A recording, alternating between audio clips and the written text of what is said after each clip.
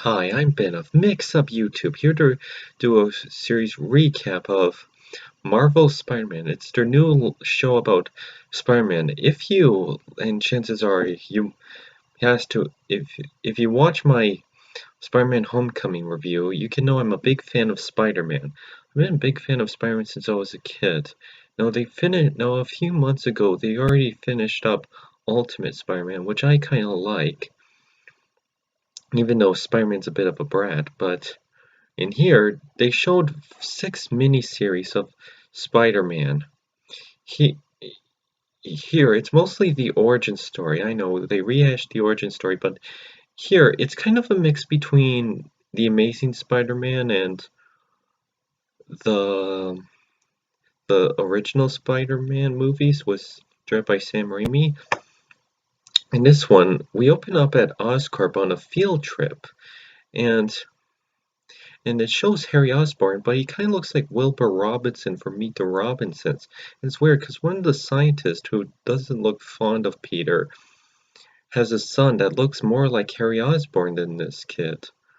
So, anyways, Peter and this other girl, I forget her names, I think it was Liz, was gonna play with this mechanical thing, but then they were gonna use their hands, but then it showed before that a genetically enhanced spider escaped, and they were trying to find it, and the spider bit Peter, so it's close to the original origin story.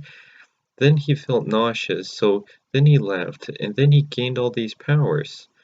He went through them, and then he discovered he's like, what can he do? He was filming himself, like he was gonna put it on YouTube, but he didn't, of course.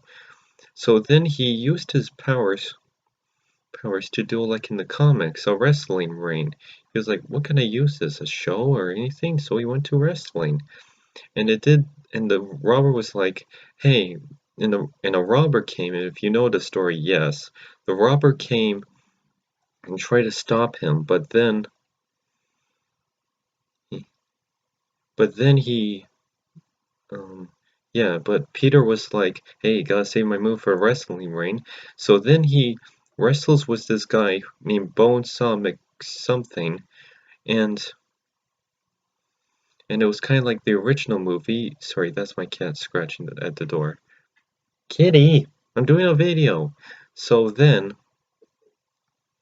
he wrestled with the guy. He won some money, and then in the next episode, he because this was actually before he wore the iconic suit. He actually found a hoodie and a mask he can use to make a practical costume, and he's like, and but then later he discovered his Uncle Ben was dead. So then, if you know the story, he goes to the warehouse. He attacks the he whips the guy, he found him, and P he's like, it's you, it's the guy, the one I couldn't stop but I didn't. And then he rans out the criminal and he's like, freeze, down on the ground. He's like, okay, get away from me and don't leave me with this guy. So then he was sad, but he's like, I'll use this power to help people, kind of like in the comics.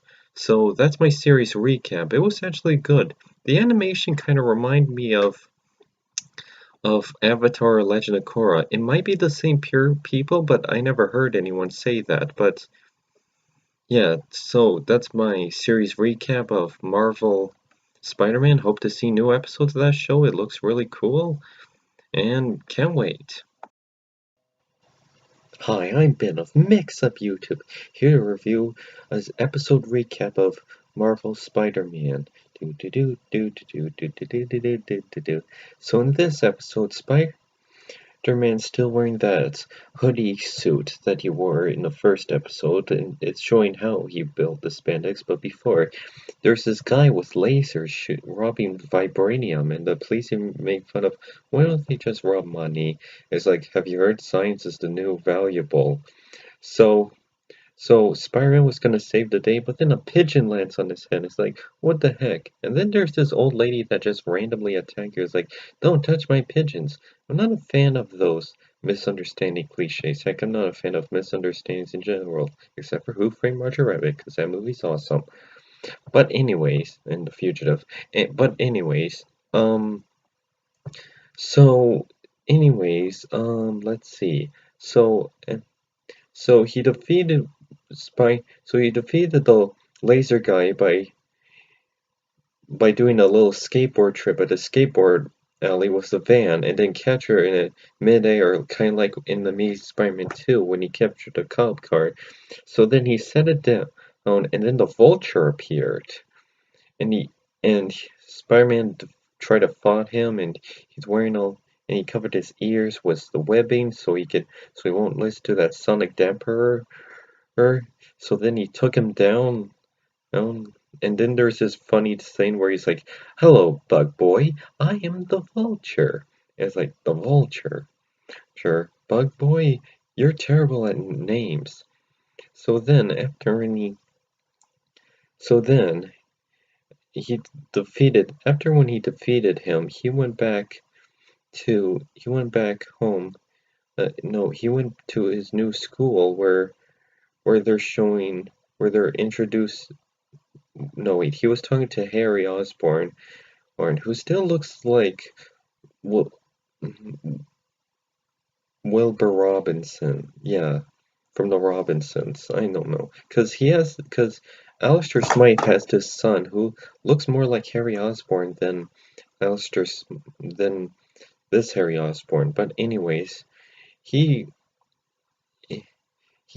Peter was like, I promised to help to volunteer helping Payne Max. So then he meets this guy who I heard in the comics he's gay.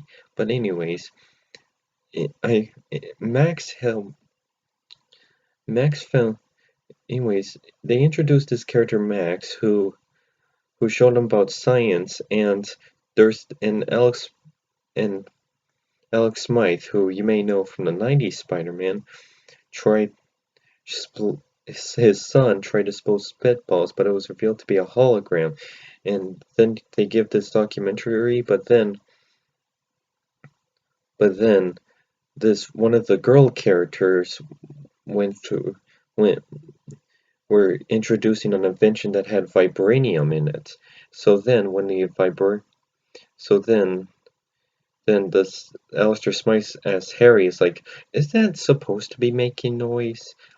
And so he was tempering it to see what's wrong, but then Alistair Smythe took a picture, and yeah, despite some of the but then he so then the girl character, I forget what her name is, was introducing the invention, and then he blew and then it gets and then it tear everything apart. He went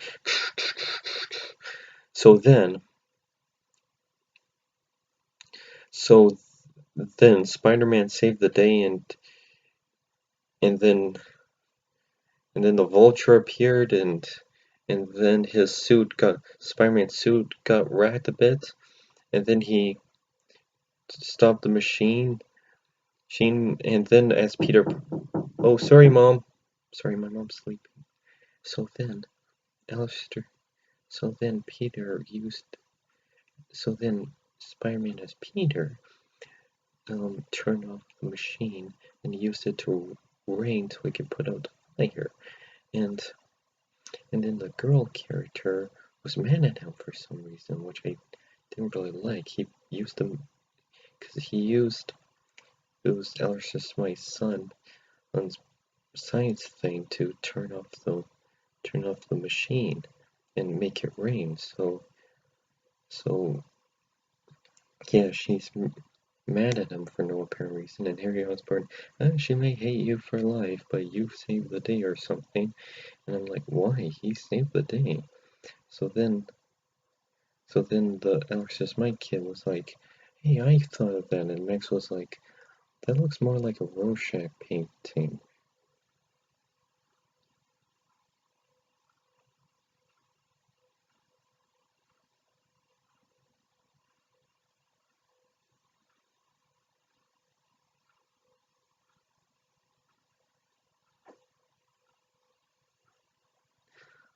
But anyways,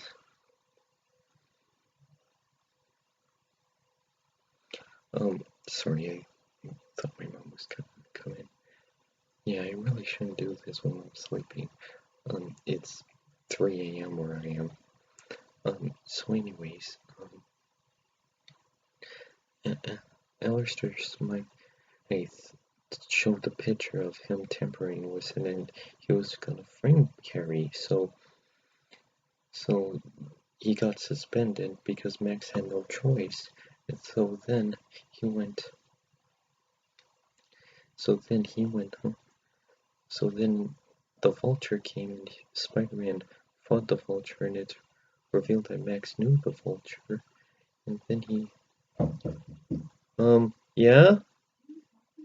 Oh, no one, I'm just doing a video. Okay. So anyways, so yeah, when the Vulture attacked, came back to steal the Vibranium, Spider-Man saved the day, and in the next episode,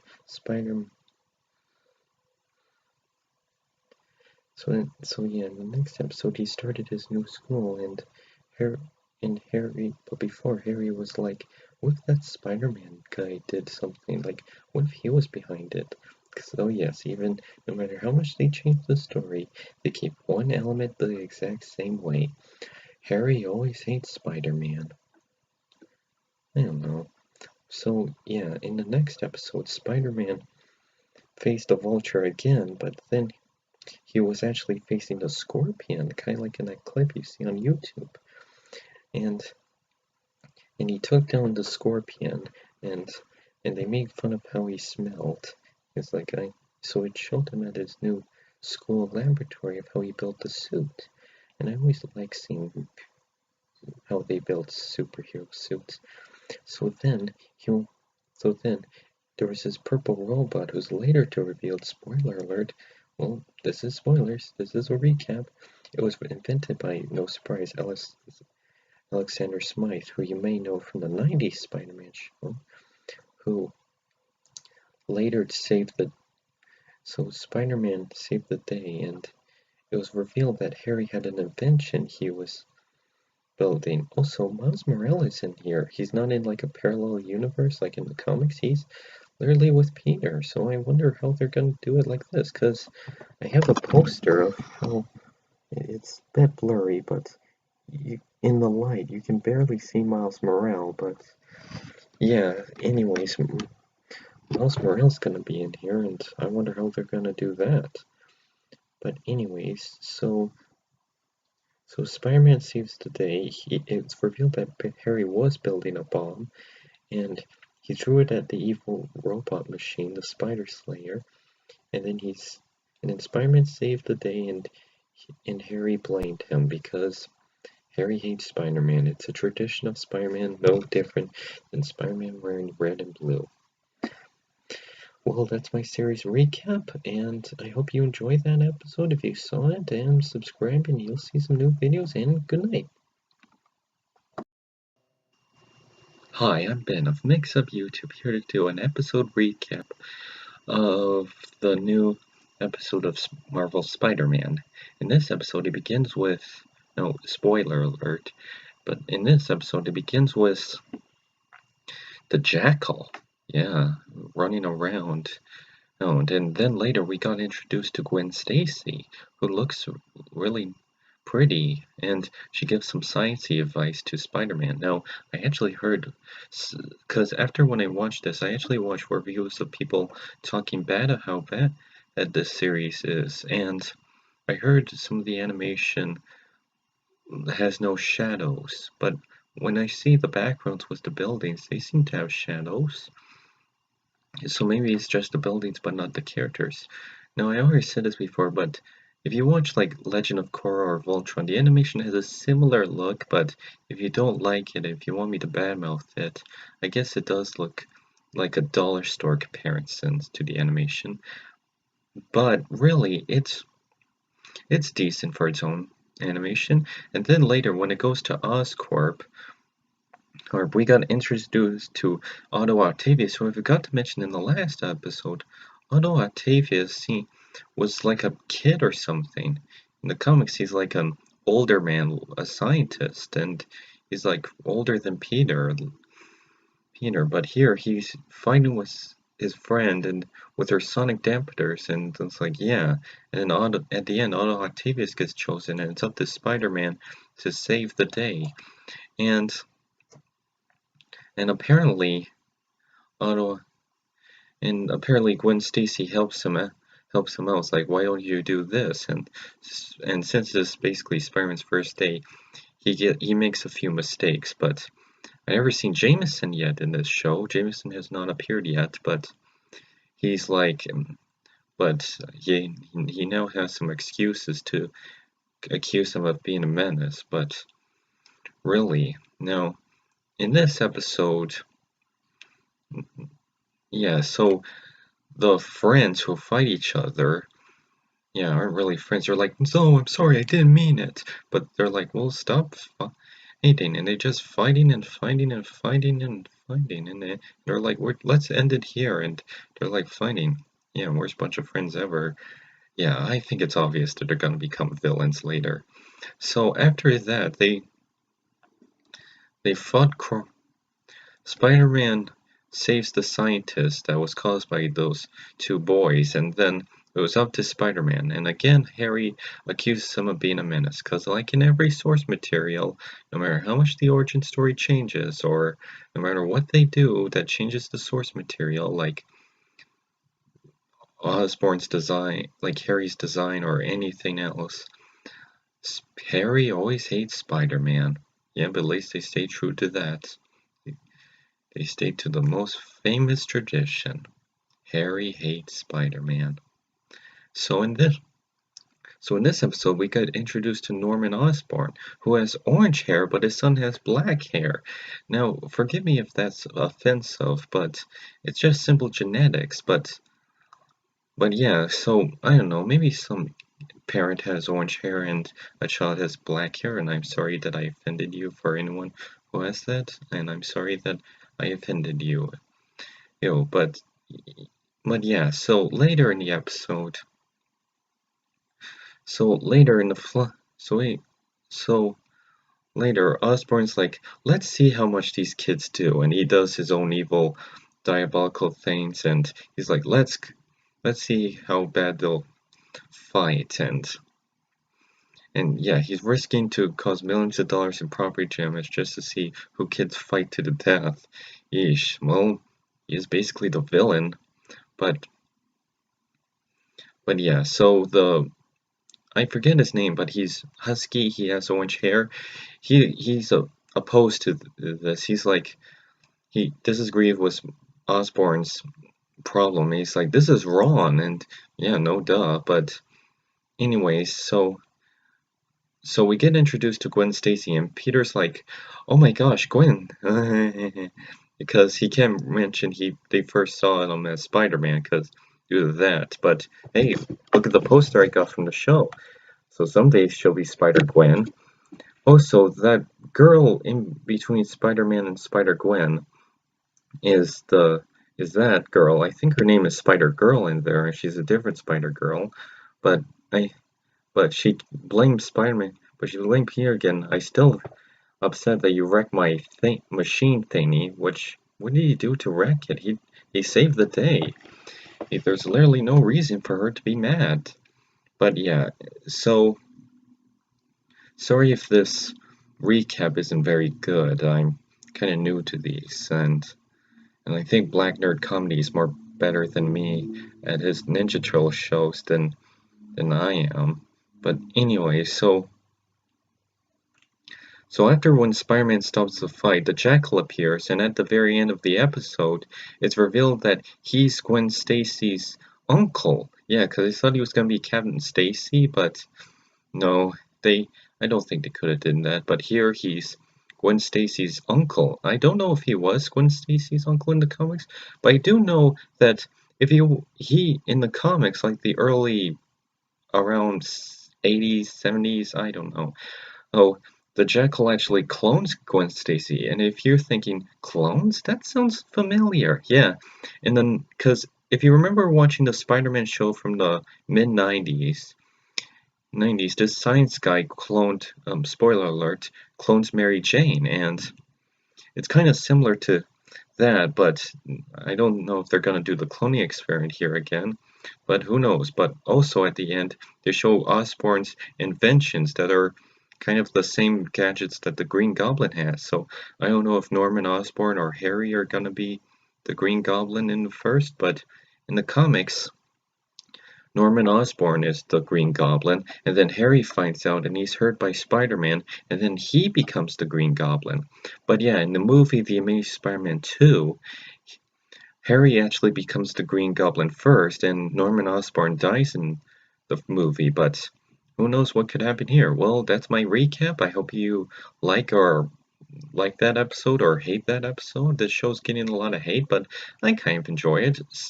Sometimes Spider-Man can be too joyful and don't take things too seriously and kind of makes a butt of himself, but let's see where this show goes. So I'm Ben of Mix Up YouTube, and you'll probably see some new videos and new recaps, and take care.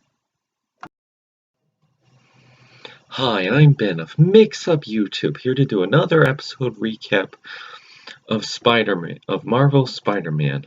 In this episode, we were introduced to the Black Cat, who has superhuman abilities. Wherever she glows her eyes and gets cat eyes, she jinxes everyone from giving people bad luck. It's never explained yet. Well, not in this episode, but maybe in a future episode.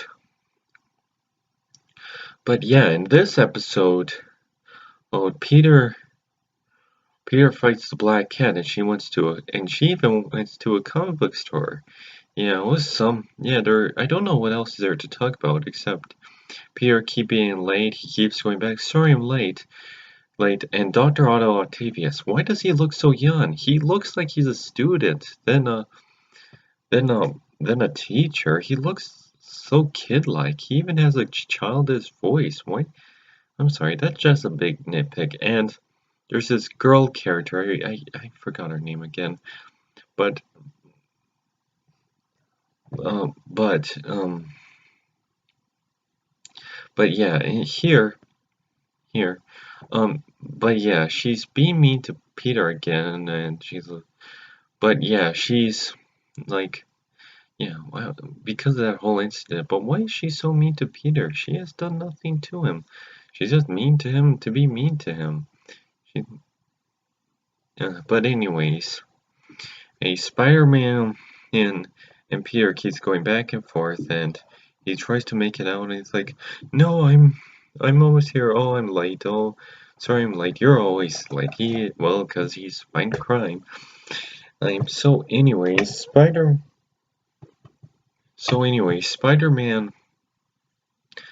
fights the Black Cat, and he's like trying to do this, and he's thinking ways like, what if I use a scientific ability like two ends with two negatives makes a positive. So in this case, two wrongs make a right in this. So he defeats her bad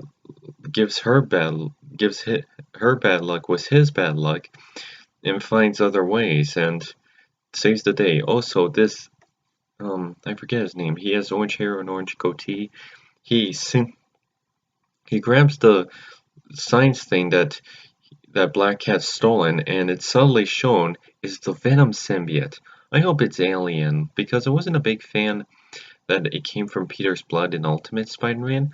Also, it's good to see Black Cat in an episode, because I was disappointed she wasn't in Ultimate Spider-Man, so it's good to see Black Cat again. And so, anyways, yeah, after that episode, there was another episode that I forgot to review, but I forgot about.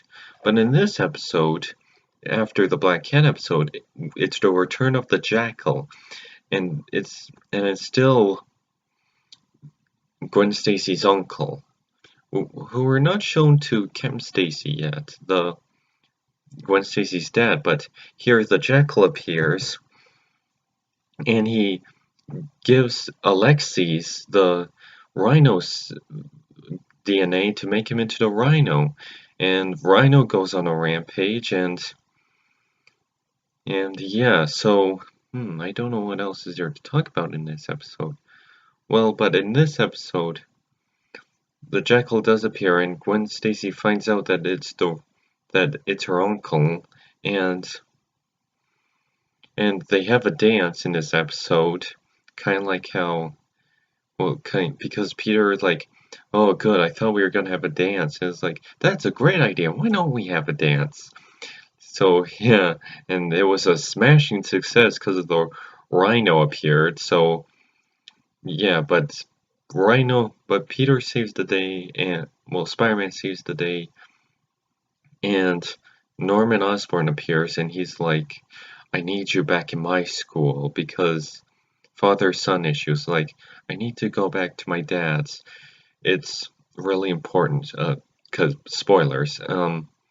So yeah, in this episode, so yeah, he goes back, and Gwen Stacy has a lovely talk and explaining, just because the uncle is in jail doesn't mean you can't have the old uncle you used to have in here and in here. And I thought that was sweet. Well, that's basically the episode recap. That's the 2 Spider-Man episodes I reviewed, and I hope you like those episodes, even though Spider-Man's not getting good reviews. Yeah, yeah, cause, well, I hope you enjoyed that episode if you saw it, and I'm Ben of Mix Up YouTube, and you probably might see some new videos. Hi, I'm Ben of Mix Up YouTube, here to do another episode recap of 3 Spider-Man episodes. The first one introduced Sandman, but it also introduced his daughter, Sandgirl, and the introduction of Spider-Man in the Venom suit. It was very cool. I kind of have a crush on Sandman's daughter. I forget her name, but well, it's not Penny like in Spider-Man 3. This is a whole different daughter. But yeah, I kind of had a crush on her. There were some parts where she looks like a man, but she's actually very beautiful. I shouldn't say that because it's kind of mean, but sorry. But it was actually a really interesting episode because because Sandman's getting into a lot of criminal acts to help his family, but then his daughter finds out, and then he becomes, but then he gets involved with the stuff that turns him into Sandman and makes her into Sandgirl, and that was interesting because how Sandman how, and then he discovers that in because he discovers that like there's 2 Sand characters, and Hammerhead's in this episode. Like Hammerhead's been discovered, and Hammer and he's voiced by Jim Cummings. He's a good voice actor. He did a lot of voice actors from Spider-Man. He even did Shocker in the 90s Spider-Man. But yeah, in the Spider-Man and in this Spider-Man, it was like helping he was like getting back at Sandman because Sandman Flint Marko was working for him, and his daughter find out, and now she is working for Hammerhead, and now they're both Sand people, and he's mad at her, and she's mad at her dad because he feels worse because she feels like he's responsible. But yeah, the Venom suit. So the glass breaks, and it turns her into spy. It turns her. It gets on to Peter, and he becomes Spider-Man, and he mutates, and he gets on him, and he becomes the Black Ooze Spider-Man. And in the next episode, the Black Ooze takes over. Like Vulture's free, and now he's a free man, and now he's working for Osborn, and now Osborn, and now the evil kid that has orange hair that's not Harry Osborn. I forget his names. Alistair Smythe. Yeah, now he's donning the vulture suit, and now there's 2 vultures. And Spider-Man's doing the since he's letting his anger take over, and his friends are worried about him, and he's putting on the cool shades, and he as Peter Parker, and he's like, "Hey, excuse me," he's like, "Hey, it's cool, man. Whatever, it's cool." Well, at least he's not doing da da da da da da da da da da da da da da do do do do do do do do do.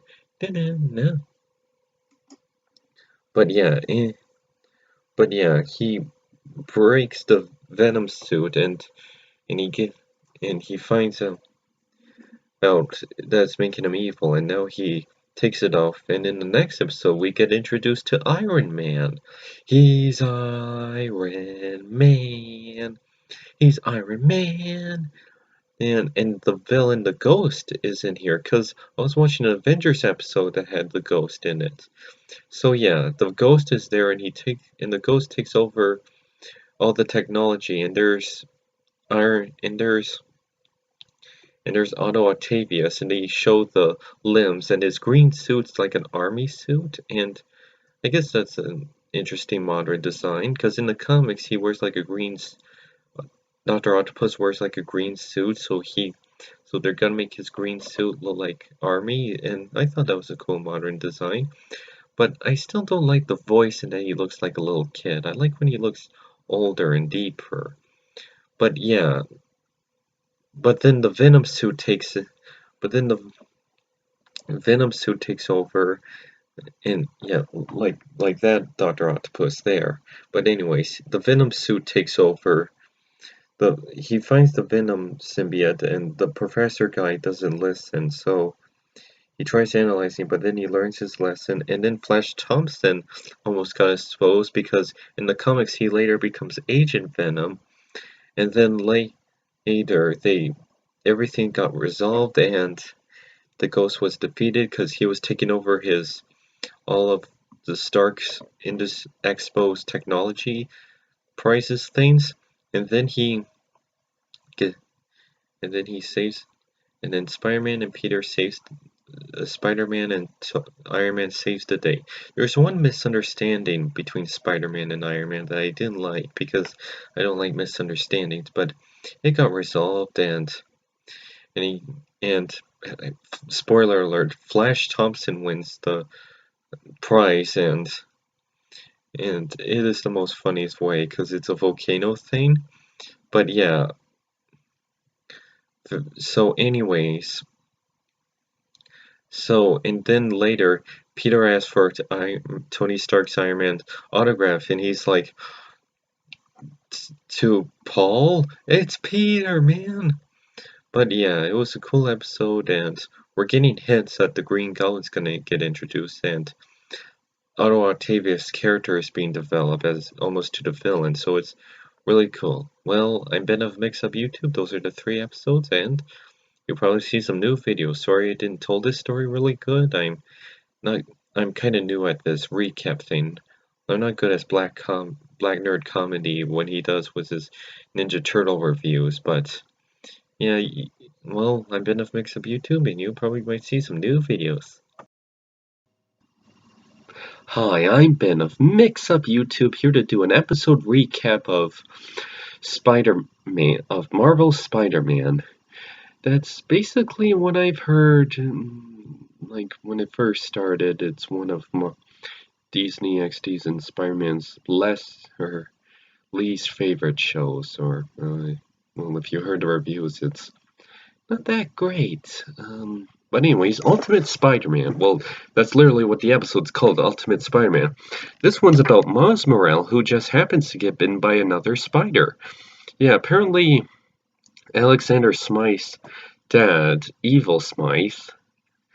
Okay, I forgot his name, okay? But anyways, Evil Daddy Smythe has other genetically enhanced spiders, and he stole them, and then Miles got bitten by them, and he went up to save Spider-Man, and he's like, and he's jumping around, and I'm like, whoa, dude, how are you not noticing you're jumping around? Oh, really high, like he's jumping on buildings, like, well, a truck, and then he's running up the building, and he just rescues Spider-Man. But before then, Daddy Smythe was trying to break into Oscorp, or with his Spider Slayers, and then and then Harry Osborn's like, that Spider-Man's a menace. Yeah, and Jameson is still not in this.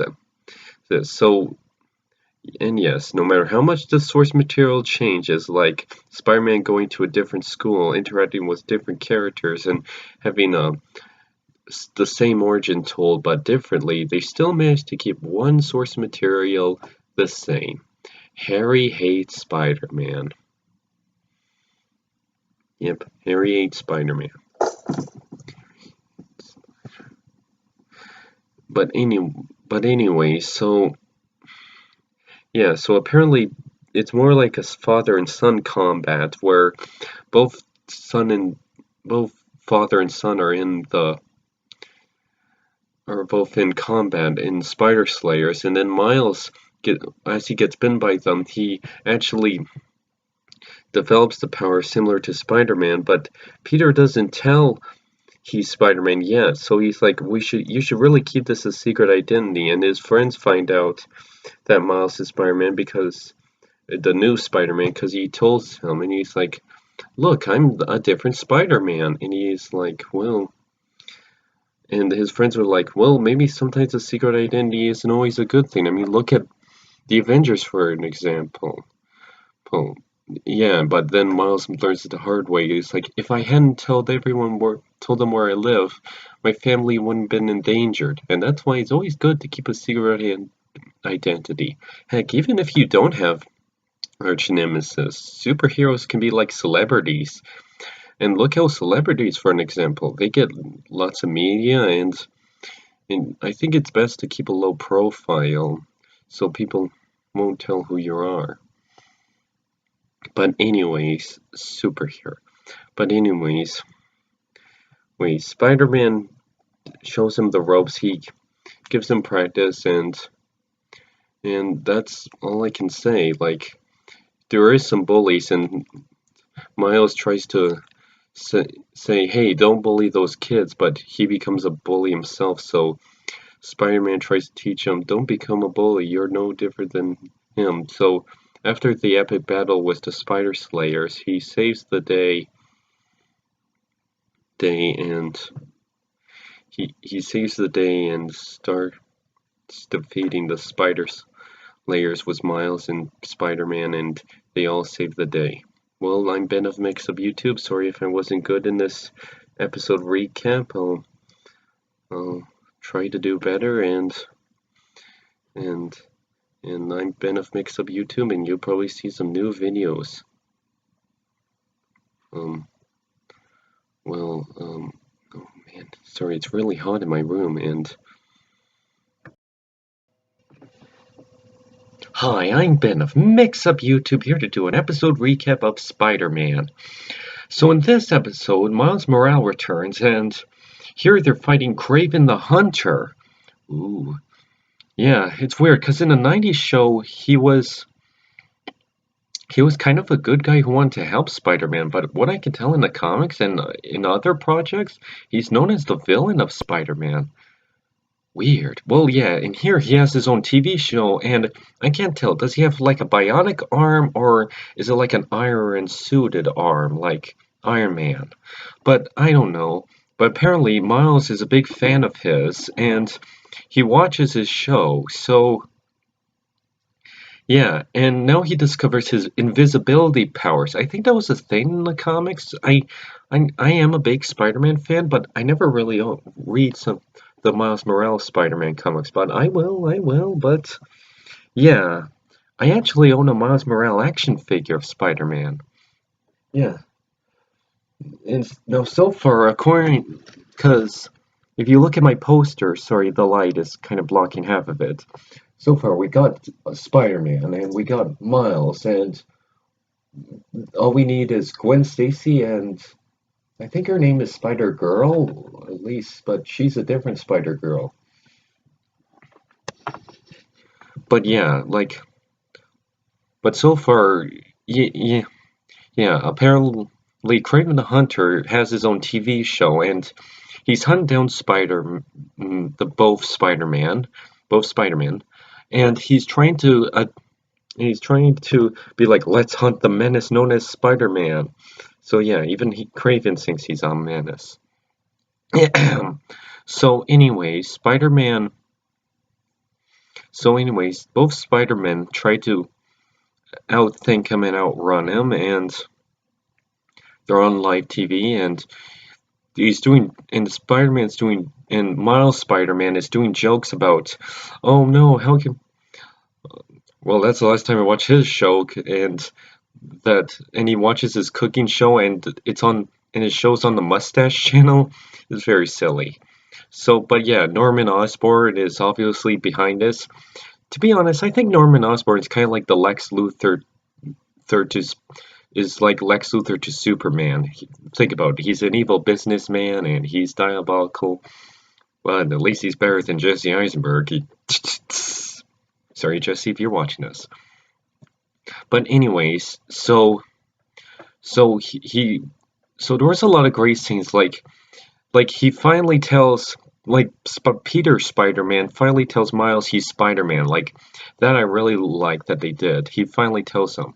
And Miles is working on the new web shooters, and Vulture makes an appearance. That's cool. And he saves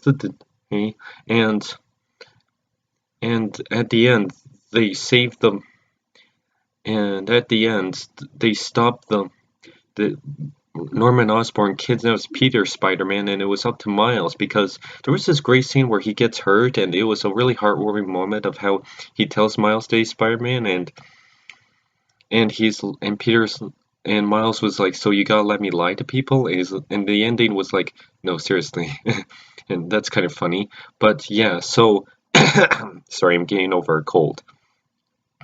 So, anyways, saves. Miles saves his day with this visibility cloaking, and I thought that was cool. Also, how does that work? How does he get bitten by a spider and suddenly can turn invisible? How does that work? Oh well. But anyways, he saves the day, and they save Craven with a good Spider-Man advice, like just because they're bad guys doesn't mean we should let them die or something. He says it better. So yeah, so Craven escapes, and now Spider-Man and Miles know each other's identities, and now all we need is Gwen, and I forget what the other girl's name, but yeah, they actually showed Craven, and they respect, because those two know that Miles is the other Spider-Man, but when that orange-haired guy was coming, he was like, "What is Miles?" And they're at least polite enough to keep his identity. But yeah, soon he'll tell them. Well, that was the episode. Yeah, I mean, like, yeah, Miles will tell Peter, and will tell the other girls. So yeah, that was the episode. It was pretty cool. And yeah, the end of them, and yeah, when you really notice it, I heard a lot of people complain that there's no shadow drawing, because in animation there's like a shadow on the character's face or outfit, or yeah. Also, the animation looks kind of brightly dark. It's hard to explain, but yeah, that's this episode. So I'm Ben of Mix Up YouTube, and you'll probably see some new videos, and that was the episode. Hi, I'm Ben of Mix Up YouTube, here to do an episode recap of the Spider-Man Halloween episode. In this episode, we get to meet the Hulk, and it was cool because you get to turn into Bruce Banner. I know I'm not wearing my traditional Spider-Man shirt, I'm wearing an Everyman shirt. It's kind of a long story, but anyways, this was a cool episode because the Hulk was fighting werewolves, and that was cool because the one is Wolf Moon or Moon Wolf or Man Wolf or Moon Wolf Man guy. I forget his name, but it's really John Jameson, the son of J. Jonah Jameson. But they never referred to him, and they never really revealed J. Jonah Jameson in this episode. And it was really cool because they went back and forth because they showed the Hulk and they showed Bruce Banner and they showed John Jameson, showed Wolf Guy. And it was a very cool episode. I don't really know much to say, but it was a Halloween special, and it was nice to see characters like like Harry Osborn team up with Spider-Man, excluding his hatred, and it was very nice to see them working off each other. And there's this part where it opens with Spider-Man wearing a costume, and I thought it was gonna be like Spider-Man in like a vampire costume with the bat horns, but really they fooled us to make it look like he's Batman, but really he came out and he's like, I'm horse guy, and he was dressed like a horse, and it was very funny. But it's supposed to be part of Harry's idea to dress like a horse, like he's the back end and he's the front end, and they all make fun. And there's this cool part where he was Bruce Banner and the kids were teaming up, and the kids teaming up with the Hulk, and he's like, Puny Banner isn't like that, and like, I'm not Puny Banner, and the Hulk was like that, and then and then because the kids were like, Banner would never do that. It was like, you don't, well, Banner's not here, and it was very funny, and it was cool to see the Hulk fighting giant werewolves, and Spider-Man teaming up with the Hulk, and I don't really know much to talk about, but it was a very cool episode, and it was cool to see the Hulk fighting werewolves, and the kids working off with John Jameson, and then this character, and it was very a cool episode, and I like seeing, I like seeing the horror, and people make fun of Harry like, oh, he's a horse, but and yeah, that was pretty funny. Well, a bit of Mix Up YouTube, and that was the episode. And sorry if I wasn't that good, but there were some cool things, and oh, the Hulk turned into a werewolf, and that was pretty cool. And something about gamma energy, and that was pretty cool. And a bit of Mix Up YouTube, and see you around. Hi, I'm Ben of Mix Up YouTube, here to do another episode recap of Spider-Man, Marvel Spider-Man. Sorry if I took so long, I had days to do this, but anyways. This one that introduces an ice villain called the Blizzard, and it's literally called Spider-Man on Ice. It was a very cool episode. uh, puns. Anyways, in this episode, Spider-Man is tasked to stop the Blizzard, who actually had stolen technology for Harry Osborn to power an ice glove that was created by an eye that was powered by diamonds, kind of like with Mr. Freeze. Can diamonds power ice? Is that a thing? Can diamonds do that? Cause how does that make any sense? How do diamonds power ice? That doesn't make a lick of sense. Like, is that a thing? Well, I don't know, but yeah. So in this episode, Harry feels outcast because he because he's like, I wish I can stop that, stop, do something exciting like that. And because Peter stopped a guy from trying to steal a jewelry store, and he ran past him, but instead of what happened to Uncle Ben, he actually Peter stopped the guy. But anyways, so Peter went to visit Harry, and he showed him the glove, and it was powered by ice, which is insane. But then the criminal came back and he stole the ice, but he put the criminal put the diamond in Peter's backpack so he can get away faster, and so he stopped. So after that, so yeah, so now the criminal came back, escaped, and then used the diamond to, like, wait, I can't remember how he escaped, but anyways, he used the diamond glove to freeze everywhere, and Hammerhead was there, so he freezed Hammerhead, and he freezed the whole world, and it was kind of one of those days where one of those episodes where the holiday is really hot, and then it turns to ice. But anyways, Ways. This time Harry and Peter, the Spider-Man teams up, and they actually team up together, and that's really good because Harry always hates, in every franchise, Harry always hates Spider-Man, but now they're teaming up, and there's this scene where Spider-Man or Peter is telling Harry not to use a fire sword, which I don't understand. It's like, we need to be better than them. You can't use that you-filled technology to help people. I think a fire sword might help defeat the bad guy. But yeah, so they defeat the bad guy, and everything went all right. And he used the fire sword, and at the end, Spider-Man wears shorts. So I guess everyone knows Spider-Man's. Sorry, sorry, I'm not good at explaining this. I have Asperger's syndrome or something. But anyways, so Spider-Man, Spider-Man stops the bad guy, or Harry stops the bad guy with the fire sword, and defeats Blizzard, and did something with the glove, and then he gets through, and the villain, and then Blizzard gets under arrest, goes to jail, and then at the end, Spider-Man, since it's a hot day, and there was this running joke where, and he explained his spandex suit would make him worse, so at the end he wore shorts. Yeah.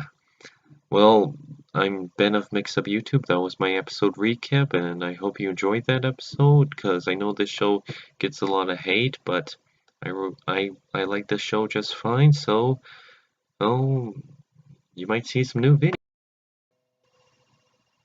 Hi, I'm Ben of Mix Up YouTube, here to do another episode recap of the Spider-Man episode, Venom.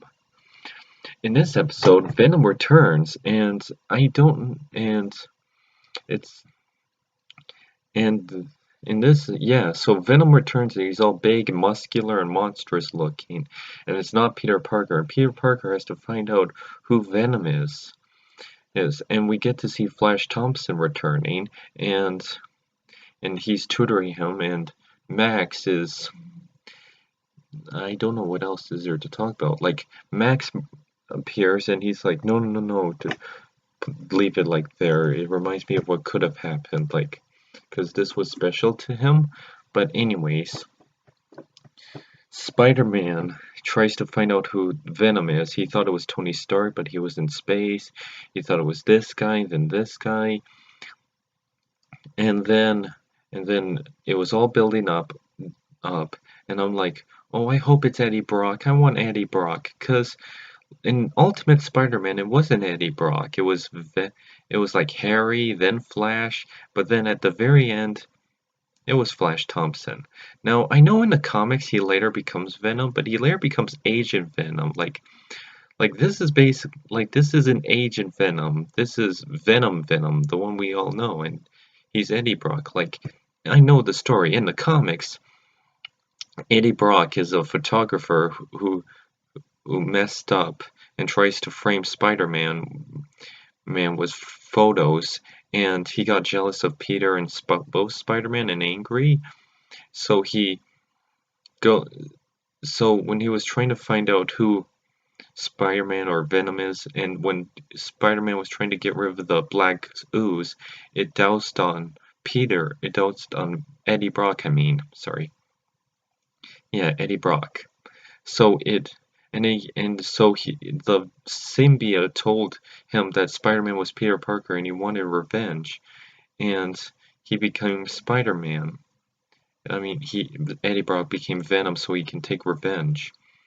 I kind of miss that story. Also, I think I'm a sucker for old 90s Spider-Man comics. I know there's this Clone Saga that may or may not get hate. I think it got some hate with its confusing premise, and even the Spider-Man cartoon made fun of it.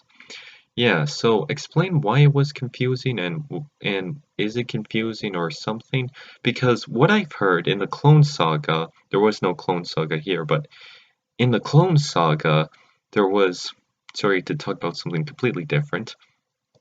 In the Clone Saga, it's like Spider-Man meets Ben Riley and he's the clone, but then they did some mixed up DNA and they thought he was the clone. I'm like, why did so I'm asking, why do they think he's the clone? Because of DNA. I mean, don't they remember the day he was born, or how did this got mixed up?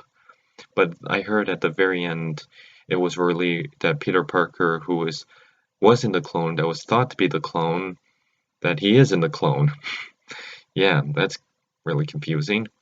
But yeah, Ben Riley is the clone, and yeah. But I don't know. Anyways,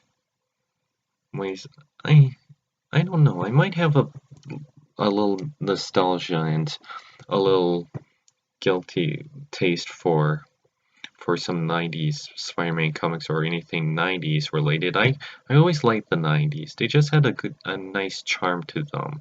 80s too, like that feel of camera and music, and it just does something to the heart. But anyways, sorry. Yeah, and there's not really much to talk about, but sort of Mary Jane sort of makes an appearance in the tiger mascot, and Peter saying, "Go get him, Tiger," because she was wearing this tiger mascot for the sports team. So hopefully we get to see Mary Jane. I actually own a comic where in an alternate reality, Spider-Man is married to Mary Jane. Married to Mary Jane, whatever. But in this, Spider-Man and when they have a daughter, they both become spider superheroes. So I wonder if they might do that because I own a poster of, sorry, the light's in the way, but it's Miles Morales. It's the one that's in the light, and the other Spider Girl and Gwen Stacy. So, and there's that, but yeah, that's my episode recap of Spider-Man. I don't know what else is there to say, and you'll probably see some new videos, and next I'm gonna do the My Little Pony movie review. Hi, I'm Ben of Mix Up YouTube, here to do another episode recap of Spider-Man, of Marvel's Spider-Man. In this episode, we get to introduce to a new character named Screwball. I actually looked her up. She's a real character in Marvel Comics, but in here, well, spoiler alert, she's Liz Allen. Yeah, I looked her up. It's not Liz Allen, it's someone else, and they never really reveal who it is, but in the show, it's Liz Allen. Maybe in the comics they revealed her as Liz Allen, but I tried looking it up. It doesn't really say it's Liz Allen.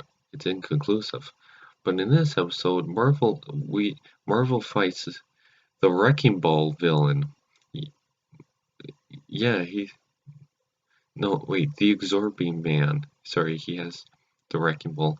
Yeah, the Absorbing Man makes an appearance, and he's working with Hammerhead, but Screwball kind of accidentally interferes and gets video of Spider-Man embarrassing himself. And and Spider-Man's trying to stop Wrecking Ball, he's Screwball's trying to interfere. So, but there is a lot of interesting parts, there's a guy, I forgot his name. He's not Miles Morales. He's someone else. But his dad tries to open this new thing, and Screwball takes over this machine to try to make a prank video. Yeah, that's what Screwball does. She makes prank videos, but she's kind of a little rascal character. She's not like a hero, but she's not like a villain. She's just a nuisance. Yeah, but Absorbing Man comes in and interferes and try to destroy things. Also, they mentioned Hawkeye in this show. Like that's cool. And of course, Harry Osborn, like he gets embarrassed. Peter gets embarrassed of what he does and of what Spider-Man does, and and I do feel bad for him. Like sometimes I wish that I wish I would. You know what I like to see? I like to see a show where Spider-Man tells all his friends that he's Spider-Man. Like he doesn't have to let everyone knows. He can just let his friends know. Like Harry. Like wouldn't it be cool if they do another origin story, but they let Harry know in the first episode where he becomes Spider-Man? Like he doesn't have to hate Spider-Man again. Yeah, like like Harry always hates Spider-Man in every variation. Like it always involves him something happening to his father or something bad happening anyways. Yeah, 'cause that's the same Spider-Man tradition. No matter how much they change the source material, Harry always hates Spider-Man. They always keep the simple tradition. But anyways,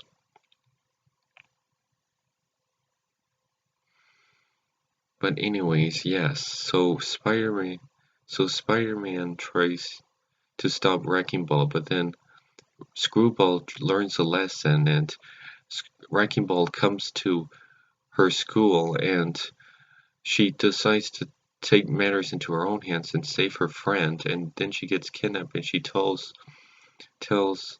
his friend that he's Screwball, and the guy's like, Liz, and Liz is like, well, I was always like class president and this and this, but then when all these other schools came, I just didn't feel that popular, so I wanted to create my own series. So yeah, that happens. So yeah, that's why she does that. But anyway, Spider-Man comes and saves the day, and then Screwball learns a lesson, and everything's all right. Right. Right. And and Harry at the end is like, don't believe everything you see on videos, cause Screwball made an announcement like, check out this guy's blog, cause there's this guy who the other character had a blog, and he's and the dad was made announcements about something about, well, even if you're just talking to a whole bunch of people or little people, you're still helping people, and I thought that's nice. But there's this people, but then there's a scene, but yeah, Screwball did a video, or Liz did a video saying, check out this guy's blog, and I'm sorry about Spider-Man, and she feels really bad, but then Harry's like, don't believe everything you see on videos, and that's ironic because in the first episode, in the beginning of the episode, he's laughing about Screwball's humiliating Spider-Man, and he thought it was funny. Well, that's my episode recap. Sorry if I'm not good in these videos. I'm Ben of Mix of YouTube, and I hope you'll see some new videos, and take care. Hi, I'm Ben. This is my videos of his, and this is another episode recap of Spider-Man. In this episode, Dr. Octopus appears. But here's the funny story. The website where I watch, I think it's called Watch Cartoons Online, is it's does anime and a lot of other things.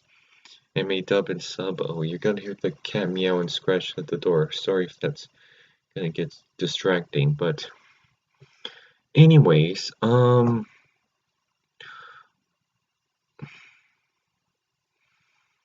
anyways, so this one is Doctor Octopus Part 1 and 2, and I actually saw Part 2 first, then Part 1. I didn't know, because when the first time I saw it, I was like, I feel like I missed an episode, and I kinda did, because they aired they sent a link to the episodes in the wrong order, so I watched Part 2 first, then Part 1. But let's discuss Part 1. It opens with them be like, oh, we has to take a quiz, or Dr. Octavius, he's like this. Also, they mention he's 19 years old, and he's like this and he's like, and the boss guy was like, I don't care about age, but yeah, right? I don't know how to feel about him being 19 because he's like an older man. I don't see why they made him into a 19-year-old if in the source material he's an older man. But anyways, the Powerpuff, the in the first episode, Dr. Octopus came in, and but we got the villain Crimson Dynamo. Yeah, Crimson Dynamo's in this episode, and it's a woman. I don't know if Crimson Dynamo is a woman, but I know she's an Iron Man villain. Yeah, I'm surprised Iron Man didn't make an appearance. I would expect, oh, but I guess they wanted to save this for just being on Dr. Octopus and Spider-Man team up. So he starts out as a good guy, Neil, in the first episode, but then there was this science thing that made him fuse to his skeleton. And he's like, I'm stuck like this forever.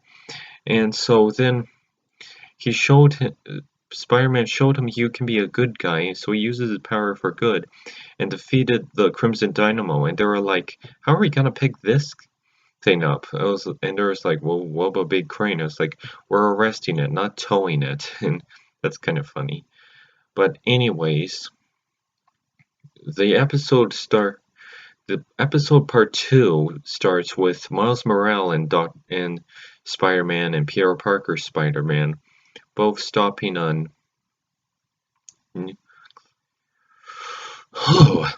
both stopping the pier, both stopping a bridge from collapsing. It kind of reminds me of that Young Justice episode where Superman and Superboy stopping the bridge, but it's Spider-Man, Miles Morales, Spider-Man, Dr. Octopus are helping to assemble the bridge. And when I first saw the episode, because since I saw part 2 first, I was like, oh, is Dr. Octopus behind this? And I'm like, no, he's the hero now. And the lizard made an appearance, and it's by, and the plot twist is, spoiler alert, it's Norman Osborn.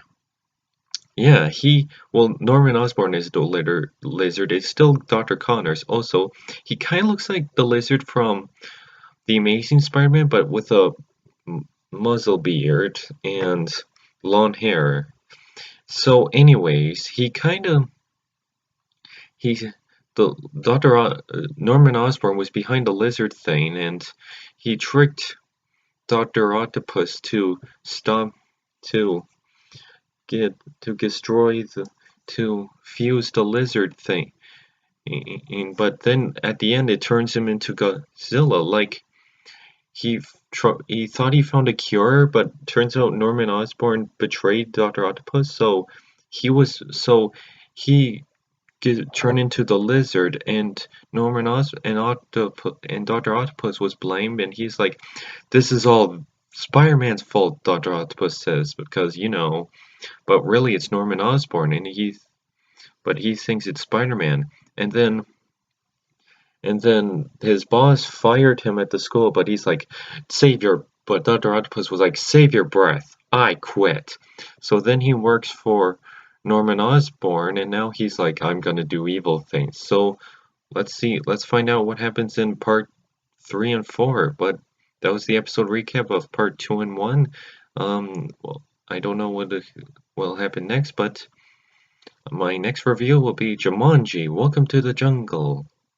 Well, I'm Ben, this is videos of his, and see you around. Hi, I'm Ben, and this is my videos of mine, of mine. But, well, here's an episode recap. Here's an episode recap. Sorry, I live in an apartment. Here's an episode recap of the. Sorry. Here's an episode recap of Marvel Spider-Man and Rise of the Octopus Part 1, Part 3 and 4. I review Part 2 and 3, and now 3 and 4, 2 and 1, and now 3 and 4. This time they got it right. They aired the episodes like Part 4 and Part 3 and Part 4. In the first part, Spider-Man was spying on everything, and he wanted to explain to Harry Osborn about what Norman Osborn is doing, but he opened fire and he opened fire and attacked on Spider-Man with his defense protocols. Then he discovered that maybe the Jackal might be behind all of this. Oh, wait, that doesn't come later. So he actually meets Harry Osborn for breakfast and tries to explain to him that maybe your father's hiding something. I will never keep secrets from you. And there's so many times I'm like, take off the mask, reveal your Spider-Man, and just tell yourself just tell him you're Spider-Man. Man, because in every variation, Norman never finds out that Peter is Spider-Man. Well, he does in later variations, but can we just have a series where he actually finds out that he's Spider-Man? Because there's been too many stories about Spider-Man, Harry hating Spider-Man, never knowing the truth, and all that. But in this variation, he finds out. He doesn't find out yet, but yeah. He doesn't find out late. He does find out, but yeah, he goes in. Harry's like, I'll show you what's it like in Oscorp. Though, so then Harry invited Harry to Oscorp, and then so Harry invited Peter to Oscorp and at the school, and he's like, Peter, Dr. Octopus was like, Peter, you're late. And Peter was like, wait, you don't go to this school? It's like, no, I was invited by Harry, and so then he went. So then he went to his school. So then he went to his school, and then he. So then he went to his school, and then he spied on Harry. He spied on Norman and Spider-Man's as Peter, and he's like, and he was seeing all the equipment he was building. It was like, and Norman Osborn has his scientist to build a tracking device to track down Spider-Man, and he's like, why does it say Spider-Man is here when he's obviously not here? I was like, dude, look around. Like, I wasn't supporting the bad guy, but really, look around if it says Spider-Man's here, idiot. But no, Peter was there and he never saw him, but then he went to save but then later Savage Guy, the alter ego of the Rhino, discovered that Spider-Man broke into Oscorp, so then he discovered that Norman Os so then he went in Alushi Savage went in the Rhino guy went into Oscorp and placed everything on people, so then he turned into the Rhino. No, and then he expanded, and then they turned into different other rhinos, and then there was a whole rhino, but then they discovered the Jackal is behind this, and then and then Norman was, and then Spider-Man discovered it, but then Jackal sank Spider-Man because Spider-Man accidentally did something, and Harry was like, I knew it, you're working with the Jackal, but Spider was like, no, you gotta all run, like everything. My part I have to admit I hate about the stories in Spider-Man is the misunderstandings. They just drive me crazy. I always like when Spider-Man's being Spider-Man and fighting crime and not misunderstandings. I don't like those because it frustrates me. But anyways,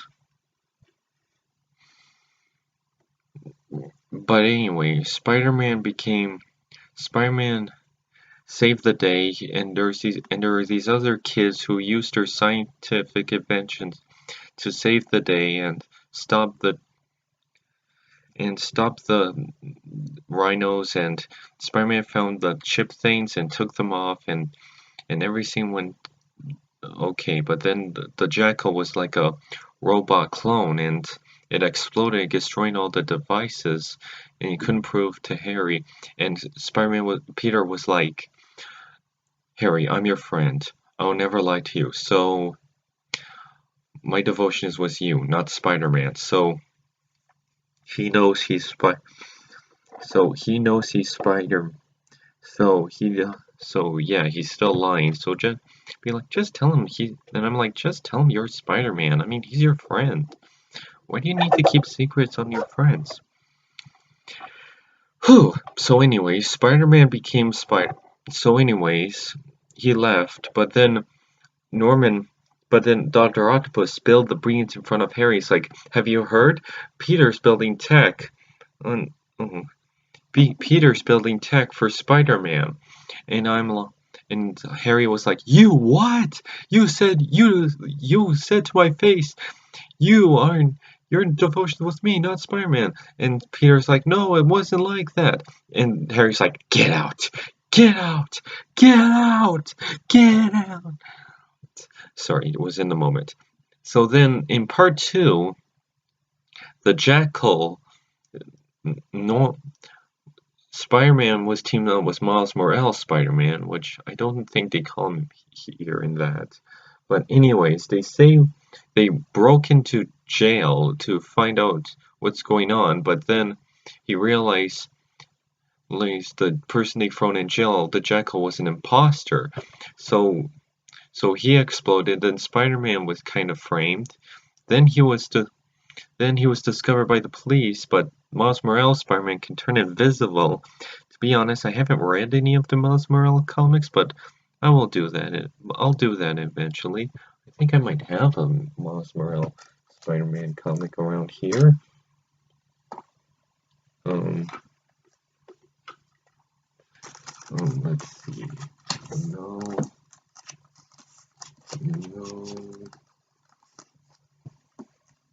Oh, hey, here's one. It's where he does a crossover, and I think something bad happened. Sorry if this is a spoiler cover. It was kind of the same deal with me, but yeah.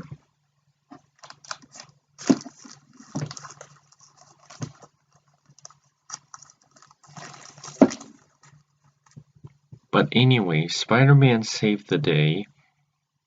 Well, sorry. Well, sort of. Well, Peter Parker.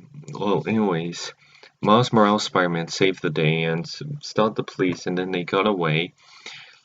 And he went back, and Peter went back to Harry, and he's like, I'm trying to explain to you this. And it's like, I don't want to talk to you. You have nothing to say. It's like, let me explain. Look into this. Look into this. I'm your friend.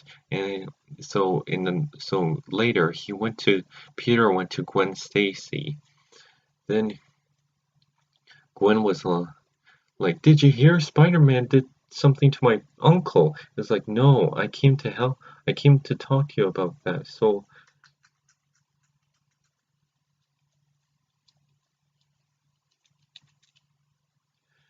he, sorry. So then Peter teamed up with Gwen, and then later Harry came back, and then he was sorry, so he's like, I'll look into this and let's team up. So then they found out some information. They went to his house, they went to here and there, they fist bumped, and sorry if this review is taking too long, I'll skip to the good parts.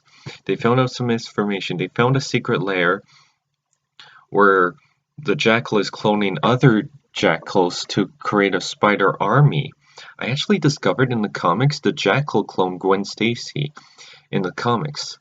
Yeah, after Gwen Stacy died in the comics, you know, that classic thing in the comics, the Jackal did clones of her. And because I remember watching this 90s episode of Spider-Man where Mary Jane got cloned by this professor, but in the comics it's actually Gwen Stacy that got cloned by the Jackals. But anyways, the Jackal in this TV show, the Jackal was cloning a bunch of Spider Goblin army, but then Harry was like, I played you, Peter. I wanted to make you excuse me. Sorry. No. Whiskers, be quiet. Sorry. Anyways, so anyways, so anyways, Harry was like, I played you, Peter, so that way my dad can, like, you played me. So he stopped the spiders from getting the Jekyll's power, and then the spy Norman Osborn commandos came out, and he was like, let's stop, because in the first episode it was like, let's stop this, and so far I was like, for something called the rise of the octopus, they don't really do anything. Rise of Octopus, it's mainly just solving the mystery of the Jackal, this happening and this happening. There's Dr. Octopus here and there, but there's not a lot, so I don't know what's there to be the Jackal. But anyways, at the end, uh, Dr. Octopus turned evil and then betrayed Norman Osborn and have the other characters mind controlled. Is like, go Sinister Five. I was like, and they do reference Sinister Six. I was like, oh, that's too bad. Harry Osborn's not here. Sinister Five would be great. But Harry brought that fire sword from that Blizzard episode. So then he escaped. Then they escaped. Then Peter became Spider-Man, not in front of Gwen and Harry. No. So then he ran up, and so then he saved the day. Is like I didn't saw that coming. But then Norman was trampled by rubble, and then no, it was like, go save Harry. I would have been, that's not an option. Push the rock, and then Web should grab him and then grab him. But really, he saved Harry and Gwen instead, not Norman, and sacrificed Norman. So then Harry was still angry, and it's like, why didn't you save them? Fire sword! And this is the part where I'm like, take off your mask, show who he is. I know he's evil, but still, he's your best friend. I know some of you are gonna say, well, Harry's evil. I mean, he can't tell him that. But I was like, well, not really. And besides, if you're best friends, if you were to keep a superhero, wouldn't you tell your best friend you were a superhero? So then he told them, no, I had no choice. I had to save you. He wanted me to save you. And Harry's like, just go. Just go. So then a hand came out, and that was probably Norman. But hey, since the Jackal looks like that, because if you know what a Jackal looks like, I was thinking maybe the Jackal DNA might have mixed with that to make Norman into the Green Goblin. Yeah, that's cool. Well, I'm Ben of Mix Up YouTube. You'll see some new videos, and we'll probably see what happens next, right? We got Dr. Octopus, now we have Norman Osborn, now we need the Green Goblin. Hi, I'm Ben. I don't feel well, so I'm gonna try to do my best. I have a bit of cold and a scratchy throat, but I'm okay. Hi, I'm Ben, and this is an episode recap of the first two episodes of Spider-Man on Spider Island. In the first episode, Gwen gets the power. We see Spider-Gwen. She doesn't keep a secret identity, and she exposes herself. And she's in the first beginning part. Spider-Man invents this cloaking spider device, and then this invisible suit. So he tested it, and then there's this reference to to the Spider-Man where he's like, no more, and he throws out his costume. Well, he does that with the cloaking suit, but then he's like, wait, this is a cloaking suit. I can't do that. but then someone stole it. And we don't know who it is, but at the end, spoiler alert, he turns into he turns into a spider monster. And then Harry Osborn's here, and he's like, "Don't talk to me. I don't want to talk to you, Peter." Because remember, in the first episode, he wasn't talking to Peter because in the beginning, in the last episode, he was mad at Peter because of the whole thing. But really, shouldn't Peter be mad at Harry after that whole "I tricked you like you tricked me"? But Harry's very understanding. Then he apologized for overreacting. Then Harry was trying to kill Spider-Man, and then everything. And but then there's moments where like, take off the mask, show Peter it's Spider-Man I wanted to sing to Harry. And what's he gonna do? But then at the end, he teamed up with Harry.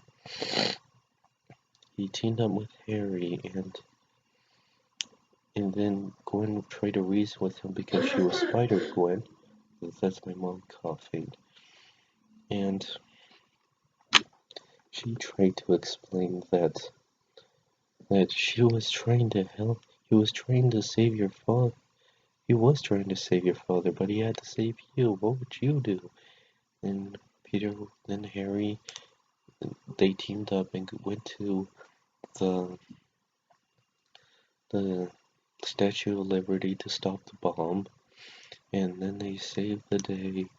And that evil cloaking Spider-Man who stole the suit turned into a monster, then defeated everything, and then everything was alright. And then at the end, they were cheering Gwen like Spider-Gwen, and then they finally showed the web shooters. Well, not the web shooters. I think it actually comes out of their wrist, like in the first movie. So then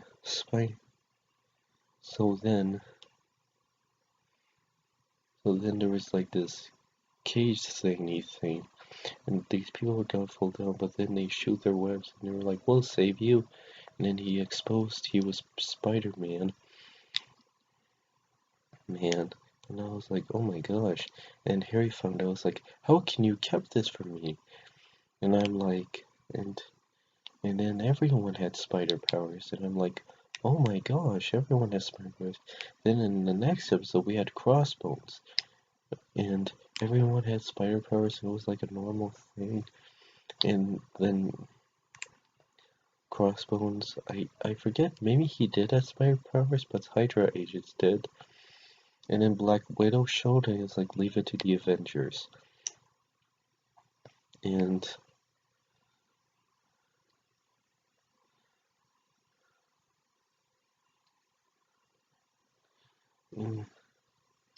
then they saved, and then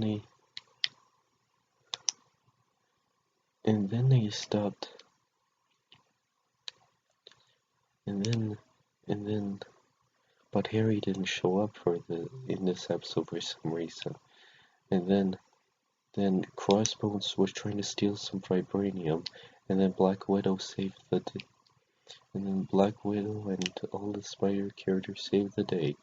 And then at the end, Spider-Gwen turned into a giant monster, I think. So now what's gonna happen? Well, we'll find out in the next episode. Is everyone gonna keep the spider powers? I don't know. We have to find out. Well, I'm Ben, and sorry if I don't feel well, and take care. You'll see some new videos probably when I'm feeling better. Hi, I'm Ben. I'm not sick. I feel healthy as a horse. I'm sick though, but anyways, here's an episode recap of Spider-Man, of Marvel's Spider-Man. In this episode, it's the rest of Spider-Man. So after the last episode, Spider-Gwen becomes a spider monster, and then And then Harry tries to help Spider-Man, but since every else Harry tries to help Peter, but since since everyone has spider powers, he just thinks Peter has spider powers too. So he doesn't know that he's Spider-Man. But don't worry, he finds out that he's Spider-Man, and it is really bittersweet, like less sweet than bitter. Fun, interesting story because it all starts with Harry trying to say that it all starts because Craven the Hunter's in here and he tries to hunt them down, but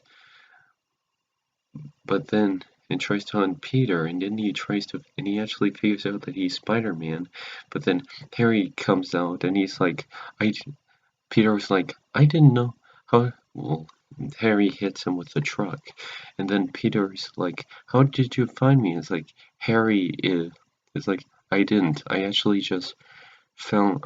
I didn't. I was tracking down other spider monsters."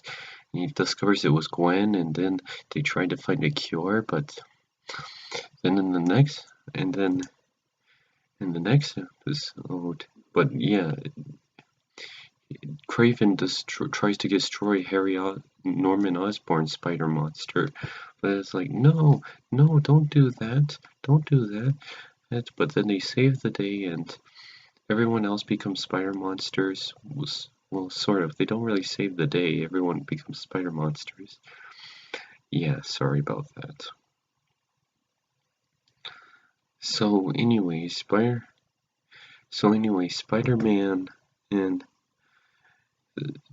goes to Aunt May's house, but she becomes a spider monster. And then, in the next episode, I watched 3 parts, from 3 to 5 parts, the other parts. So anyway, but yes, because there were, yeah. Anyways, Spider-Man tries to defeat Spider-Man. Yeah, Peter tries to save Harry from all the other spider monsters, and then they try to find a cure, but then it was revealed that the Jackal was behind this, and he survived. But since Norman Osborn became a spider monster, I always thought, like, since the Jackal looks like that, I thought maybe he might mutate the Jackal. Norman Osborn might mutate it like that, like the Jackal did, and that might be the origin story of how he becomes the Goblin. But anyways, the Goblin tries to not the Jackal whips up Spider-Man and Miles Morales Spider-Man, but there was actually a part where Anya was trying to call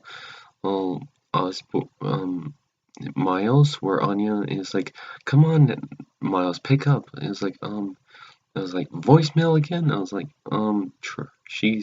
he probably might mutate into a spider creature, but he didn't. But I'm glad because that would be kind of predictable. But anyways, he freed himself, and also Anya's trying to be like the smartest student, but I see her to kind of do a bit of dumb things. But anyways, Spider-Man, and then Miles Spider-Man, I don't know what they call him in here, I forget.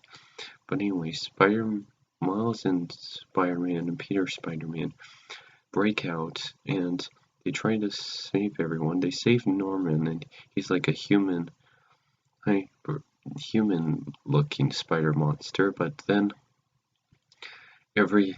he finally tells. But then they're like, we need Spider-Man's blood. He's the only one that can save everyone, kind of like in the Amazing Spider-Man 2. But anyway, Spider-Man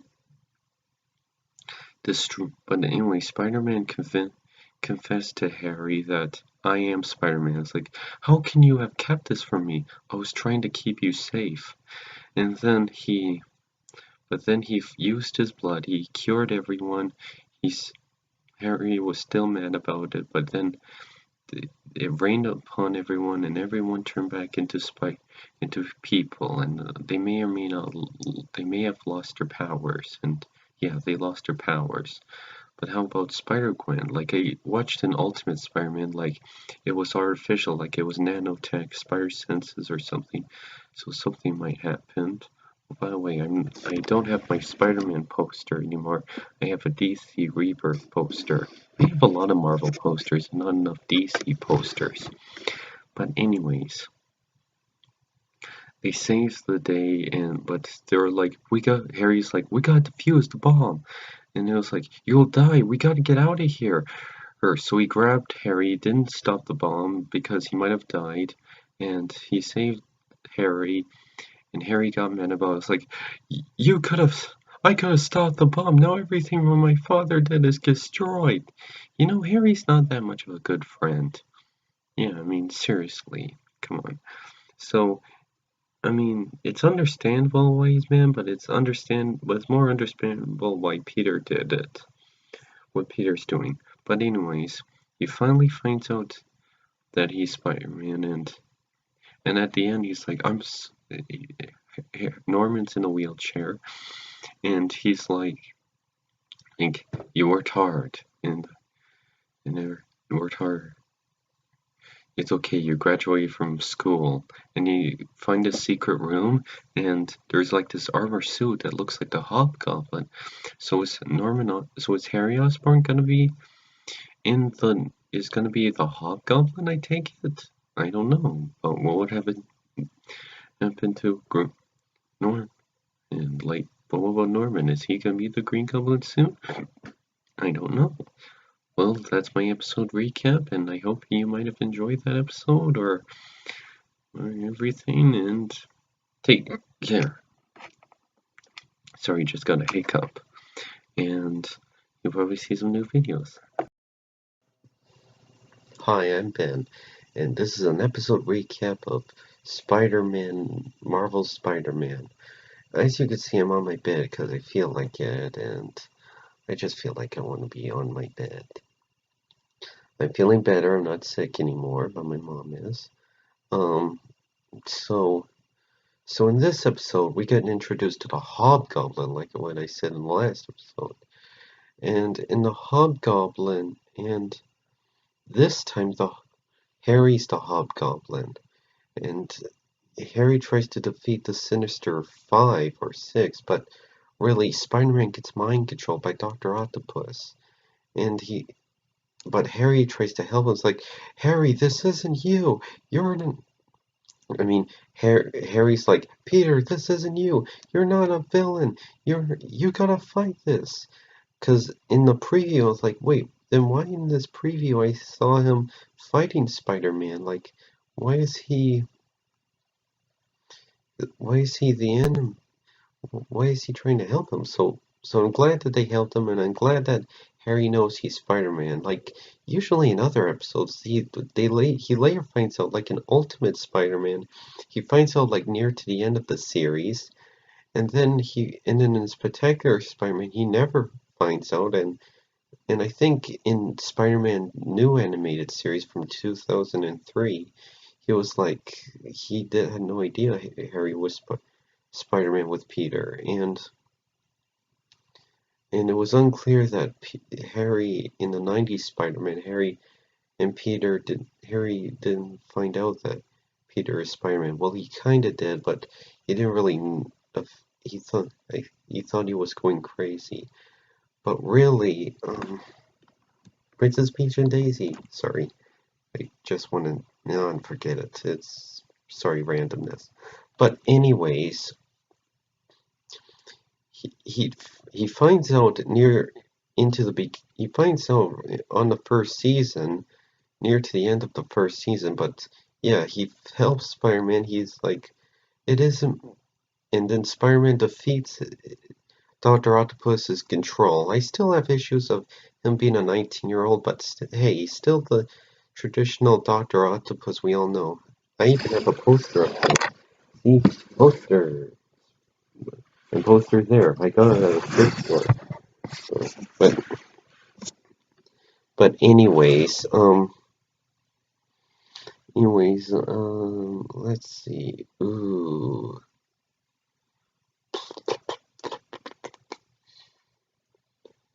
So yeah, Spider-Man finally defeats his grip on him, and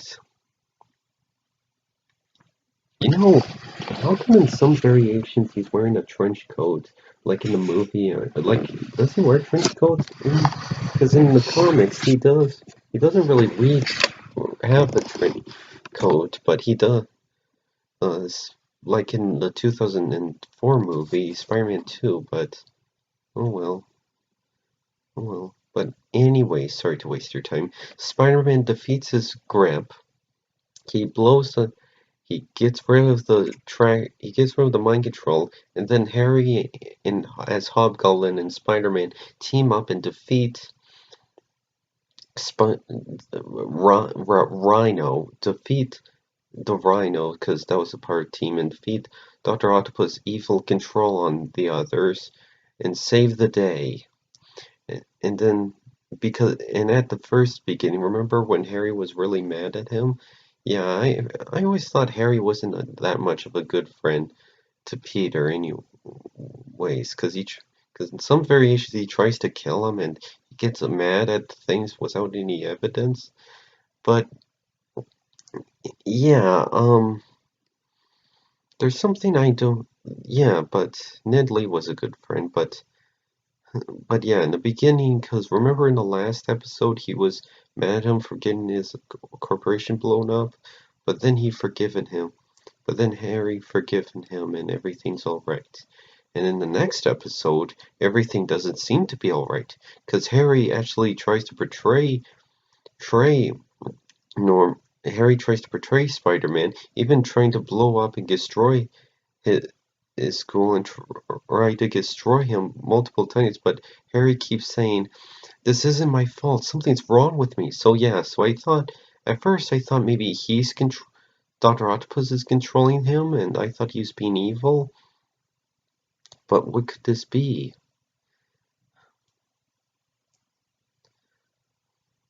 Um, so what could happen? Like, but if, but I think Norman was using that excuse to frame him because it's revealed later that Harry was being framed, and he was actually because it was Osborn Norman dressing up like the Hobgoblin, and then later I knew. And then later, there was this green ooze gonna start a fire. It's like, green. Is that gonna be the build-up for the Hobgoblin? I mean, the Green Goblin? Sorry, Green Goblin. I thought the Jackal's DNA, because you know what the Jackal looks like if you watch the Marvel Spider-Man. And I thought at the laboratory, the Jackal mutates Norman, and I thought he that might turn him like he becomes the Goblin from that, and he goes around throwing pumpkins and he calls himself the Green Goblin. Yeah. But anyways, so anyways.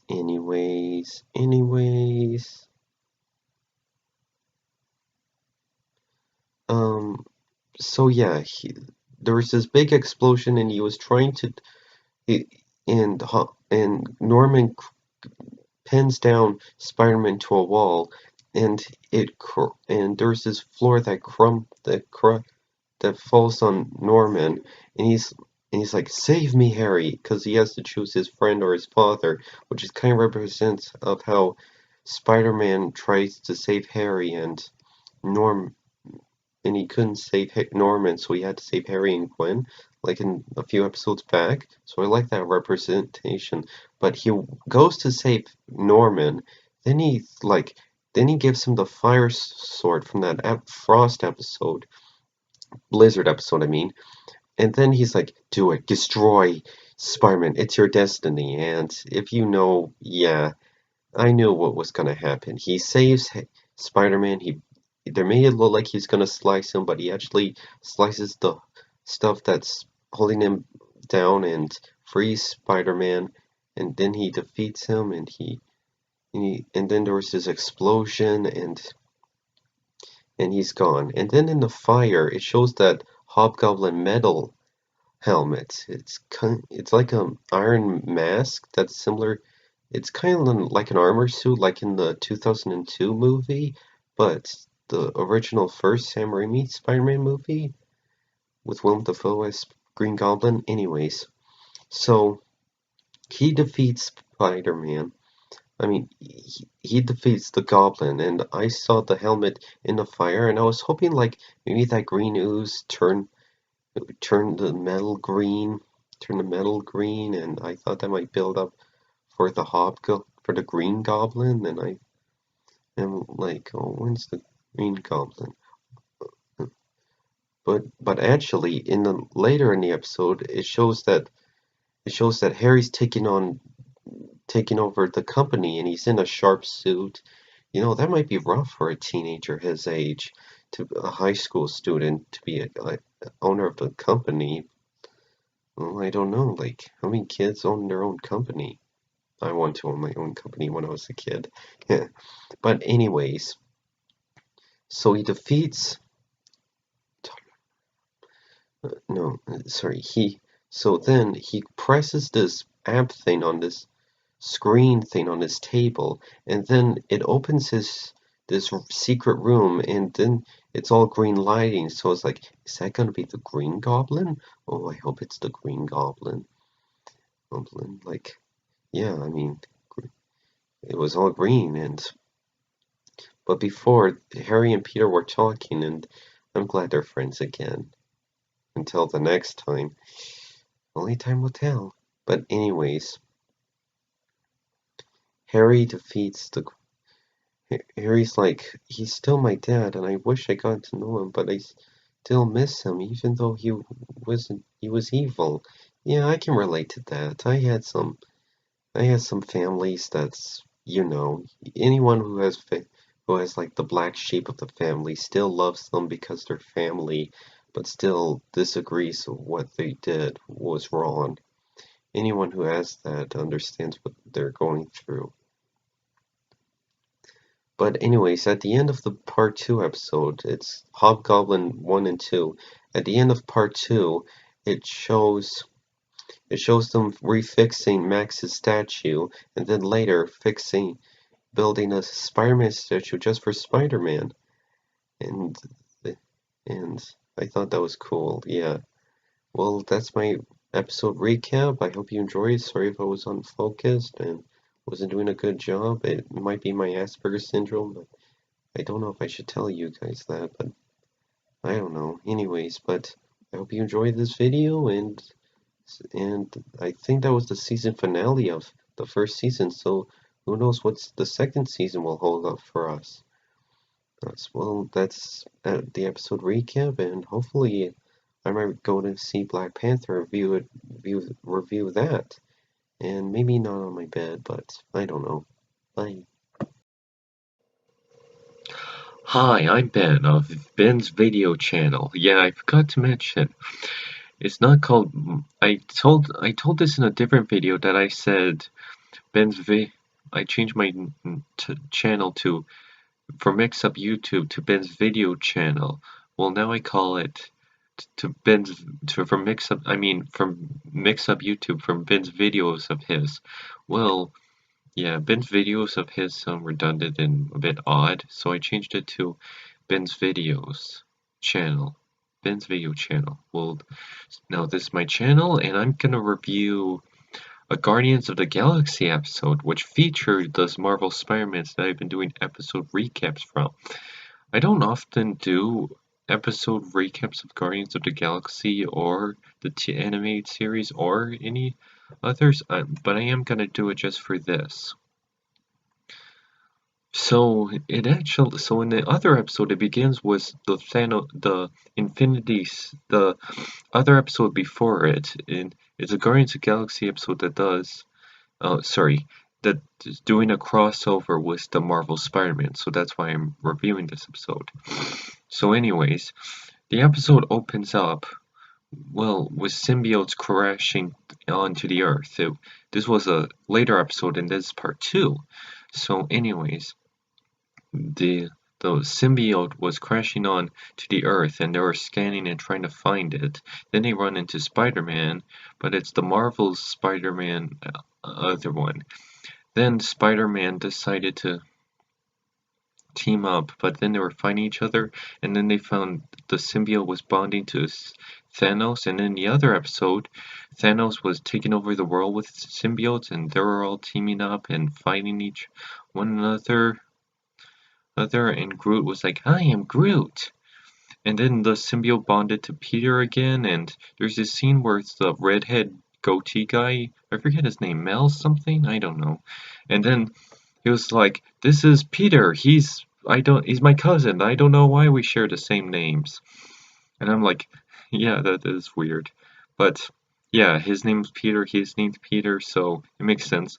I actually have an X-Men Guardians of the Galaxy crossover that made fun of this, where Kitty Pryde was dating Peter, and Storm was like, "What is with you and Peters?" Because Kitty Pryde used to date Spider-Man, and they were like, "What is with you and Peters?" Get it? And she had a pet hamster, a brown pet hamster named Peter, and that was funny. But that was in a comic I have. This is Takanuva, a little toy, a little Bionicle I had, but it's starting to break down. I think I need some Gorilla Glue that really holds it together. Yeah, this has nothing to do with nothing. I just brought him out. And here's Takua, who later becomes Takanuva in the movie, in that anime direct-video movie that I don't know a lot of people have. But if I get a nicer camera and some more technology, and more editing tech on my laptop, I can review it someday. But anyways, oh, it's the wind, sorry. It's windy and rainy where I'm, wow. Crack open or what? Oh, just ignore that. But anyways, so then the symbiote team bonded with Spider-Man, and now he's in the black suit again. What I'm disappointed is that Eddie Brock isn't back. I miss Eddie Brock. He was in Spectacular Spider-Man. He was in the 90s Spider-Man. I have no idea if he was in the CGI one from the early 2000s, but I miss Spider-Man. I miss Eddie Brock. They need to bring Eddie Brock back. I mean, Sony's about to do a movie about him, so why can't they do him in the cartoons? But anyways, Thanos is having the Carnage symbiote. Yeah, the red symbiote. Also, no Eddie Brock and no Cassidy. I miss those two. Eddie Brock and Cassidy. But anyways, so he's...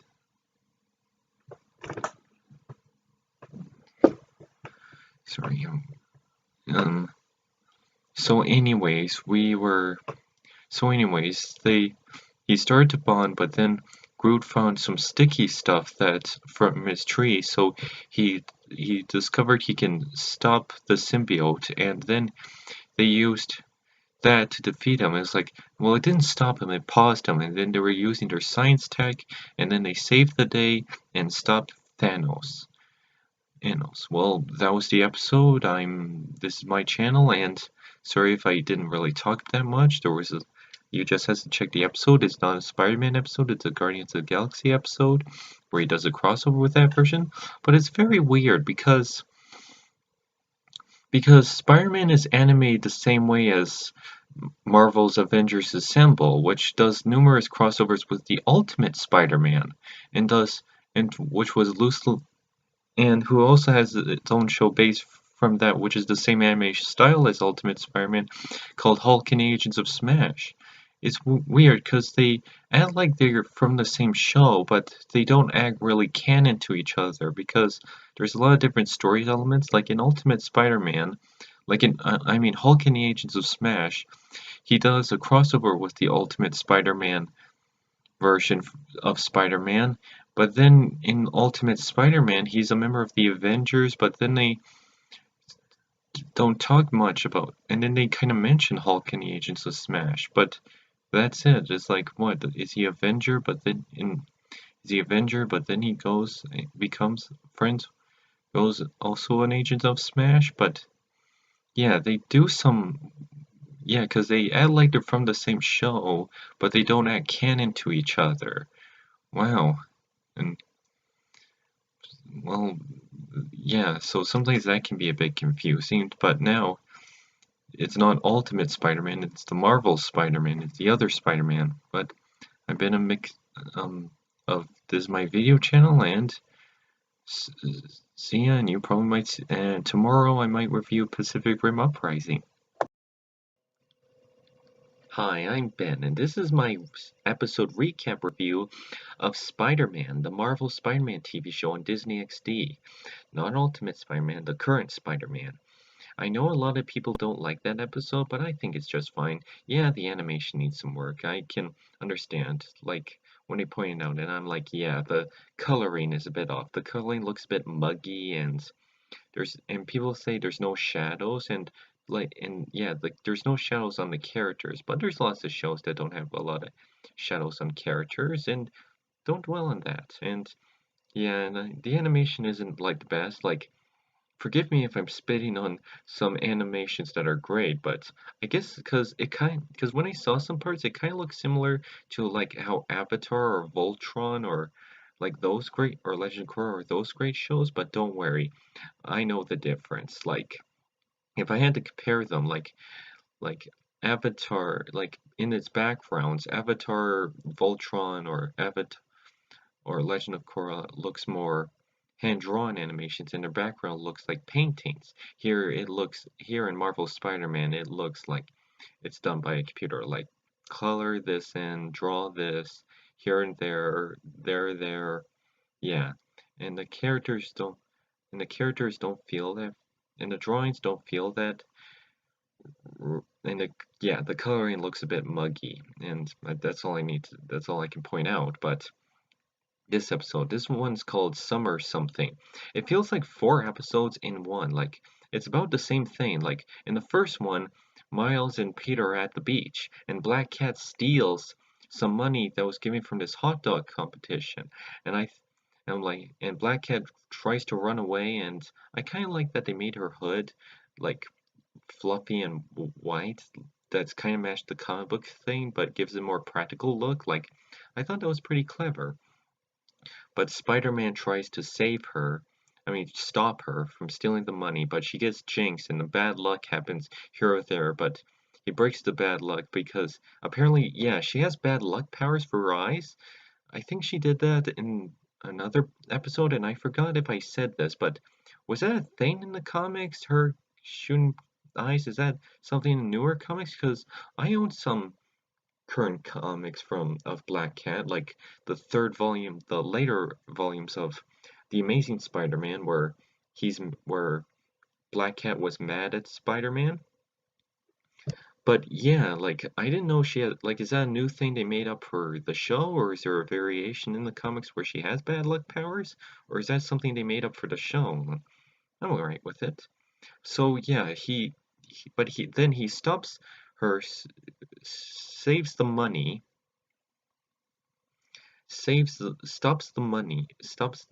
got the money, but finds a clever way that was really awesome, and I like that. He jumps out of the way, making her think that he's gonna give her bad luck, but looks in the mirror and gives her bad luck to herself. Now she gets bad luck, dumped in sand, get it? Because she's a cat and sand. Dumps in sand, then gets the money back, returns it to the hot dog competition, and I was worried there was going to be a misunderstanding, like Spider-Man stealing the money, but no, they didn't have time for that, and they give them the money. Money. Yay. But yeah, and Miles had a hot dog competition, and I think he didn't came as Spider-Man, I forget. Like, I don't think he wanted to ruin his summer vacation with Miles. Peter didn't want to ruin Miles' summer vacation or something. But yeah. And in the next episode, they're on a baseball game. And, well, with his Aunt May, and it's like, oh no, and there's like, the baseball team is losing or winning or something's happening or the other side is winning and they're disappointed. and I thought it was because of Black Cat's bad luck powers, but later it was revealed that there's this guy with a magic wand. Well, it's not a magic wand, it's like a technology wand that's levitating with science, like a scientific one with science. So he levitates the balls, the baseballs. So then, so I thought is it the Molecule Man? Because Molecule Man does that, and it makes sense. But no, it's the Tinkerer. The Tinkerer. Sounds like some, but yeah, because he was in Spider-Man: Homecoming. I guess it makes sense for this. Disney. But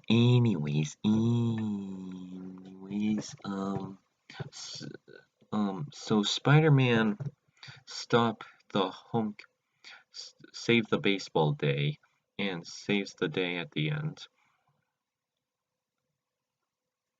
But then later at the but later but then later yeah, because they make fun of his name, the Tinkerer. He stops, and then they had a good game at the baseball thing with Aunt May. They stopped the Tinkerer and saved the day.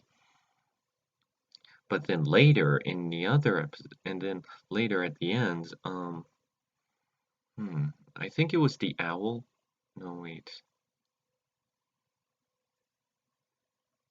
Actually, I can't forget what the other one was, but there was one with an owl, and they were going camping, and they were saying that how their bad luck is, or they're trying to change the days where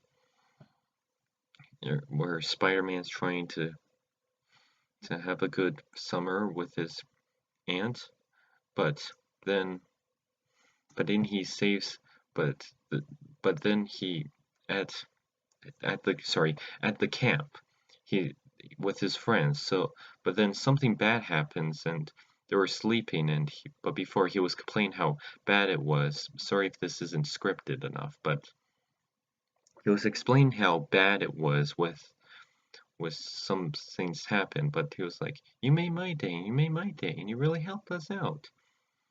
And he was like, "Yeah," and but then when they were sleeping, this owl creature came out. At first, I thought it was the vulture. It's like, oh, the vulture, and he gets a new feathery costume, and he's like, I am the owl man or owl something. He was like, I need this food to live, and it's like, no, you can be a good person. And it's like, my own family kicked me out. I was like, I can introduce you to my friends. No, I'd rather not take it. But then there was a good scene where he returns the food and everything's okay. And then in the other episode, Peter's like, "Oh, I need money fast," and because the teacher guy was like, "I need you to be my new assistant," and it's like, "I need money to pay for this," and he's like, so he tries to go job searching, like, "Is this job searching?" And he tries to go job searching, so he tries to go job searching, and it always blows it. But then he's like, snapshots of Spider-Man? I can do it, because he's really busy getting Spider-Man, and it's like there's always trouble. And that's actually a good excuse for him to work at Daily Bugle, so he can tell his boss, "Oh no, there's trouble. I'll go take pictures. Spider-Man might appear. I'll go take pictures." Pictures. And it's like, you're hired. And it's J. Jonah Jameson, voiced by J.K. Simmons. Also, I was gonna do a trailer review of the trailer that released for season 2, and there's this scene where Venom takes off Spider-Man mask and reveals to him that Peter Parker is Spider-Man to Jameson. That doesn't come till the next episode, but I haven't watched it yet. But oh my gosh, Spider-Man, Jameson's gonna find out that Peter is Spider-Man. I've always wanted that because and I hope that it's not he actually finds out and keeps it secret, and maybe they might change the formula. Because think about it. I know that's not being faithful to the source material, but think about it. We have so many comic books, movies, and TV shows. The 90s Spider-Man, 60s Spider-Man, 80s Spider-Man, and Amazing Friends, 90s Spider-Man, Spectacular Spider-Man, Ultimate Spider-Man. Both is Spider-Man's a menace. What if we do something new and original and have Jameson finding out that Spider-Man is Peter Parker and actually try to be nice to Spider-Man and cut him some easy? It's like Jameson saying that he's a hero? Like why don't we, because chances are I have a feeling it's gonna be like mind wipe or a misunderstanding, like no, he lied, I'm like this. Because I've seen that cliche 1,000 times, like, but no, I would like that Jameson actually finds out that Peter Parker and Spider-Man are one and the same. I would like to see that because we have already have like, let's see, 60s, 80s, and the Amazing Spider-Man one. Wait, 60s, let's see, 60s, 80s, Amazing Spider-Man, and his Fantastic Friends, and the 90s one, the 2003 version. And Spider-Man Unlimited, then the 2003 version, Spectacular Spider-Man, Ultimate Spider-Man, and now Marvel Spider-Man. So basically, before Marvel Spider-Man, we have 5, 6, 7, 8. We have 8 Spider-Man movies, 8 Spider-Man TV shows that are about Spider-Man's a menace, Spider-Man's a menace, Spider-Man's a menace. So I guess because we already have 8 TV shows that are trying to be faithful to the comics, that already have Jameson's like, Spider-Man's a menace. Why don't we actually have a Spider-Man show where Jameson actually finds out that Peter Parker and Spider-Man are one of his teams, and he actually be's nice to Spider-Man, and actually says that he's a hero, and actually keeps it a secret from people, and actually be's nice to him, and actually tries to be his friend. Well, that's my episode recap of Spider-Man episode, and maybe I might do a spoiler-free review of birds chirping, spoiler-free review of Incredibles 2. Hi, I'm Ben. This is kind of a part two to my episode recap of Spider-Man, the summer one. Um, sorry about the birds. I hope they don't get distracting. But anyways, I actually trying to find the title for that, and I actually want to skip on to remember what the other one was, the other story. I didn't want to delete my other one because I forgot because there's some things I wanted to say about it, and I really don't feel like retelling the same thing I just told, and I didn't feel like doing that all over again. And please understand, but I decided to just do a little part two. Um, the other episode was they were going to see this singer, this popular singer, who's very nice. He's not like a mean, stuck-up singer. He's very nice, and he's the same guy who voices Finn on Adventure Time. And I was thinking a while back, I think the actor who played Finn should should play Spider-Man because Jeremy Shatter, I think that's his name, because I seen him in interviews and he kind of has that Peter Parker haircut with the brown hair and going upwards. You've seen variations of that.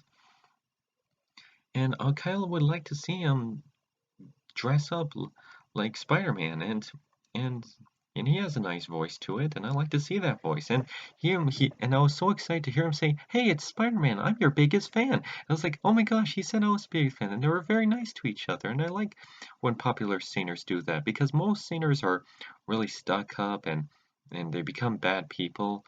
But hey, I think Justin Bieber is starting to be a good person, but hey, I saw his limousine once. It was like a big Hummer and it was really tall. Yeah. uh, Anyways, um,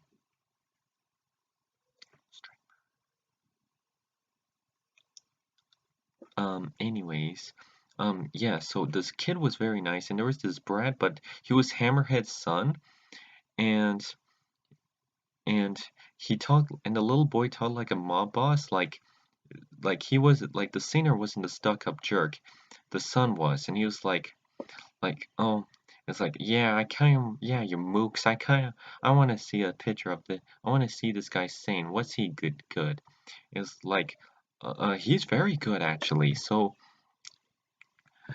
he, so Spider-Man came, and he's like, that's not for you, and they're like, oh, it's Spider-Man, I'm your biggest fan. Oh, I'm your biggest fan, yay! That would be awesome. Yeah, I like seeing superheroes saying, I'm your biggest fan, and Pop Guys, I'm the biggest fan of biggest fan to biggest fan. That's awesome. But anyways, so he's like, I'll get a selfie with the evil child. So they're like, let's get a selfie, and they're like, we'll save the day together, and I forgot what happened, but they saved the day together. Sorry if this is the worst episode recap, but I'm sorry, Murray, but this is a while ago. But anyways, they saved the day, and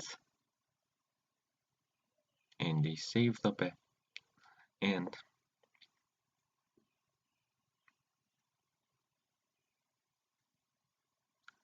sorry, they get the singer back, and they're like, "I'm sorry, I forgot my ticket." But there's this part where Gwen says, "You didn't forgot your ticket, did you?" I was like, "Oh man!" In the fight, guess what, Gwen? I did forgot my ticket, but he didn't really, because he was Spider-Man and he lost it.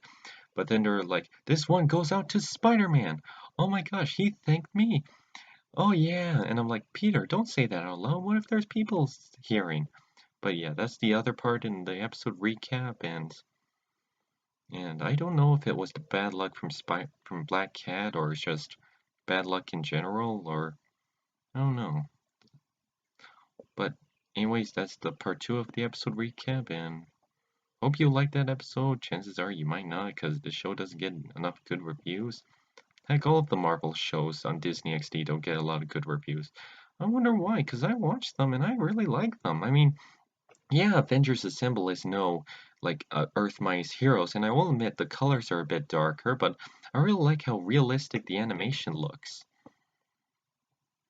Look, because if you compare how realistic that animation to that animation of Earth's Mighty Heroes to Assemble, I like how realistic the Avengers cartoon of sorry, let me explain myself again.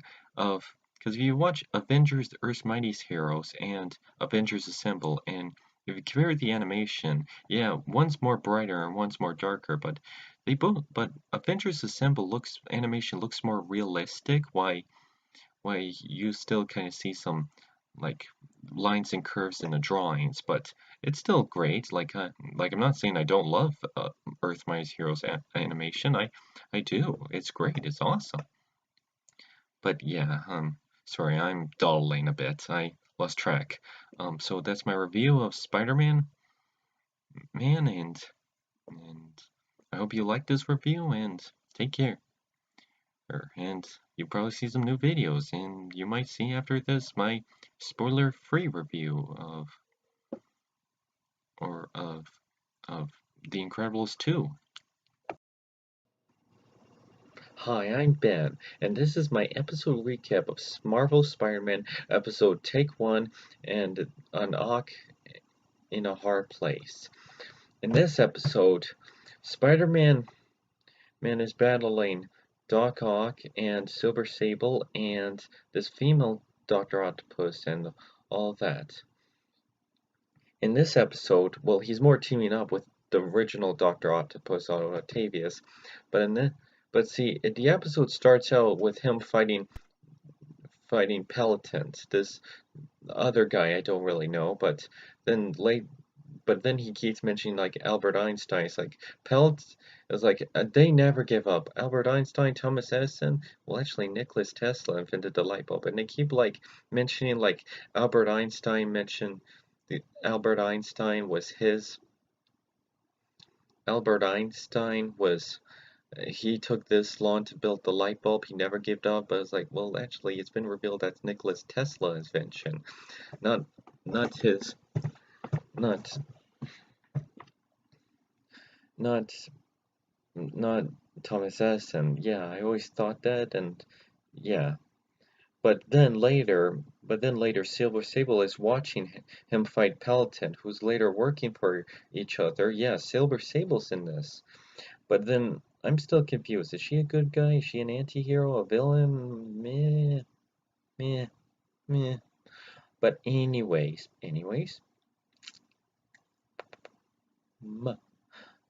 so then he goes back to school, but then Dr. Octopus came and says like, I came what was mine. You mean revenge, says Max. And then Miles has his robots to attack him, but then Dr. Octopus saves this other person, is like, I need I need forgiveness. I've been rehabilitated, and I'm seeking for forgiveness. And I'm like, no, you tried to to destroy me, and you were horrible. And he was like, can I at least get my stuff back? I was like, okay. And yeah, that doesn't look right. But then later he saves the. But then later they were talking about Max. Max is inventing this new invention, and I forget what it's called, but then Silver Sable tries to steal it, and then Alexei Savage as Rhino appears, and he's like I am the Rhino, and he's like the Rhino appears, and it's a Lego figure of Black Widow that I forgot at Walmart, and he's like, we need to save Alexis. Look what Dr. Octopus did, and he's like, well, no, we need to say, and it's like, well, he is trying to be good. It's like, we can't trust him after what he did to Alexis. So then he stops the invention, and I mean, so then, and he stops by, Max and Peter were talking, I think, about the money thing. Then he's like, I need to give you some, and it's like, I'm trying to build this, but then there's this problem with it, and then Max Dillon mentioned some science babble, and then he comes around, and I don't think it's Max Dillon, but then Dr. Octopus comes back with his stuff, and the robot with him, and he's like, maybe if you do this science babble, I can do this science babble. But then, sorry, he got distracted. But then this science babble can do this science babble, and then wait, maybe your idea was genius. Maybe it could work. And then later, Silver Sable tries to steal the invention thingamabob, and cuts the power. And then Miles' robots came, and he's like, something's not right. Open fire. Pew, pew, pew. And yeah, because Miles can build robots, hover robots, apparently. What, are you living in the future? Crazy. And then this role, and then Spider-Man comes, and he's like, I'll stop you, I'll save the day, and then we'll do, uh, and he was like, and one of the characters named Puma and Paladins, I know that word from Voltron, but then this happens, and then they all save the day, and, well, Spider-Man saves the day and stops and Silver Surfer, I think, gets away, but then Dr. Octopus is there, and then he's like, I'm gonna, he's like, I'm here, and I'm sorry, but maybe I can help. It's like, I don't know if I could trust you, but then they talked it out, and like, because he has every right, because Spider-Man has every right not to trust him, because he doesn't want him to know it's Peter, and all that, but then they go and say, but then they're like, let's do this, and let's do that, and he was like, okay, and then, yeah, and then they save the day, and I'm sorry, I don't have a script for this, so I'm just working my experience. I'm sorry if this isn't doing so well. But then they stop, but then they sort of team up. They go they go to find Silver Sable. He stops them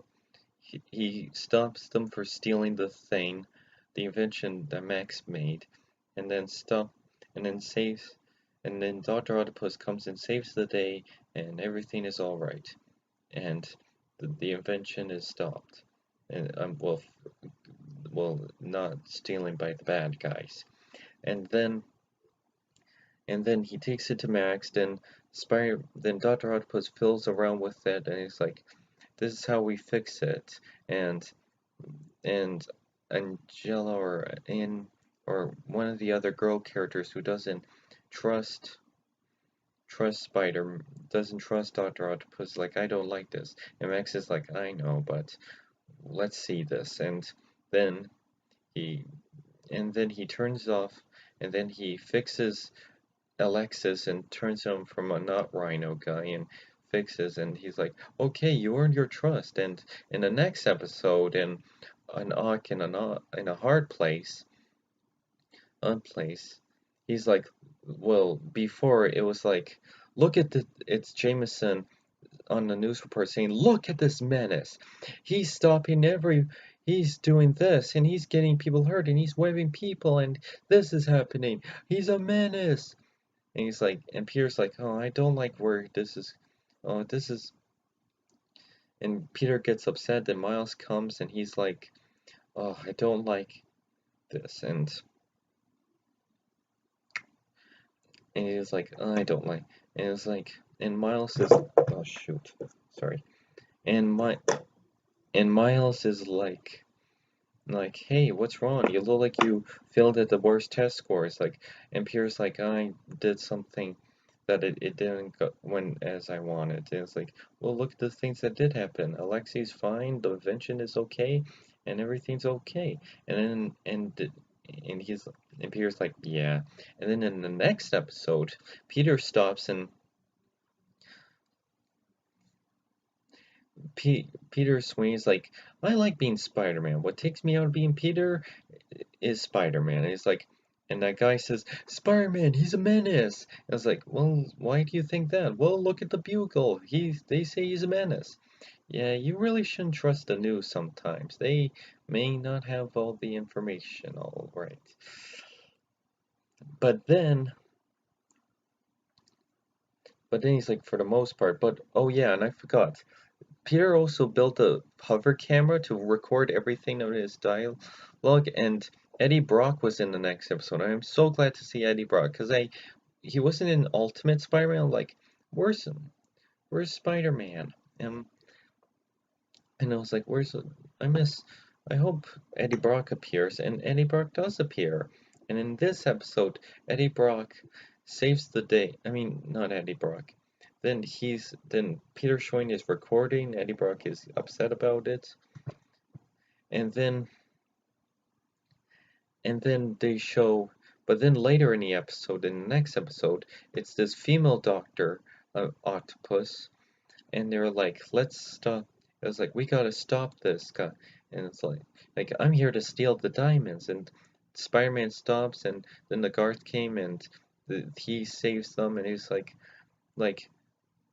and then Jameson, and then as he shows his recording thing, and he's like, there's no way Jameson can badmouth this. And he's like, and Jameson badmouths this, obviously. He's like, first he whips this guy, and then he whips. First he gets hurt, and then the guards pull him. Who is this menace? Me. And later he's like you gotta stop bad-mouthing Spider-Man. He's a hero. You gotta start telling the truth. It's like the truth. All I see is the menace, and look at Captain America and Iron Man. We know who they are, and we know where they live. And here's the Spider, and this Spider-Man. And we don't know who this Spider-Man is. He wears a mask. He's a menace. He's a masked vigilante. And then Peter's like, well, maybe he's protecting his family or something. And Spider-Man and Jameson is like, weak excuse. And Peter is like, yeah, Peter Parker is like, well, if you won't tell the truth, I won't give you any more footage. And I was like, man. And Jameson's like, whatever. And so later he tries to stop the police came to Octopus, Otto Octavius. He's like, do you know this woman? And she's like, yeah, we shared a cell together. And I didn't know she'll do this. And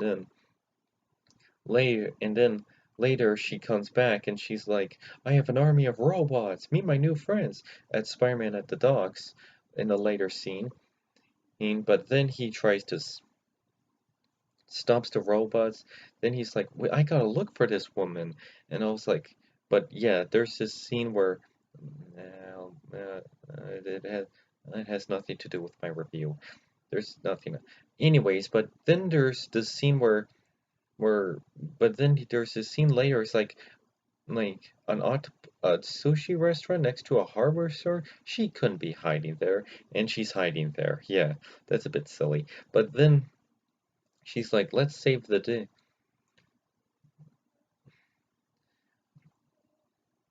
And it's like, that's so silly. But then he finds the place. He finds that there's people being brain operated. Well, be mind controlled on a computer or something, and it's revealed it's the original doctor. It's Otto Octavius. He's like, I'm using my evil invention to stop the Octop to save the to mind control people. And he's like, no, you can't do that. You changed. Yeah, and also there was. I wasn't gonna mention this because I thought it had nothing to do with the recap, but anyways, there's this review. There's this part where he's like, is he good? Because there's this part where he's teaching and he's being a good person, and there's this other part that's a bit silly where he's like, oh, what? Is he gonna say, let's open with hugs? And Dr. Octopus says, let's open with hugs. And he was like, I'm showing my machines, my his robot arms. But then he's like, but yeah, he goes and stuff. But then he go, but then I'm still I don't know how to feel about Dr. Octopus as a 19-year-old, like a young man. I don't know. I just like him as his original design, like those posters I have of him. But yeah, so anyways, it's revealed he's still evil, and turns out the female Dr. Octopus was working for him and only using her, and then he saves the day, and then Spider-Man tries to stop us, like, don't hurt them, and later he saves the day, the female Dr. Octopus saves the day, and she realizes, you don't have to be, and Spider-Man's like, you don't have to be this person, and she takes up the robotic arms, and, and then Dr. Octopus is in a coma, and then Max is like, I never should have trusted him. Well, yeah, yeah, and yeah, and then he's like, sorry, I'm not really good at this episode recap thing, but then he saves the day. Anya, yeah, that's her name. Anya, Gwen, and Miles are fine, and everything's all right. Well, that's my episode recap of the two Spider-Man episodes. Oh, and Doctor Octopus is in a coma now. So what's gonna happen in the next episode? They just released a new episode, and I might watch that. I might review it tomorrow because it's getting late, but oh well. Or right now. Well, that's my review. That's my episode recap. I hope you may like that episode or don't like that episode. The show isn't getting enough love, but I enjoy it for what it is. There's some problems, like I don't like Dr. Octopus as a 19-year-old. I like him when he's older. They were mentioning like there's this running joke where it's like Thomas Edison, he's a scientist, and he never gave up on his invention. I was like, okay, we get it. You're a scientist. We all know that. Yeah, so anyways, and well, that's my review of Spider-Man, Marvel Spider-Man, and I hope you may have enjoyed that episode and you might see some new videos. Hi, I'm Ben, and this is my episode recap of Marvel Spider-Man in, oh, wait a minute, I forget what it's called. Hang on. Rise, um, Rise above it all. Rise above it all. Yeah, Rise above it all. Sorry. Yeah. In this episode, Spider-Man is being called a menace, like he always is, and he's like, "Look at this menace!" Because it's showing up other episodes when he's fighting the female Doctor Octopus, and he's like, "Look at this menace! Blue blah blue blah blue blah blue blue blah blah blah blah blah. He's a menace. Blah blah blah."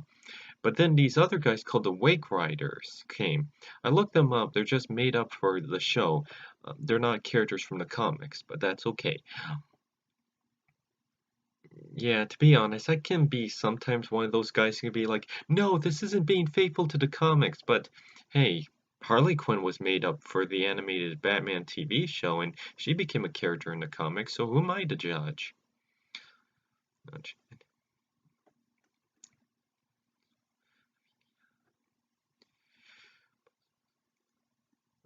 So yeah, so there's these Wake Riders, and they keep grabbing Spider-Man. I'm like, oh, this is a new villain? And they're like, no, they're doing tricks and stuff, and they're like, we're your biggest fan.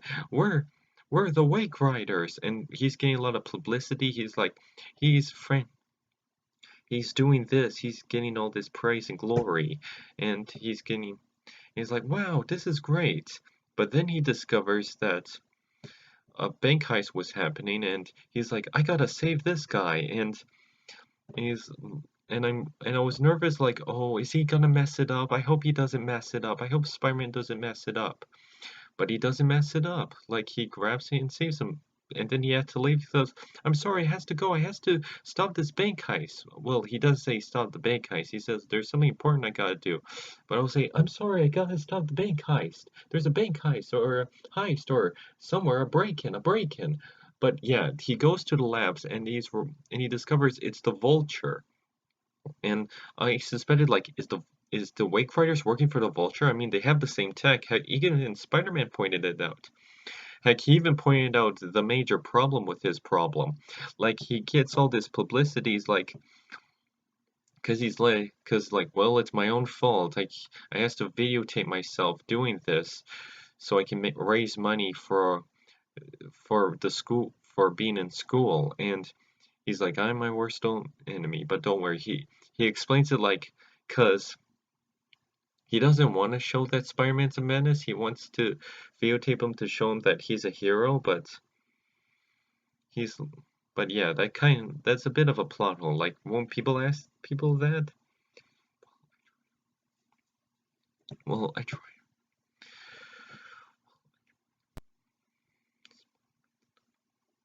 So yeah. Anyways, the Vulture appears and he's like, you're stealing these things. I'll stop you. But he's like, what? You feel inspired? It's like, what? You feel jealous spin of me spending time with these wing glider guys? And it's like, I I felt repulsed, and Vulture's like, I felt repulsed of you spending time with these criminals. Is inspired as, what are you talking about? Don't you see? These people are using the exact same tech as stealing my technology, using the exact same tech to steal my technology and use these shows and performance as distractions to steal stuff. And he's like, I don't know if I can believe you. So then he left. The one guy's like, hey, bro, what you doing? We got a next show to do. And Spider's like, okay. So then later, it's revealed that they are thieves and they're trying to steal some more technology that's based off the Vulture. So then the Vulture came to the rescue. Yeah, another Spider-Man episode where one of his main villains were the heroes, but then they turn evil again. Yep, it's so then later Spider-Man reveals him. So then Spider-Man tries to help the people. Spider-Man tries to stop the bad guy. So Spider-Man tries to stop the Wayne Riders, and then he's like, wait, we're your biggest fans, says to the Vultures. Like, why do you think we call ourselves the Wayne Riders? And it's like, oh yes, that's a type of vulture flock or something. I forget. And then they all team up with Vulture and try to defeat Spider-Man. I'm like, oh dear. So then they try to fight Spider-Man, and then Miles comes to rescue. Then Miles Morales saves the day, and then they defeated them, and they get much publicity. And I thought, oh, are they going in a paddy wagon, or how are they? But they're still getting fans of Krauss, like, or something. Yeah, they're taking pictures, they're giving high fives, they're like, yay. But then their manager or something, I forget, comes in and it's like, I am your the these pre the wing riders were framed by the masked menace known as Spider-Man. I you know my and then he's like, see, not only, and then Jimmy's like, see, not only that he's disrespecting our town, he's disrespecting our youth and right to be young. Okay, that sounded stupid, but I don't think he said it like that. He just said youth. But yeah, so he's like, so I was worried, like, oh, is people gonna attack him? Like, my least favorite part from the other previous Spider-Man shows that I'm glad that's not in the movies, because what I hated about that is because I like where Spider-Man gets cheered, like, yay, Spider-Man! I hate where in the cartoons where Spider-Man actually gets treated like a menace. That was my least favorite part, because Spider-Man was one of my favorite superheroes growing up as a kid, and to see him get ridiculed like this, like, really upsets me. Also, as you can tell, I'm wearing a t-shirt. It's too black, as you can see, but It's issue number 100 of Spider-Man. Yeah, yeah, but yeah, so yeah, and I thought like people were gonna attack him or throw stuff at him because I really hated seeing that. But there's this guy helping this old lady. He's like, "Hey, there's Spider-Man. I don't care what everyone thinks. You're awesome." And I was really happy to hear that. So then he jumps down. He high five. They high fives and so does Miles Morales high fives him, and that was like Spider high five. Okay, and yeah, sorry, a high five. Yeah. Well, that's basically all of the episode. That's my episode recap. I hope you may have liked or not liked or liked that show. I know some people don't really like that show. Like people have been saying a lot of bad stuff about the new show, and yeah, I will admit the animation needs some work. The colors are a bit darker and there's no shadows on them and they're not that bright and the colors look like a muddy gloomy colors. Yeah, that's my that's my opinion on the animation. But the show's fine. I enjoy it. I will admit there's some parts that bugged me, but I like it just fine. And that's my episode recap. I hope you enjoyed that episode, and you probably might see some new videos. Hi, I'm Ben, and this is another episode recap of Marvel's Spider-Man. Funny story. Apparently, I got a comment, and someone said "speak louder." I was like, "Speak louder? What's wrong?" And turns out there's barely any sound. Apparently, when you have your headphones in your laptop, it doesn't respond to sound. So I don't know if that's the problem or what, but that's how it works. So here's my redo of my episode recap of Marvel Spider-Man.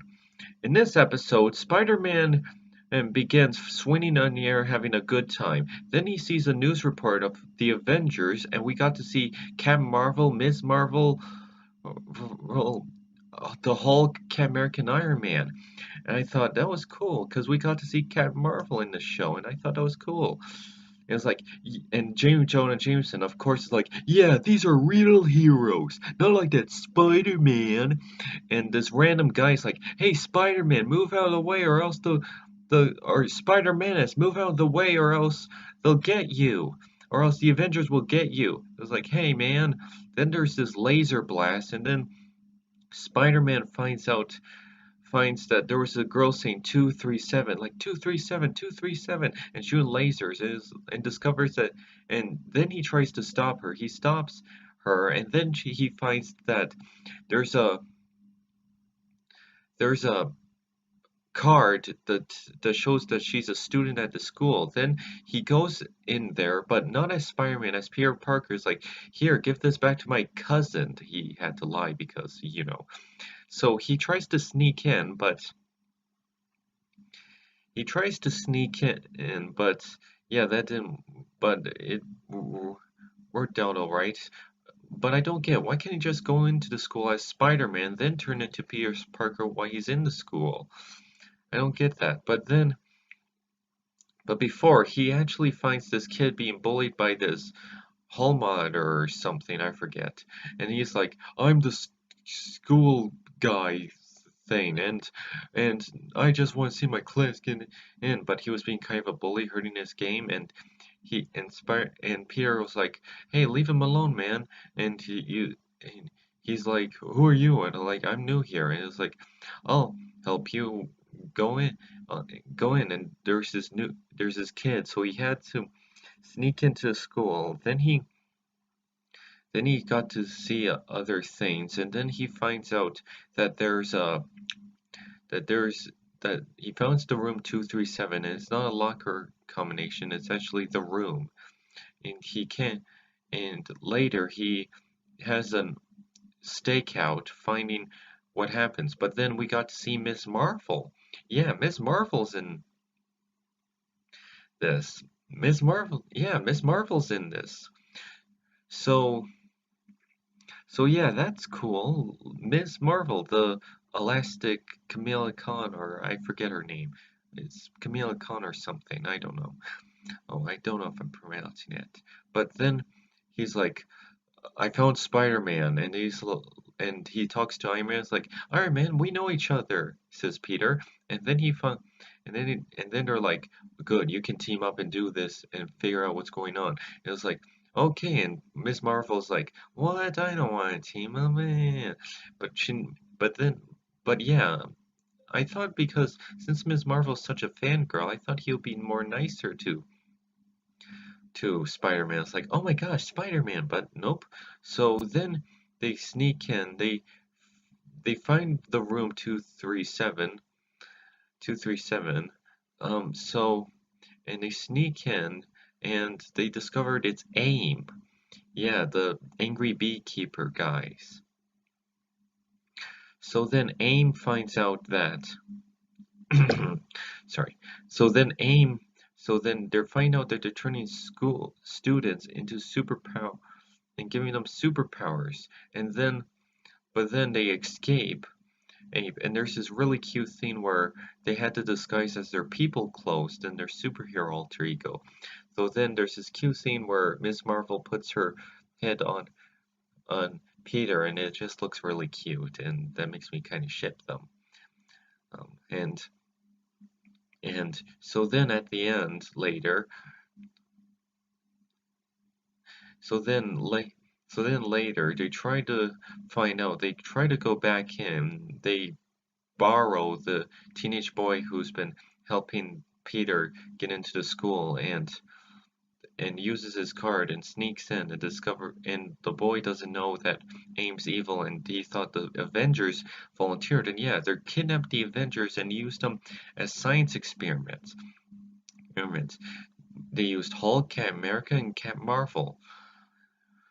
So then they try to escape. So then they try to sneak in and try to steal the and try to help Spider and try to help them. Then Ms. Marvel and Spider-Man team up and they're like, if we go down, it was nice help teaming up with you. Same to here and that was cute. So they stop the bad guys, they save the Avengers, they realize that the teenage boy realized that they're evil and apparently the head teacher is like this evil scientist girl and woman and then they save the day, they stop the bad guy, and that's it apparently. Um, but at the end, they tried to take a picture because Ms. Marvel likes to do that, and it's like, oh, let's get a picture, and then the teenage boy photobombs, and there's like, think, and then it ends up on the newspaper, but he's like, hey, thanks for helping us for a minute, you're really good, and check today's newspaper, you can see how's it going? And then she looks at the news, and then he looks at the newspaper, and you only see a clip half of it. And I'm like, oh my gosh.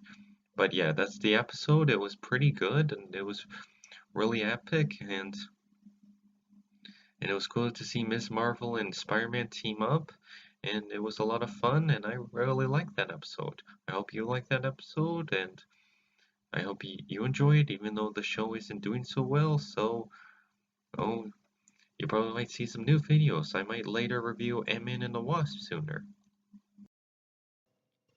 Hi, I'm Ben, and this is my episode recap of Marvel Spider-Man, which features Venom. Yeah, and this time it's Eddie Brock Venom, because as much as I will admit I do like Ultimate Spider-Man, but I was very disappointed that we never got to see Eddie Brock as Venom. And heck, we never got to see Cassidy something as Venom. Or Carnage. But now we got to see Eddie Brock as Venom. I hope they introduce Cassidy D as Carnage someday. But yes. Anyways, this episode begins. I forget where it begins. Well, yeah, he tries to take pictures, but apparently the Bugle, he still calls him a menace. Now I remember. He drinks. He's having he's having like a drink or lunch with Miles Morales, and Jameson keeps badmouthing him, saying he's a menace, like he always does. Then he tries to go back. He's like, I need to take a break from the menacing. And he's like, yeah, you can go take pictures at that show thing that Eddie Brock was gonna do. And yeah, that was kind of a jerk move. But anyway, but Eddie's is outraged, like, what? And then he goes to Peter's like, how do you do it? How do you find out? How are you so lucky? You have nice things and I'm miserable. How do you do it? I was like, I don't know. But then anyways, he goes and Peter goes, he's like, Miles is like, you should throw a party. And it's like, let's throw a party. But then Eddie breaks into the space science thing and steals the symbiote, or the F-sim number something something something. Yeah, I'm just gonna call it symbiote. Yeah, so the symbiote, yeah, so the symbiote bonds with Eddie, and then he's like, then he goes into his house while the party's going, but as Eddie, and he's like, look at you, you're so nice, you have such nice things, you have good family, friends, and I'm miserable. Well, I'm gonna take everything away from you. And since he's as Eddie's like, get out of my house, Brock, or I'm calling the police. I'm, but then he's like, I'm still. But then he turns into Venom and he's like, I'm gonna defeat you. Rah, rah, rah, rah. So then he so then he takes out so then he fights Venom, but then Miles comes to the rescue and yeah, he throws this and then he comes to the rescue and throws these light blaster things and tries to defeat Venom, but then he gets away and that builds up to the next episode. Yeah, there's nothing much to talk about the party. There's this awkward scene where they do the robot and like one, but yeah, that it kind of reminded me of a bit of that regular show episode. Heck, I went back to remember that scene where Rigby presses a button and he's like on the music box and he's like, yeah, yeah, and it's like that's fun. And it was like, yeah. But anyways, he goes to in the next episode he tries to find and Miles and Peter tries to find Venom. There's this party going on. He's like, cancel the party, and he's like, we gotta go and find Venom. And then he attacks, and then Eddie attacks Spider-Man, attacks Ven, attacks Peter. Attacks, and then Venom attacks J. Jonah Jameson. He's like, this is you, isn't it? Gee, what's his problem with with Spider-Man? Like I know it explains in other medias because I remember watching this clip on YouTube where it reveals in the 90s episode that there was this masked gunman who attacked Jameson's wife, but that was in a 90s episode, but I don't think it was canon, and someone left a comment that says in the comics he did it to beat the competition or something. But yeah, they have a reason in this show where he says is he wears a mask. Why doesn't Iron Man, or at least we know their identities? And he's like, maybe they're trying to protect his family. And Jameson's like, weak excuse. So maybe that's the reason. But then Venom kidnaps Jameson. Then he goes and kidnaps and Spider-Man. Then he goes and kidnaps Aunt May. And then he defeats and then he squirts the Venom symbiote on. Sorry, he throws Venom symbiote on and ties them up to some place, and then and wants to defeat Venom, but then he's like, you cannot my Aunt May, you better not hurt her. So they go to Horizon High. He unties his friends, and they make it out okay. But then Venom grabs Spider-Man and he takes off his mask in front of Jameson, and I'm like, what? I'm like, what's gonna happen? Like, is he finally gonna know Spider-Man and Peter are the same person? Like, this could step things up a bit. And I actually saw that in the trailer, and I'm like, finally, Jameson is gonna find out that Spider-Man is Peter. Because think about it, we've seen lots of animated Spider-Man shows that always like he's Spider. And it's like Spider-Man's a menace. So I'm happy to see. So I was glad to see a Spider-Man show that actually let Jameson know that Peter is Spider-Man. But nope. Miles Morales came and he's like, and Peter happens to have a spare Spider-Man suit, and he used it to defeat Venom. Uses his ray gun thingy to defeat Venom. And he's like, I'm Spider-Man. Thank you for being my decoy, Peter. And they make up this lie, and then they defeat Venom, but it was bonded to him too hard, and he's like, they found the perfect person. Then Venom gets arrested. And then Jameson's like, I know this was confusing, but I was trying to help Spider-Man to help people. And Jameson was like, you are working for that menace? How many people have you hurt in a way? Peter, you're fired. And Miles was like, believe me, getting fired for him was the best thing that ever happened to you. So what does that mean for now? Like, what's gonna happen to Spider-Man, or what's gonna happen to Peter? Because he doesn't work at the Daily Bugle anymore. But hey, he didn't work in the Daily Bugle in Ultimate Spider-Man, so what's gonna happen in this series? Oh well. But yeah, we'll have to see what's gonna happen. Is he gonna get rehired? Is he gonna get fired again? We'll just have to find out. Well, that's my episode recap of Spider-Man, and of Marvel Spider-Man, hope hope you might see some new videos. I literally and yeah, so you probably might see some new videos. Hi, I'm Ben, and this is my episode recap of Marvel Spider-Man. In this episode, I have a cat in my room, so if you hear little noises, it's my cat Pixel. Come here, Pixel. Hey, Pixel. Hello. Oh, Pixel. So anyways, I got cat hair in my eye.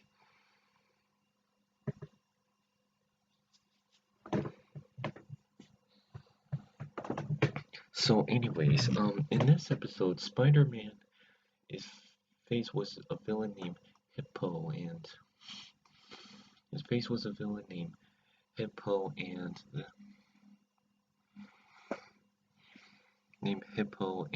Panda. At least I think that's their name.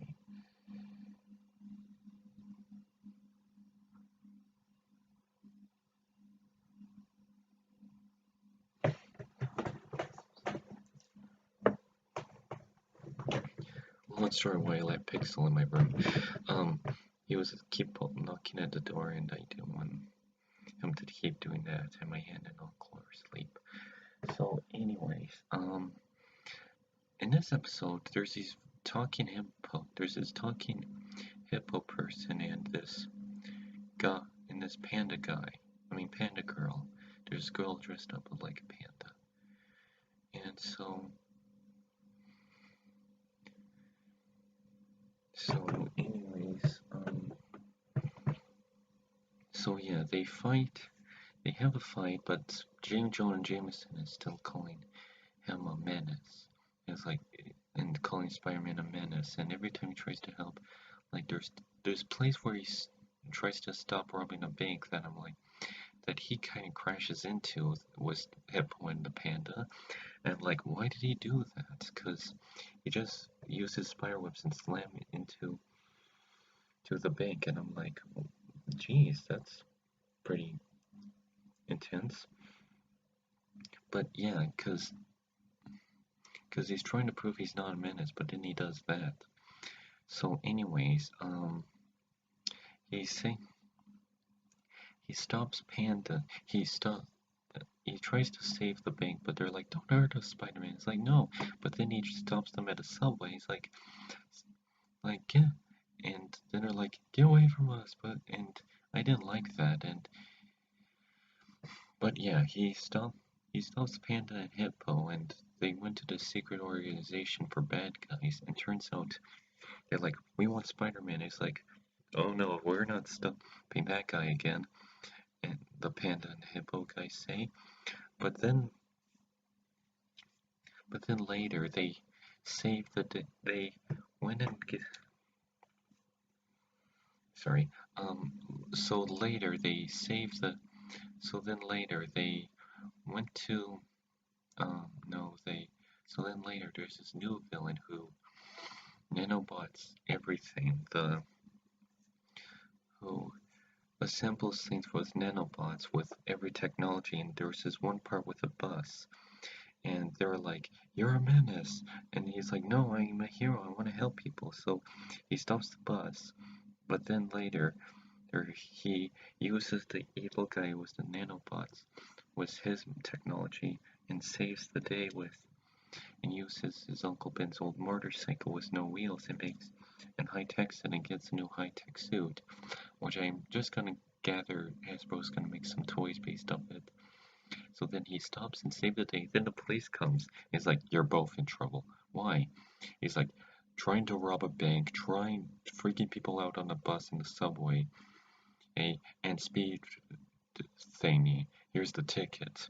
It's like, a ticket? Yeah, how is he gonna give a ticket if he can't reveal his identity? But that's it. They give him a ticket. Like they're saying, like attempting to rob banks, damages in a subway, and scaring people on a bus. And he's like, and they don't even cuff him or arrest him. Okay. But then the next episode, it's a two-parter. Well, so far this part, the Spot makes an appearance. I knew the Spot from the '90s Spider-Man when he used to PVR it on Disney XD back in like 2011 or 12. And I enjoy watching that.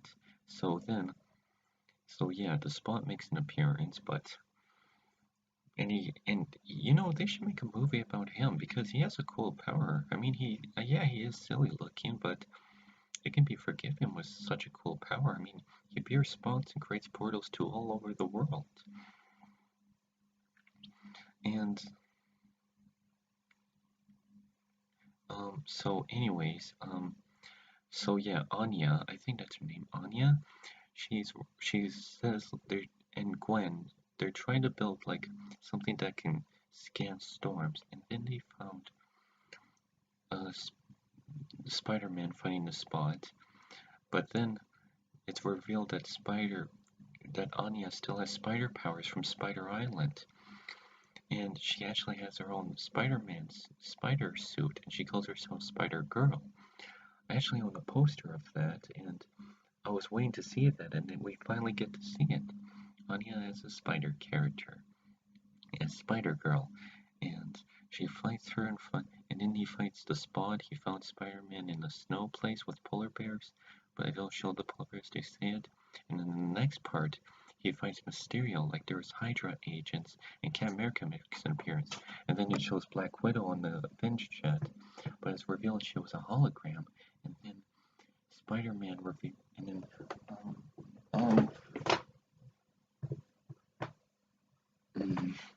sorry, Pixel. And then it's revealed that Spider-Man, that the Mysterio, and Mysterio was the cause of this. He creates illusions. Like the episodes are called Bad Guys Come In, Bring On the Bad Guys, Part 1 and 2, and this one's Part 2, and we get to see Mysterio.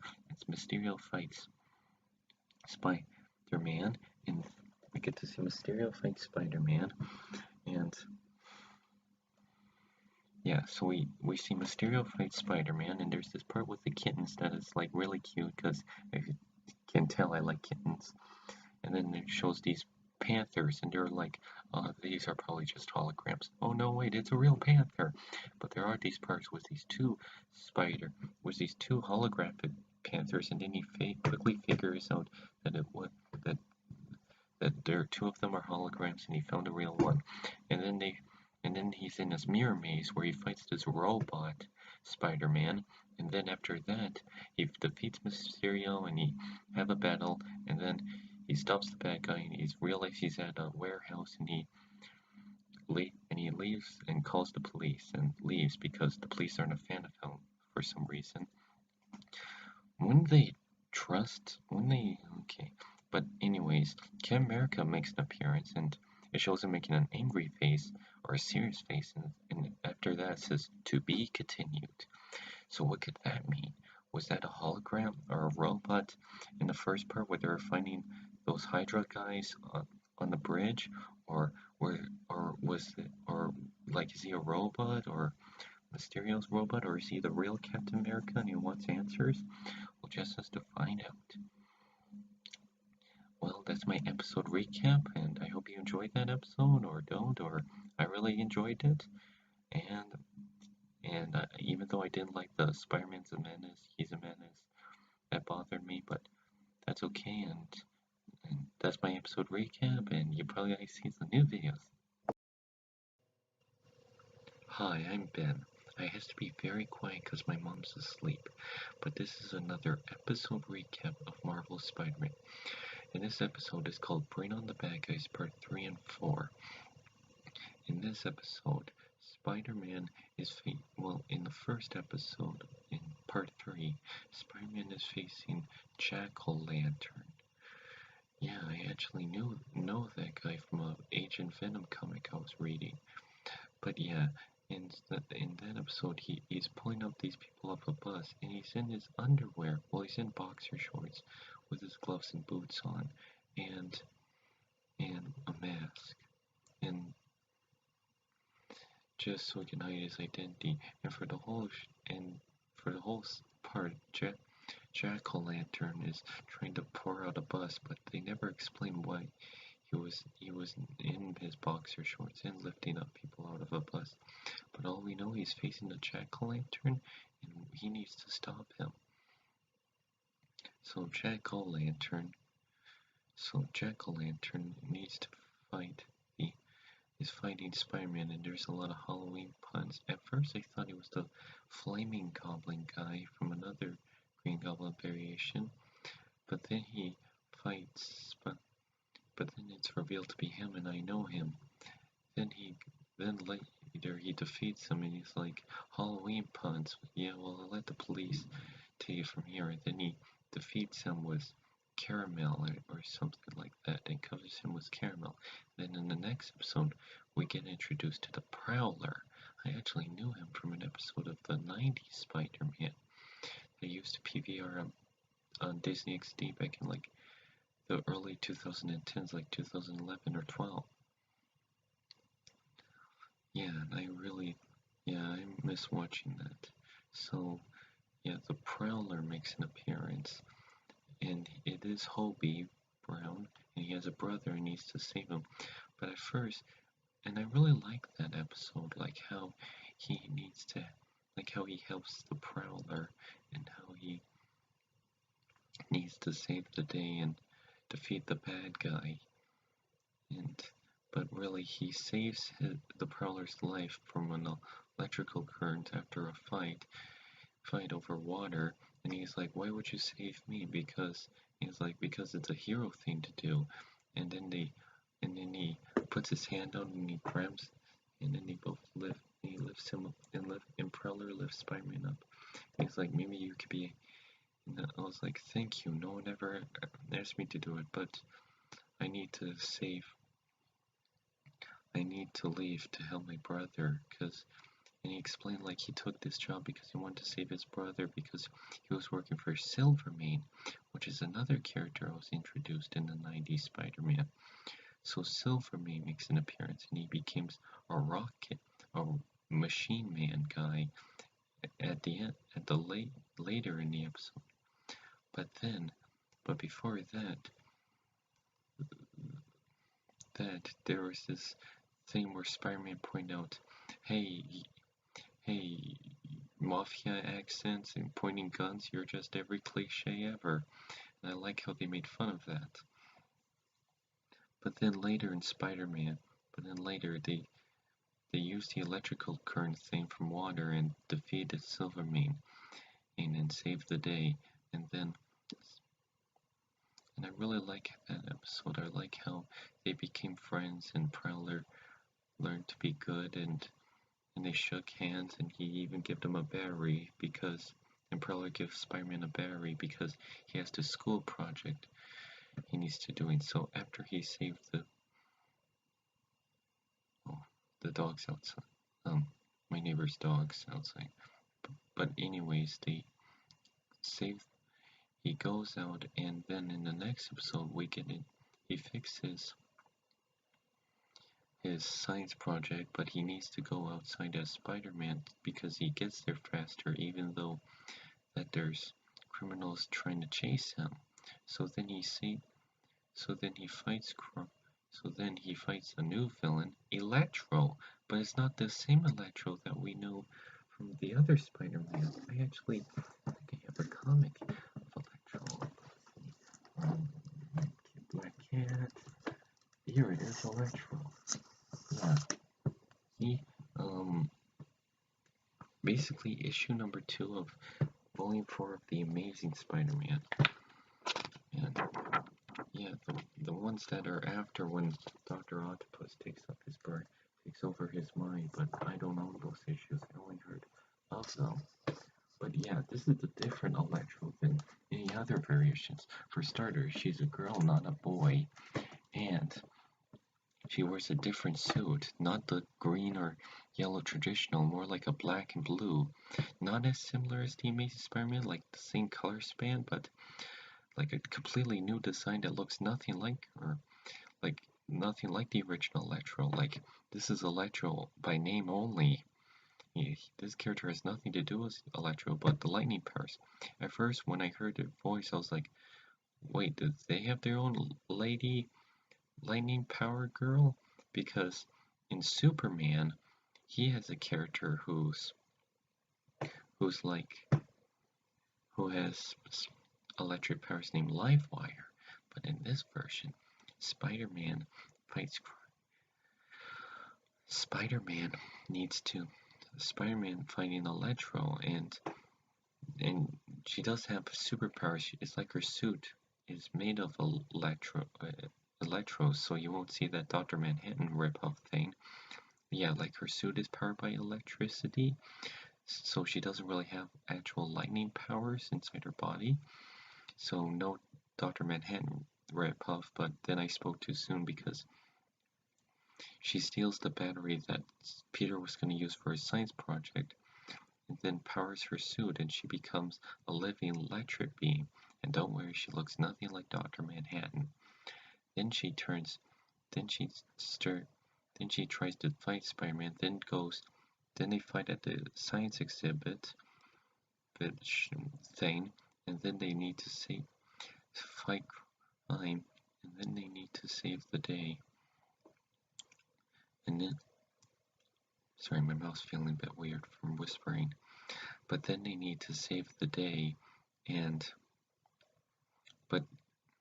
but yeah, Spider-Man finds these school projects like a suit, and he just happens to find all these equipment that can help, and he saves the day and uses the suit and defeats Electro and stops the villain, and she depowers her and turns her back to the way she was. But then in the next episode, same episode, it's part 4, but in the next episode of this, in the next part in this same episode, so he tries to sleuth around and then goes into a warehouse and tries to find out what's going on. He sees a Daily Bugle USB drive and finds out that it's J. Jonah Jameson was the footage. So then he saves the day. Sorry, I keep saying he saves the day. So then he suspected J. Jonah Jameson might be behind this, the whole mastermind of all of this.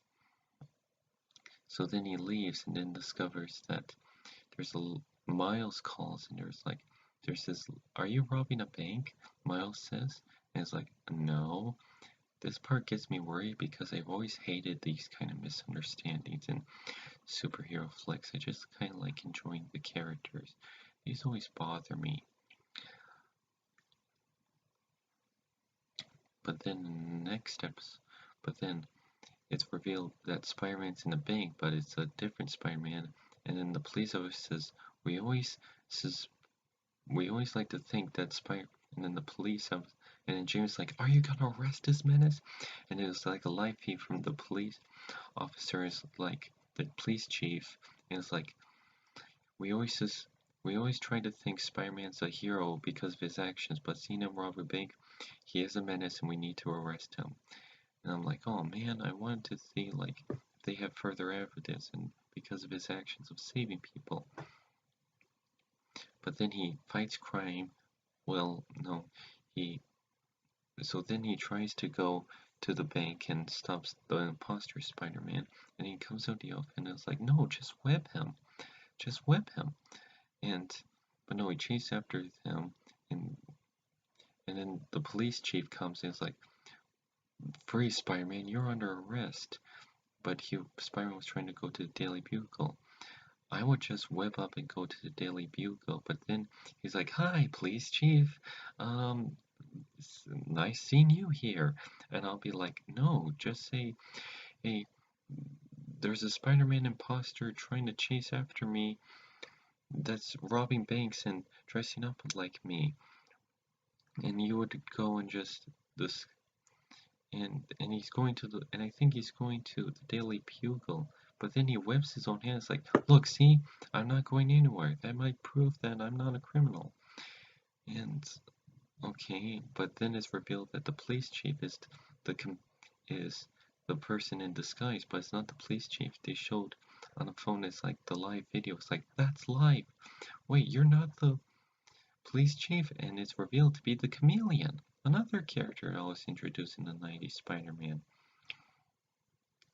But yeah, the Chameleon is behind all this, and it's revealed that it was Captain America from the other episodes, and it was revealed that he was the imposter Spider-Man, and then he tries blasting him with a ray gun. It's like, where is he going?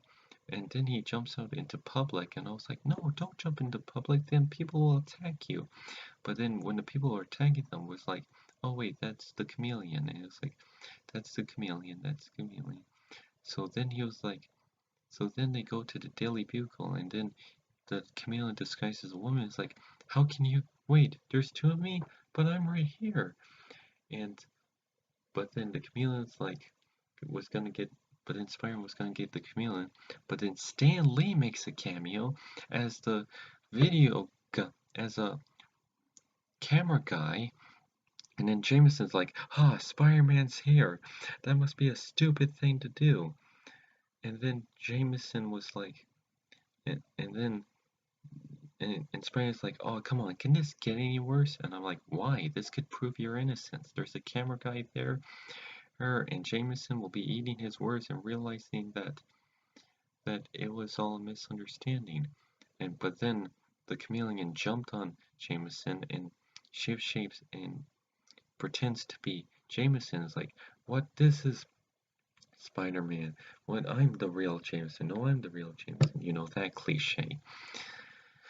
And then he's like, no, I can't stand two Jamesons. Then he punches one of them. And then Stan Lee says in his classic comic book writing style, how can you tell that one's the journalist and one's the once the imposter is like, I didn't, I just throw the punch. And it's like, why you, oh, why you menace citizens arrest, says Jameson. And then the police chief came in and he's like, we caught the burglar, he's the real imposter. And then the police chief's like, I have to take you into questioning. And then he leaves. It's like, you're not gonna make this easy. And then Jameson's like, you're letting Spider-Man go? Go, that's not, you're letting Spider-Man go? You're letting Spider-Man go? Oh, and it's like, and the police chief was like, we caught the burglar, or that's it. And then Spider-Man goes and takes a nap on his bed. I was like, what if your Aunt May comes? Don't be in your Spider-Man uniform. But then the alarm goes off and it's revealed that he was up all night and he didn't get any sleep. Just like what I did today. Yeah, I didn't got any sleep at all. I don't know what happened, but I got no sleep at all. You might take a nap, but yeah, that's my episode recap of part 3 and 4. And I hope you enjoyed that episode, and and you probably might see some new videos and new episode recaps. Hi, I'm Ben, and this is my episode recap of Marvel's Spider-Man. In this episode, Spider-Man... Oh, darn it, I forgot the titles. No, wait, it's called Brain Death or Brain Download, and the other one's called Brain Something. It's Brain Something. I know it's called Brain Something thing. You'll read the title of the episode on the title thing where the YouTube videos have it. Anyways, in this episode, it begins with Spider-Man trying to sleep because in the last episode he kept having all-nighters. And because every bad guy wants to attack him, so he didn't got enough sleep. So every time when he tries to do something, he tries to sleep. He fights the Tinkerer, which at first he's throwing a boomerang, and I thought it was Boomerang. Yes, for those of you guys who don't know or only watch Suicide Squad or even the Flash CW show, there's another supervillain who uses boomerangs. His name is just Boomerang. In the DC Comics, the one you saw in Suicide Squad is named Captain Boomerang. In the Marvel Universe, who's faced Spider-Man a lot, his name is just Boomerang. Just Boomerang. I know that's not very imaginative, but it's Boomerang. But yeah, it's not Boomerang or Camp Boomerang or anyone, it's just the Tinkerer, which is probably an even sillier name. But yeah, the Tinkerer tries to go... Yeah, he tries to go and fight Spider-Man, and then he waves him up, but then the police comes and arrest him without taking off his mask. Really? You think that's the first thing they'll do? But that's good. So they take him to the chief, and then he's like, "There's a lot of people say you're innocent. I could arrest you, but I think you're a good person. I got this from the Chameleon. He's not the mastermind or someone else. So we need you to examine it, but call me first." I was like, "Okay, I like that. I like that scene." So then Spider-Man came. So then Spider-Man fought crime So then when Spider-Man was going to school, he felt really sick. Well, not sick, he's just really tired. But then but then he told Miles Morales about the peace thing, and then he realized that he's been feeling sick. I mean, he's really tired. So then he calls him and he's like, "You need to go to bed." And so he goes to bed, but it's up to Miles Morales. Also, he has a robot in this. Yeah, it opens with him having a helping robot. And boy, what happens to that robot? Wow. So Miles Morales breaks into Oscorp to find out about the Chameleon's tech. And turns out the Chameleon is building other masks to shape into other people. And then he opens the alarm and it starts shooting at him. And then there was more robots and they start shooting at him, but then the good robot comes and helps Miles Morales Spider-Man, but then he fights crime. So then he fights the evil robots, and the helping robot fights the evil robots too.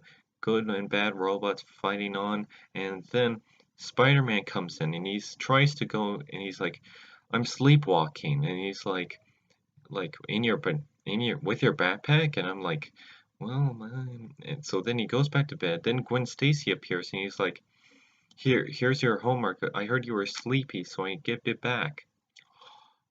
So he's like, "Yeah, what a great friend." And he's like, "Gwen, I can't tell you, but I need you to hide here. I need you to help me distract Aunt May. I can't explain. You just have to trust me."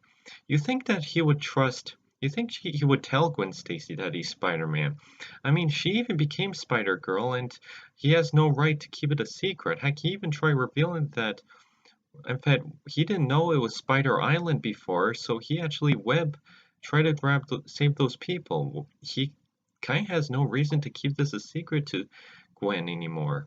But then at the end of the episode, Spider-Man comes, he helps Miles Morales Spider-Man. I think they're calling him Spider-Kid or something. He helps Spider-Kid.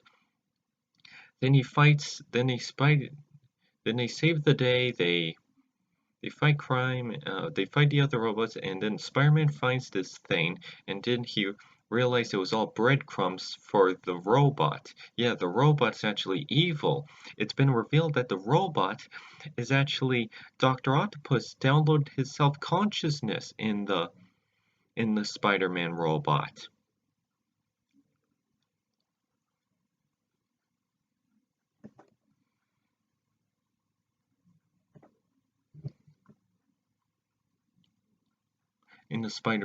Sorry, I was checking out my mustache.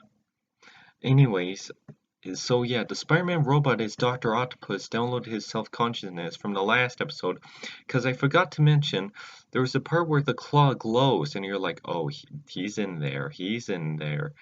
Yeah, but yeah, the glows, so the octopus tentacles are alive. It's been revealed that he's been downloading his self-consciousness into the web line, so he downloaded himself in a robot, and then he revealed his master plan that he was trying to capture Spider-Man, and he was trying to capture Spider-Man and hiring all these goons as the brains. I don't know. I feel like that was a bit predictable to know that, oh, it's Dr. Octopus. I mean, you could have just stepped things up a bit, because we've seen this before, and I was like, oh, it's Dr. Octopus? Well, of course it's Dr. Octopus, like all the other times it was Dr. Octopus. But yeah, so, like, yeah, it couldn't have been like the Kingpin or anything, but anyways. But yeah, he tries to fight Spider-Man, but in the next episode, he tries to download his consciousness into himself, and I was like, oh, are they really gonna do that? I actually know the story. Oh, here it is.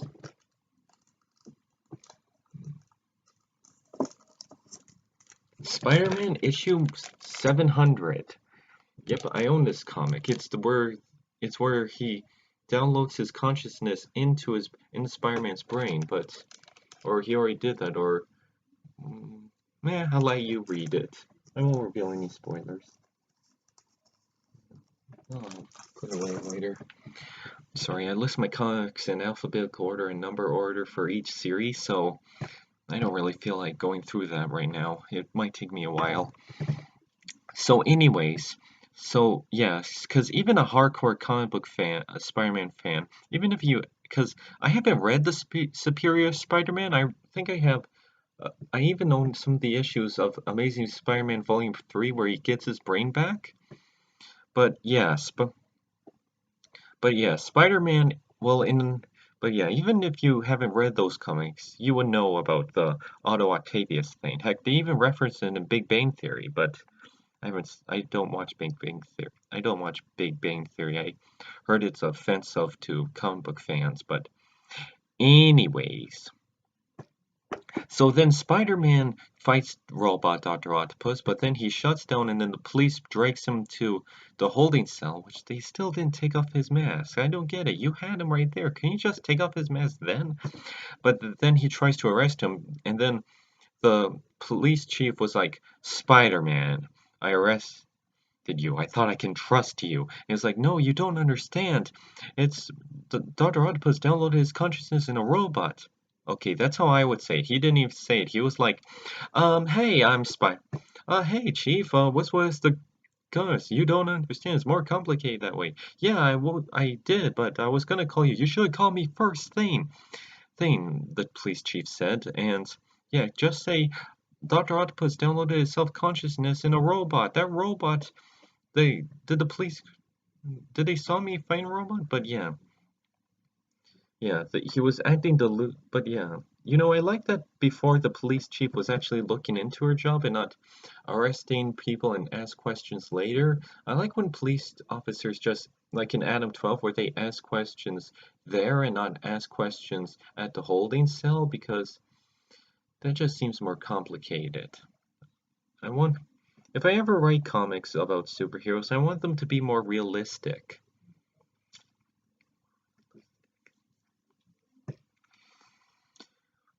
So anyways, Spider-Man fights. Spider-Man tries to explain, take off that mask right now. I'm arresting you. I don't allow vigilantes with masks.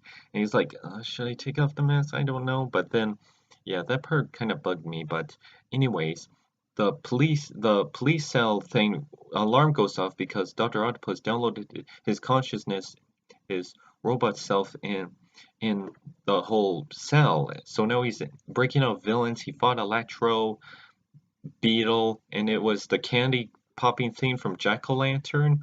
Hey, did you know in DC Comics there's a character named Jack-O-Lantern? Yeah, both DC and Marvel have a character that's named Boomerang. One named Captain Boomerang, one's just named Boomerang, and one they're both just named Jack-O-Lantern.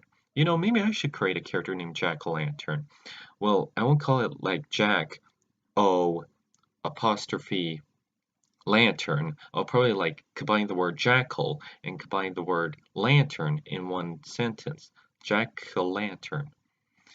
And chances are, since I posted this on YouTube, someone's probably gonna beat me to it or steal my idea. Aye. Well, my evidence is here, so if anyone asks, I posted this. Anyways. Then the Beetle shoots the candy corn at the police chief and Spider-Man, but then he's like, no, look out, but he didn't know it was candy corn. And he says, I hate candy corn. I actually like candy corn. It tastes like autumn. So then they try to find Dr. Octopus. There's a bomb. He tries to throw it, but then Miles Morales asks that I'm sorry if this sounds racially offensive, but the Spanish girl, I'm sorry, I keep forgetting her name, but she's the only Spanish character there, and I'm sorry if a lot of you found it offensive. I'm talking to all of you, social justice warriors. But anyways, I'm sorry. But anyways, she knows that Miles Morales is Spider-Man, and I forgot. I may have did an episode recap, and you might say, how can you forget about that? Well, I did forget about that. Sorry, but yeah, then Miles Morales revealed to her that he's Spider-Man. I was like, why didn't you tell him that he's Spider-Man? Man, I was like, why didn't you tell him that he's Spider-Man? And I mean, like when did Miles tell him that he was Spider-Man? I forget that episode. But yeah, in the beginning it's like I was a bit confused because he calls her and I was like, why do you want me to do this? And I was like, it's a science experiment, Miles said. And he was like, well, and I'm like, why? She's breaking into a police prison. You don't need to keep this a secret from her. So yeah, but she found, so she's like, Miles, and I was like, wait, maybe if I do this, but then it gets sabotaged. So then they like, let's try this way, and in the phones, and they break into the air vent. And Miles Morales was like, Spider-Man, sorry, I need to do this. Sorry, this belongs to Spider Heroes. And she reveals that she's Spider-Girl. And then she becomes a hero. And and Miles Morales like, what? So then they go into the police station, or the prison. They go into the security prison, and then they fought the bad guys. And then they help Spider-Man, but then Spider-Man finds the bomb. He tries to get rid of that, but then Otto Octavius grabs him and is like, no, don't. And then he's like, I'm gonna download my consciousness into you. And he sees all his memories like, sorry, this consciousness is not, I forget his pun, but it was a silly pun. And then he got him out, and then he destroyed the bomb, and the day was saved. Even the police droid. But then it's revealed that Dr. Octopus actually made it. And I was like, how? Because didn't Peter Parker have time to kick him out? So I guess he made it in time. Yeah, so Otto's in his head, just like the series of comics. And I was like, how are they going to do this? Because didn't Dr. Octopus turn from bad to good, or a bit badish, but still being good in the Superior Spider-Man? So how is he going to do this? Because that was a whole comic book series about Dr. Octopus being in Spider-Man's head. So I wonder how many issues. I'll look that up later. So yeah, so how is he gonna fight crime? So I'm worried because the police are okay with him. They're like, yay, Spider-Man saved us. And I know Dr. Octopus, I've seen this cliche 1,000 times in other superhero stories. The villain does something, the hero thinks they're being praised and they recognize their good work. Then the villain does something evil to frame them, and there's no way to prove his innocence, and they all think he's bad again, and then they think he's and then everyone thinks he's evil again. And everything's back to the way it was. Ah, jeez. And there's no way to prove that. How are they gonna prove that Dr. Octopus was in his mind? And does Miles know that the police chief have a relationship? Well, not a romantic relationship, like a partnership. Well, we'll find out in the next episode, whatever it's called. I'm gonna be a bit worried, knowing since this is a TV show, they're probably gonna make it like 1 or 2 episodes with Dr. Octopus in his brain, because I don't know if average television viewers will be used to seeing Dr. Octopus in his brain, in Spider-Man's brain for a whole series. I mean, I don't know if people even like that as a comic book series, or did you like it as a comic book series? Comment below and let me know. I'm sorry if that's a ripoff from Jeremy Jahns, but it's a good way to say it. But I hope you like that. I hope you like this episode recap. It took me 15 minutes to record it, and we'll see some new videos and find out what's gonna happen next time. In Marvel Spider-Man, is Dr. Octopus gonna be evil? Is he gonna be a good guy? What's gonna happen? Let's find out next time. Hi, I'm Ben, and this is my episode review of Avengers Assemble Black Panther Quest that features Spider-Man. Now, if you watch my channel, you know that I do reviews or episode recaps of Marvel Spider-Man. Yeah, I know Marvel Spider-Man isn't that great of a show, but I still like to do episode recaps or something like that. Well, before I did an episode recap on Guardians of the Galaxy interacting with Marvel Spider-Man, and now I'm doing an episode recap of Spider-Man meets Spider-Man meets Black Panther. Well, it mainly opens with it's a two-parter episode because it's mainly begins with Black Panther breaking out of jail, spoiler alert, because everyone thinks he killed Captain America, but he didn't. And Black Widow keeps accusing him. I saw Black Panther killed Captain America, but I'm like, but no, he didn't. No, he didn't.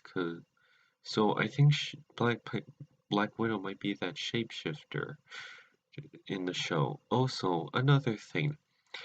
This is supposed to be season 5 of Avengers Assemble, but it's mainly and I know this one's called Black Panther's Quest, but it really focuses on Black Panther. I feel like they should just call it, well, just make it a Black Panther standalone show, but it's mainly Black Panther featuring the Avengers with some episodes. It's kind of like Batman the Brave and the Bold, but you know how in that show Batman the Brave and the Bold, where it's Batman but he interacts with other DC superheroes? It's like that, but with Black Panther. I really don't think this should be season 5 of Avengers Assemble. I really think this should just been a Black Panther standalone show. Oh, and speaking of which, you might see that I'm not wearing a Spider-Man shirt. Now you might be like, oh, are you wearing a Darkwing Duck shirt? Something like that. It's called Darkwing Bart. I'll show you. See, it's Bart, but he's Darkwing Bart. And you might be like, where did you get such a t-shirt? I ordered it off a website. It's called TeePublic. It's spelled T-E-E Public. I might send a link in the description. I don't know where I will get. I don't know if my channel can do that, but even if I may or may not put it there, just remember TeePublic. TeePublic. That's how it's spelled. But yeah, in this one,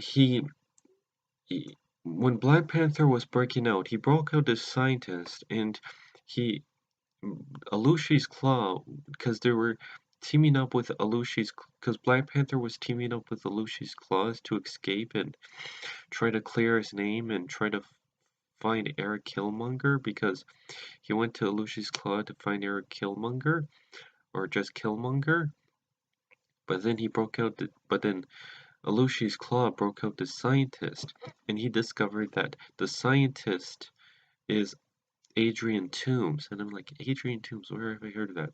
Doi, Adrian Toomes is the Vulture. Yeah, so he broke out the Vulture, they went to Horizon High, and they tried to break things out. They tried to break it out. They tried to get his old Vulture costume, but that's the thing. This takes place in the same show as Marvel's Spider-Man. Marvel's Spider-Man was a reboot from Ultimate Spider-Man, so they literally changed the canon from the show because at first, Avengers Assemble, in the beginning of the series, they kind of hinted that it takes place after Avengers Earth Mighty Heroes, but it doesn't really.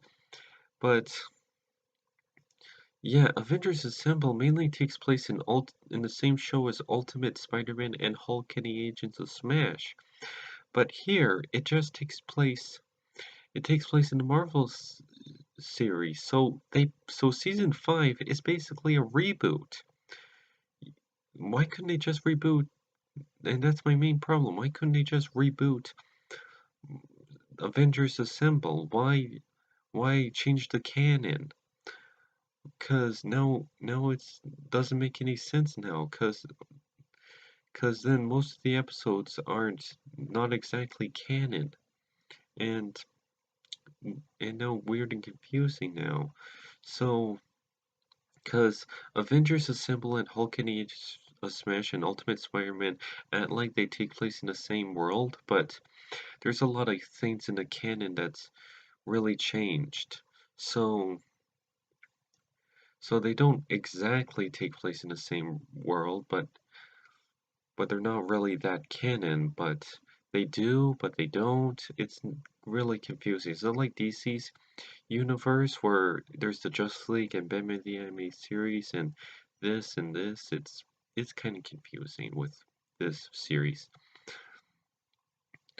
But yeah, so in this one, like Adrian Toomes, they break into the Horizon High, then Spider-Man finds him and tries to web him. Where Black Panther is like, no, this is like this is this. And Spider-Man doesn't listen, like classic superhero cliche misunderstanding. I've never been a big fan of misunderstandings, even in general. But yeah, so they broke in, they broke into the they broke in and saved the day. They broke it. So yes, Black Panther finally went in. Then Alushi's Claw and Vulture were fighting each other, and then Spider-Man attacks Black Panther. Is like 3 bad guys all here, because he thinks he's a one criminal, and then Vulture's like, no, they're the wanted bad guys. I'm the good guy. And then they fought a bit. And then he's like, no, you're still the bad guy because Vulture's creating a lot of collateral damage, even though they were doing that in part 1 of this. But yeah, so anyways, they fought, they did this and this and this, and and Black Panther saves Lucius Claw's life, and he kind of gets it, okay, so he's not really a bad guy. So then they save the day. Well, so then they break. So then they defeated the Vulture. They Black Panther before put a tracking chip on the Lucy's claw, then tracked him down and got him. And then Spider-Man and Panther were talking. It's like you're a wanted criminal. People are saying you're bad, and it's like these. And Black Panther was like, you people say the same thing to you, and that it's not true about you. And then Spider-Man was like, yeah, that is true, but It doesn't, but then they realize it doesn't matter what people think about you, and the internet doesn't always tell the truth. Believe me, I know. And and then Spider-Man was like, it doesn't matter what people think, it's matter what you think. And then he set Black Panther free. He got Lucius Claw. Iron Man scolded him for it, but then they arrested Vulture, and everything was okay. So that's the episode recap. I hope you enjoyed that episode, and I enjoyed it too. I will admit the colors because right now Avengers Assemble Season 5 is the same exact animation of Marvel Spider-Man, and I knew they're gonna do a crossover anytime soon with Marvel Spider-Man, so yeah, so they literally clarified they changed the canon. And I don't know what to feel about the animation.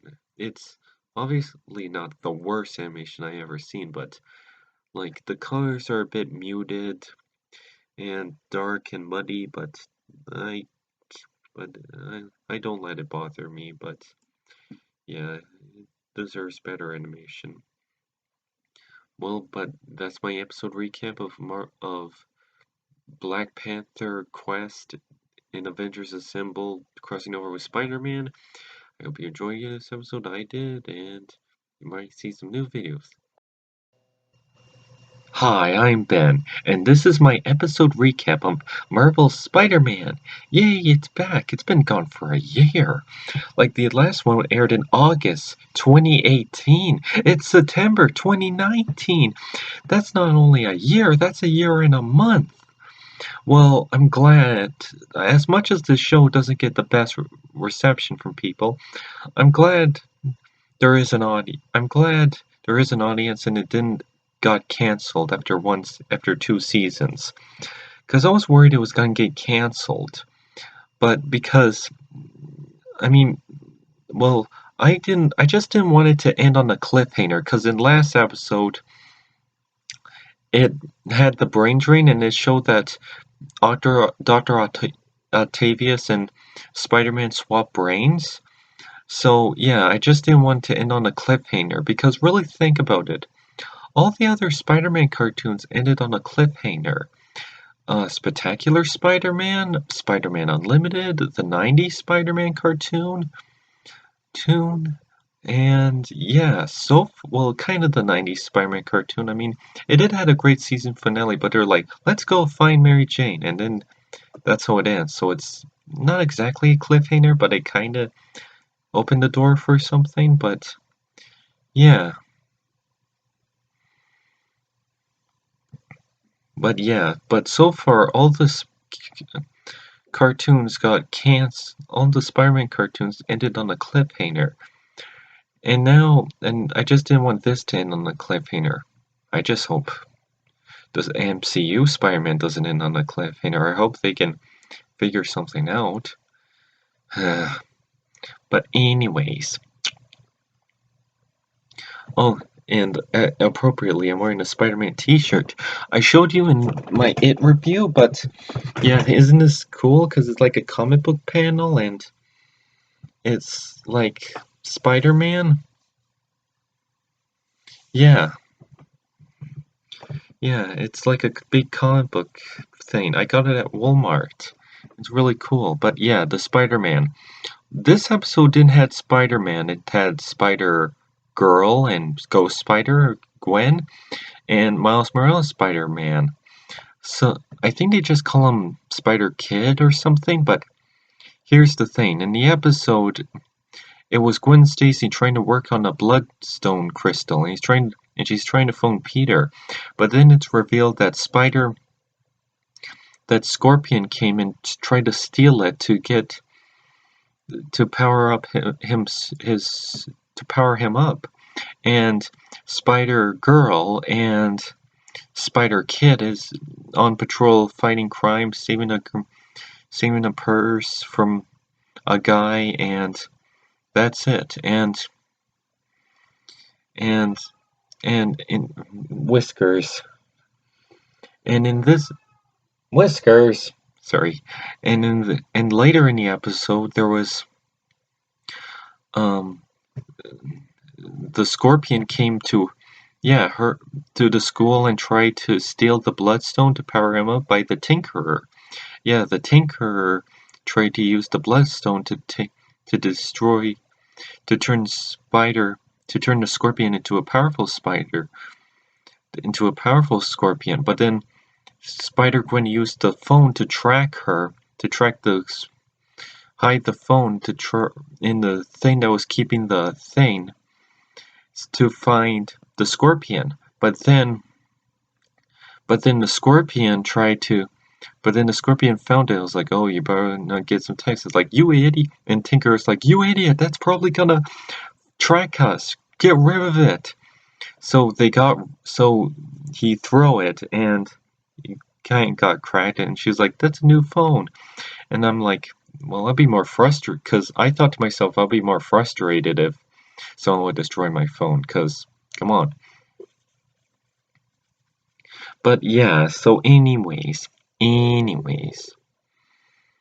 the phone, she found, Tinkerer and Scorpion found her, and then the ray, because they used this Bloodstone crystal as like for a ray gun to power Scorpion, but then it lasered her to power her up, and it got Spider-Gwen's powers, because before she was like, I miss the old days being Spider-Gwen, and there's even a poster of her holding a criminal as Spider, and her as Spider-Gwen swinging, and it's paying homage to Amazing Fantasies number 15, and then, but yeah, later in the episode, she gets her powers back, but yeah, she doesn't have built-in whip shooters, so it's coming out of her wrist, so it's like, phew.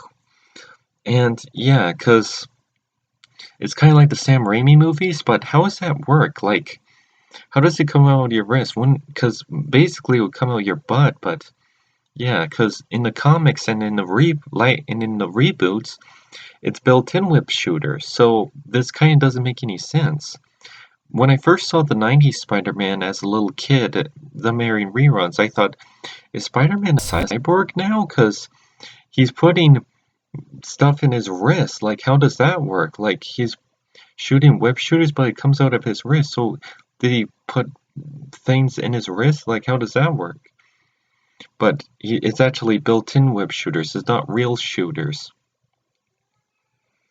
Just ignore the kitty. But anyways, Whiskers. But anyways, so they went and she got her powers back, and then she tried to help them, and then Spider-Woman, and then Spider-Girl and Spider-Gwen and Spider-Miles, and then tried to find Spider, and then the Scorpion was chasing her, and then the Tinkerer came out as like this giant robot thing that's big mech thing, and they both have team up and try to fight each other, and then the Tinkerer shoot the laser at Scorpion that gives him his powers back. I mean, not his powers back. And made him big and strong, and he's like a big monster Scorpion, but he's like a giant and more powerful. You know, I never seen a movie where they fight a giant. I never seen a live-action superhero movie. Well, I never seen a superhero movie in theaters where they fight a big giant monster, because we have like the Avengers movies. I guess maybe that giant will, but we have like alien invasion movies, and but we never had like them trying to fight a monster, a giant, like Godzilla versus Justice League or Avengers. Yeah, like something like that. But anyways, they save the day. They fight the monster, and then they save the day. And then Spider-Gwen tried to realize, if I destroy the crystal, it'll get rid of Scorpion's powers, but it might destroy mine. So then she throws the crystal on the ground, smashes it, and then there's a big sonic wave thing that shrink the Scorpion, but still give her power. So I'm like, oh, I wish she was back. But then she was like, I'm okay. I still have my powers. And they were like, how do you have your powers? Because I was thinking, like, how does she have her powers? I was like, maybe because she said maybe because she was closer to the beam that gave her own powers, and he was a bit closer to the far away from the waves. So Scorpion got in a wave in the big waves. So that's what lost his powers. But she was in the center of the core. But yeah.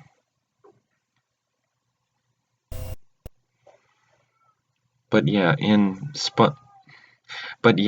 at the very end of the movie, at the very end of the episode, I mean, they're like, we're good, they're like, we're okay, but yeah, and at the very end, she's in her costume, but she has the mask now because in early episodes when she was Spider-Gwen, she didn't have the mask, but now she does. So, and she says, "Hey, how about Ghost Spider?" And then she's like, so she's Ghost Spider now, but then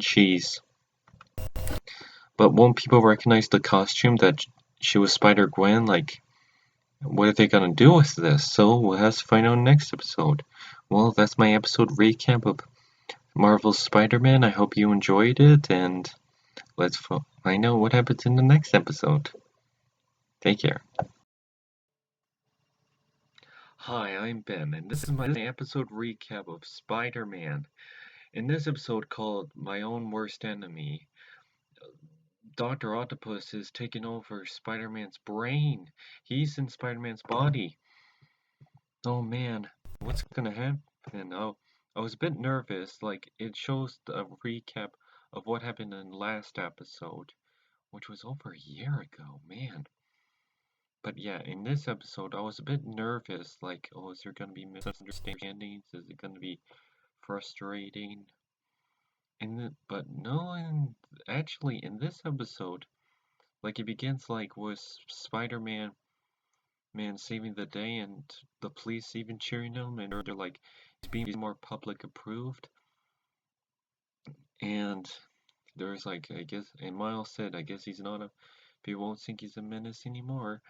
And yeah, I was a bit skeptical and worried. Like, I'm like, oh, is there gonna be misunderstandings, or is it gonna be frustrating where he's gonna act evil and everyone's gonna hate him and he's not gonna clear his name? But here's the thing, when he realized that he's Peter Parker, because he takes off the mask and Otto Octavius finds out that Spider-Man's Peter Parker.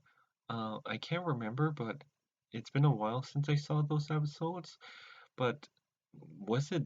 But I thought like he already knew he was Peter, but I guess not. But yeah, this is interesting. Now, to be honest, I don't own a lot of Superior Spider-Man comics. Where I think I own one that was from Free Comic Book Day, and Spider-Man issue 700. Yeah, I love the cover for that.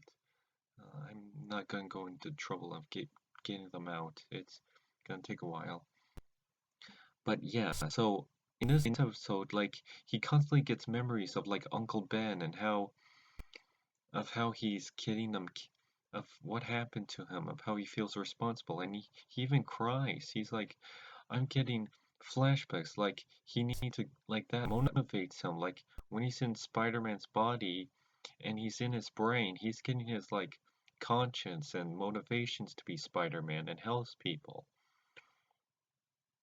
and he saves them. So that's what makes him, yeah, that's what makes him interesting. Because I heard some people say a Superior Spider is smartly written or a masterpiece, and some people thought it was a bit weird. Because yeah, but if it's more like this, that's great, because we're actually seeing Otto more human and actually learning how to help people, and everyone's praising Spider-Man like he's a hero. Even the police are like, what you did was brave. Like, there's this scene where Silver Sable was planting bombs, and I thought like, oh no, and he stopped the bombs and and tried to, and destroy the bombs, and everyone was like, "What you did was brave. You helped people. Thank you. You saved people. You're a hero. We love you." And a kid actually helped him, and the guy was like, "You saved my grandson." And I'm like, "I'm a hero. Yeah, it's all in a day's work." And that's great. Even the police was like, "You did, what you did was brave." It was voiced by Jim Cummings. The police was voiced by Jim Cummings. And so yeah, and he only wears the Superior Spider-Man costume at like the very end of the episode where he's fighting Hammerhead. And I guess that's my episode recap. There was nothing much to talk about. There's a lot of great scenes I liked about it, but I don't know what else is there to talk about. Like, there's also a scene where I got work. Oh yeah, this part where he saves people from a car and they're like, "You're a hero," and the police helped them, and he helped the he helped the family, and it was like, "I'm a hero," and everyone happy. Oh, and the police, like, before Otto was trying to be like forming an evil team, and she was breaking out Hammerhead and Black Cat. Yeah, cause I actually read the Amazing Spider-Man, the series that came after Superior Spider-Man, like Volume 3 of Amazing Spider-Man. But yeah, like Black Cat hates Spider-Man because he put him in he put her in jail, but Otto as put her in jail. So yeah, but what but what's gonna but what happened? But what's gonna happen here? Well, we have to find out next episode. Because yeah, he's trying to be a better person. Like, there's even a scene where Uncle Ben flashbacks, and he's like, everyone, you gotta look at things in the, like, there's a scene where they're on a tall building, and Uncle Ben says, like, you gotta see how important everyone, like, that, and Otto was like, my dad told me that I'm important, but everyone else is important, and that was great. Well, that's my episode recap. I hope you enjoy it, and let's find out in the next episode. Maybe this Sunday I might do it. And I gotta remember to do these episode recaps because I don't know where these episodes air. Like, but now I know, and I'll watch them and I'll do more episode recaps. So I hope you enjoyed that, and take care. Here. Hi, I'm Ben, and this is another episode recap of Marvel Spider-Man. Now, funny thing, usually I wear Spider-Man shirts or jackets, but this time I'm wearing a Batman shirt. I mean, long story. I just didn't feel like changing my shirts every time. I just want to recap this. In this episode of Marvel Spider-Man, it starts out with Peter in the computer world, and then he's like, "What's going on? How am I going to get this? All I remember is this. Oh dear. All I remember is this and this and this." But then, fighting Dr. Octopus. But then it cuts to Dr. Octopus, and he's like, "Okay, now everyone, okay." And then he makes breakfast for his aunt, well, Peter's aunt, in Otto Octavius' body. And yeah, it cuts to Otto Octavius. Sorry if this is all over the place. It cuts to Otto Octavius all over the place. It cuts to Otto Octavius making breakfast for his aunt, and I'm like, that's nice, and it was really sweet. And then it shows like Otto Octavius, and it shows J. Jonah Jameson on TV. He's like, "I don't like this new Spider-Man, and they say he's new, but I think he's a menace. Meh, meh, meh, meh, meh." Oh, by the way, I actually heard that. Because I did a video that I don't want Spider-Man to go back to Sony because it's Marvel's character. Marvel Comics created Spider-Man, so Marvel Studios should have Spider-Man. It's their character. It wouldn't make any sense. But I actually heard they reached a deal and Marvel Studios is going to make a third Spider-Man movie to the Tom Holland Spider-Man movie. And it's even going to be directed by the same director. Yay! So anyways, Yeah, so I'm really happy about that, but yeah, Spider-Man. Um,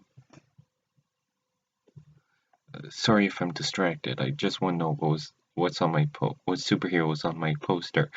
But anyways, oh, just some blankets right there. Sorry.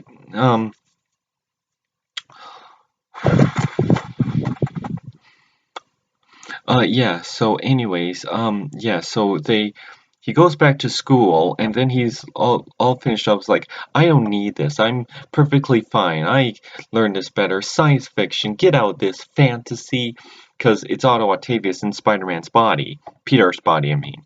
So he's like, so he leaves so he leaves and Peter's like, Spider-Man, Peter's acting weird, so we gotta help him. And then he's like, what's going on? And then later, it's discovered that Sandgirl is the main antagonist. Yeah, Sandgirl. I kind of have a crush on Sandgirl. I don't know if I said that in my other videos, but yeah.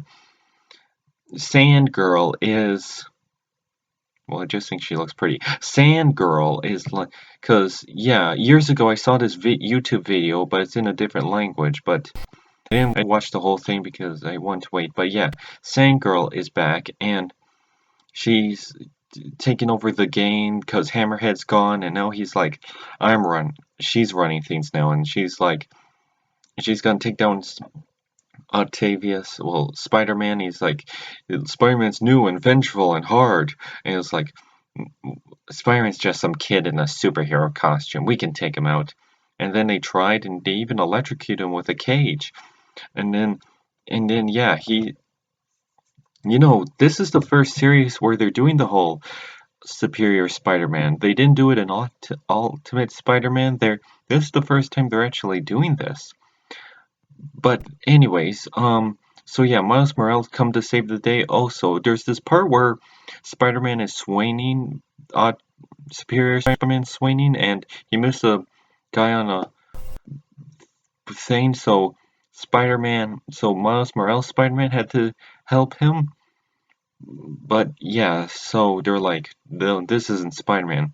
And then there's this scene where Miles saves him from the electrocuting cage. Spider-Man is like, Spider-Man uses the cables and electrocutes Sandgirl and turns her into glass because they're like, what happens when sand mixed with electricity? It turns you into glass. And there was a part where Otto was gonna smash her, but then Miles came in and was like, no, we don't smash our enemies. We don't do that. And it was like pish posh. And then, yeah. And there's this scene, but yeah, Peter Parker, the real Peter Parker, is trapped in a computer world, and I'm like, oh, how's he gonna get out of this? Like it was like virus detection, and then he remembers this kill code, and then Max is like, what? How do I do this? This is bad than I thought. So he tries to restart it and reboots the whole system, and then yeah, so then there's this place that's like, did he thought of then in the computer world, Peter's like, did he thought of a Trojan horse? And yeah, I know I should write a script for when I'm doing episode recaps, but yeah, okay. So anyways, so then he jumps to this computer thing, and then Peter's like, did he thought of a Trojan horse? So then he's like, password incorrect, password incorrect. And he's like, is it I Hate Spider-Man? I was like, oh, come on, really? Then he jumps in, and then he saves the day. Well, he jumps in, and then he avoids the technology, and then he's like, out of the frying pan into the, what is this place? And then and and yeah, cause that part shocked me. Like, what would happen if that wasn't a password, or if he couldn't think of a password, or what happens if anyone else was stuck in there? They would have died. Yeah, that part freaks me out. But anyways, they're at the part where Max is like, oh, well, I hope we can fix you. Oh wait, Peter realized that he's at the ASU computer system, so he figure out there.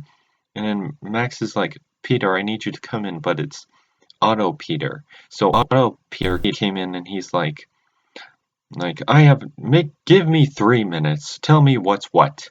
And then Max is like, your thing is overdue, and then Peter's like, give me a scholarship, why don't you, or do this. And then P is like, that's not how it works. And then Miles came in and was like, whoa, Peter, calm down, man. And then Peter leaves like, any other school can teach me. I didn't need school to learn better. I did that all myself. I quit. And yeah, that's how the episode ends. Well, I hope this has a happy ending, because I don't like misunderstandings episodes like this where they switch brains and they can't tell what's happening, because it gets a bit frustrating because they can't tell the other characters, and yeah, that is frustrating and bothersome. But we'll have to find out in the next episode. I probably might review it tomorrow because it took a week for me to do this, because this episode aired last Sunday, so the new episode is airing this Sunday. And it took, well, I probably might review it tomorrow. Sorry if it took a while, but here it is. So I hope you enjoyed that episode, and hope you enjoy the next episode. Well, take care. Hi, I'm Ben, and this is my episode recap of Marvel Spider-Man. And this time I'm actually wearing a Spider-Man shirt and Spider-Man Jimmy bottoms, but yeah. Long story, I had a shower and I decided to changed my clothes and I decided to wear some Spidey clothes. But yeah, this time I'm actually wearing Spider-Man clothes. So in this episode, Spider-Man is still trapped in Dr. Octopus's computer, and Otto is still in Octopus's body. Dr. Octopus is still trapped in Peter's body. In this episode, we get to see the Avengers. Well, Black Widow, Iron Man, and Ms. Marvel. The Kamala Khan Ms. Marvel. But that's it. So Miles Morales Spider-Man went to, or Spider-Kid, Miles Morales went to Ms. Marvel to explain what's going on, and they try to investigate, but then AIM comes in, and Spider-Man gets all rough and tough, and yeah, AIM comes in, and Spider-Man attacks them, and then Spider-Man tracks them down, and then the Avengers get involved, and it was Iron Man versus Spider-Man. He serves him like a surfboard. It was really intense. But yeah, after that,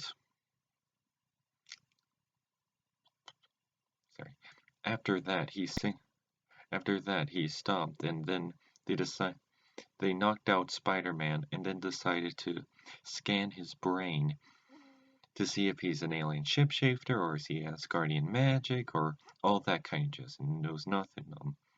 But yeah, they didn't count on switching his brain.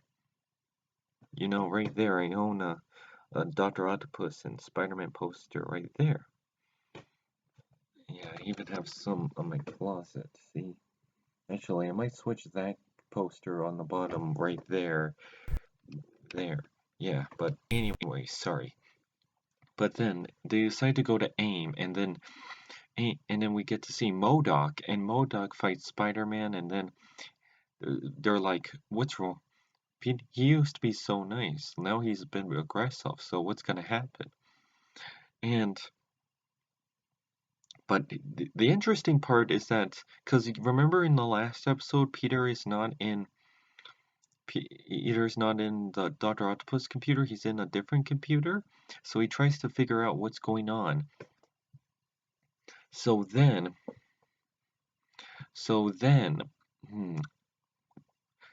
he sees Otto Octavius memories, like when he was a kid, he got bullied, he became a bully, he was really mean, and then he actually felt sorry for him, but then later when Otto was in the kitchen in his memories, Peter was like, oh look, he had it all, he had everything, why is he not nice? But then his like dad or uncle or parent came in, it was like, what are you doing, why don't you play with the other kids like a normal person. Why do you have to do all these stupid things? Me. When they showed that, I was actually very impressed that Disney did something like this. We actually see an episode about an abusive parent. Think about it. Nickelodeon, Cartoon Network, not even Disney shows abusive parents like this. And to actually finally do something this intense, we haven't seen something so realistic. I'm very impressed that Disney will actually show something this realistic on the show. But anyways, yeah, I'm very impressed. But anyways, he sees how screwed up he is, and then later he cheated on the bull. He pretended to in his memories. He pretended to fail his stu his test, and then he failed to trick the bully, and he was like, I failed from cheating off you. Why you think you're so smart? And he's like, I failed on purpose so you can fail. And it's like, you little, and his dad came in, it's like, get in the car, we need to talk about your grades. And then his grades came in, and yeah, so I was like, this feels good. And Peter's like, is this how you do it? Ruin other people's lives like this? So yeah. So yeah, this got intense, but then he figured out how he got in the computer and how they swap brains. So he became Dr. Octopus's arm, and then Miles came in. He was on the phone with Ms. Marvel. It's like, nothing's really happening. He's just me now. But then he heard something. He was like, Miles was like, Dr. Octopus's arms? What's going on? And then he turned the computer and he was like, he read, Miles, I'm in the computer, help me. It's Peter. And I was like, oh my gosh. And then to be continued. So what's going to happen next? We'll find out next Sunday, I guess, or I might watch it Tuesday because it's October 1st and now today's Tuesday. And I'm like, how is this? Yeah, because I said I might review it tomorrow, but now it became 2 days because the episode didn't upload yet. But yeah, we'll has to see what happens next. Well, that's my episode recap of Marvel's Spider-Man. I hope you enjoyed that episode like I did, and you might see some new videos sooner or later. Hi, I'm Ben, and this is my episode recap of Marvel's Spider-Man.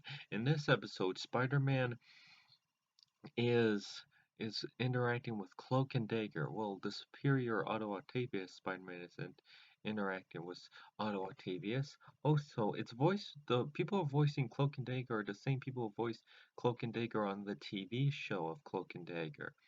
I even saw an interview. Also, apparently they first appeared in a Spider-Man comic. I thought I owned it, but I owned this version.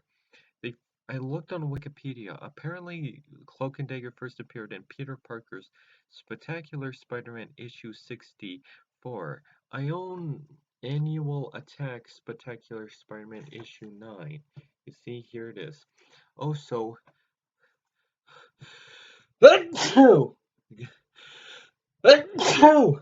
sorry.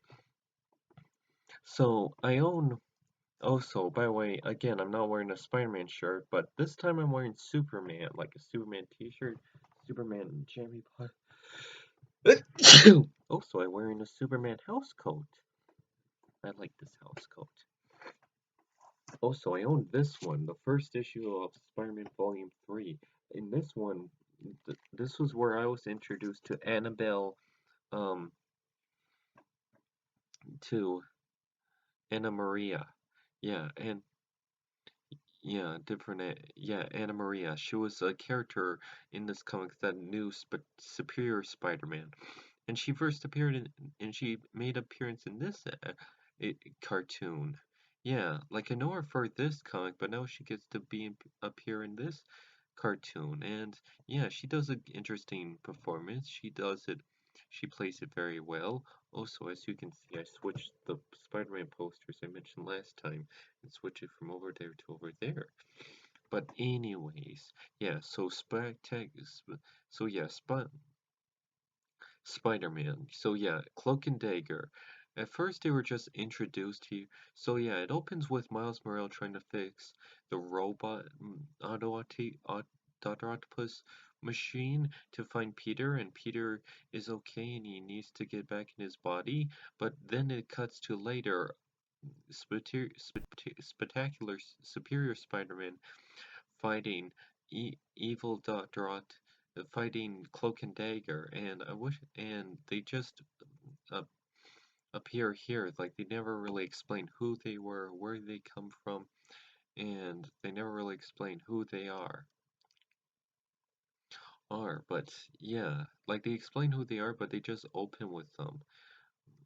I wish they would explain who they were, how they were introduced first off, but I feel like they just appear like right here. Here they are. But that's okay.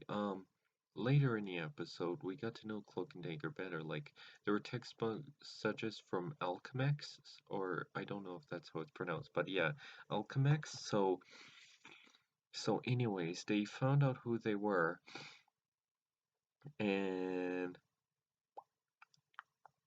yeah, so they tried to get revenge on how to make them, because they made them who they are, and they were experimented on. So they tried to so Superior Spider-Man still tries to arrest them and tries to take them out because he thinks there's criminals, but he doesn't understand. So so Cloak and Dagger has to stop him, and they has to stop each other or something. But then Miles Morales Spider-Man, Peter Parker Spider-Man comes to stop them, and they're like, enough of this. So they try to switch brains back, and Peter's like, I know there's good in you. I know there's good in you. And there's like, nope, I'm the Superior Spider-Man. This is all me. Here I go. And then they ended like, I'll fix you. I'll fix you. And yeah, the other lady, Annabelle. No, Anna Maria. Yeah, sorry. Anna Maria. So Anna Maria is trying to be friends with Spider-Man. She's always misunderstood and tries to help and tries to make friends with Peter. But yeah, it at first doesn't go so well. But I want to see what they do with this later on. So I have to find out next episode. But yeah, it ends on a to be continued, and the robot is damaged, and Miles Morales like, I can fix this. I can fix this. So he has to see what happens next. So let's see next episode. So next week. So that was my episode recap of Marvel's Spider-Man. I hope you enjoyed it, and probably see some new videos. Hi, I'm Ben, and this is my episode recap on Marvel's Spider-Man episode called Superior. In this episode, Venom comes back, but it's not like Eddie Brock. It's like just the ooze creature. He's like, "Where's Spider-Man? Where's Peter Parker?" Oh, and Otto Octavius as Peter Parker tries to stop him from tries to help out and tries to clean up from the last episode, and then everything was okay. And then Anna Maria was like, okay, I need your help. Oh, but where were you, and where was Spider? And how did Spider know? I was like, I alerted him. I was like, oh, you did? Well, you're my hero. And everything was like, sorry. And then they helped, and then they helped clean up, and then Flash Thompson was there, and he was like, I'm gonna, hey, Peter, and he's like, oh, Spider-Man's mean now. He used to be a hero, but now he's mean. Yeah, cause Otto's in Spider-Man's body, but then in last episode they're like, oh, Miles fixed the machine, but it's like the machine was already okay, and now it's like, yeah, you're okay, but we gotta fix you, and you gotta fix the machine, and then Venom came in and trashed the school, and what's gonna happen in this episode? And then so he knocked down Miles Morales Spider-Man, Spider-Kid, and he helped Spider-Man and then Robot Spider-Man tried to help Peter, and Dr. Octopus's robot thing tried to help him, and then everything tried to help, and then all sorts of things happened, like this happened and that happened, and they fought the Venom thing, but then the robot Peter called up and called Miles, and he was like, I need your help. He's looking for Spider-Man, and it's you. Yeah, he called Dr. Octopus, and Dr. Octopus was like, okay, and then Spider-Man, Superior Spider-Man tried to stop Dr. Octopus, Venom, yeah, so then he tried to save people, and then he realized, then the Venom suit was gonna, then Venom trashed the building, and they were like, yay, we did it, we cleaned the building. Oh no, Venom came in and trashed the building, and Anna Maria was like, oh, come on. So then Flash Thompson sees the Venom thing, the Venom symbiote, and he was like, no, it can't be, not again. And then instead of just running away, he just stands there all shot, and it's like, I know that fear, Flash Thompson. Then he grabs Flash Thompson and Anna Maria, and it's like, I need to help them. And it's like, this isn't logical. And it's like, being a hero isn't about. And then Peter came in and in the robot thing, and then tries to give his own life. And it's like, Peter, why would you do this? Give your own life for these people. It's what heroes do. Sorry,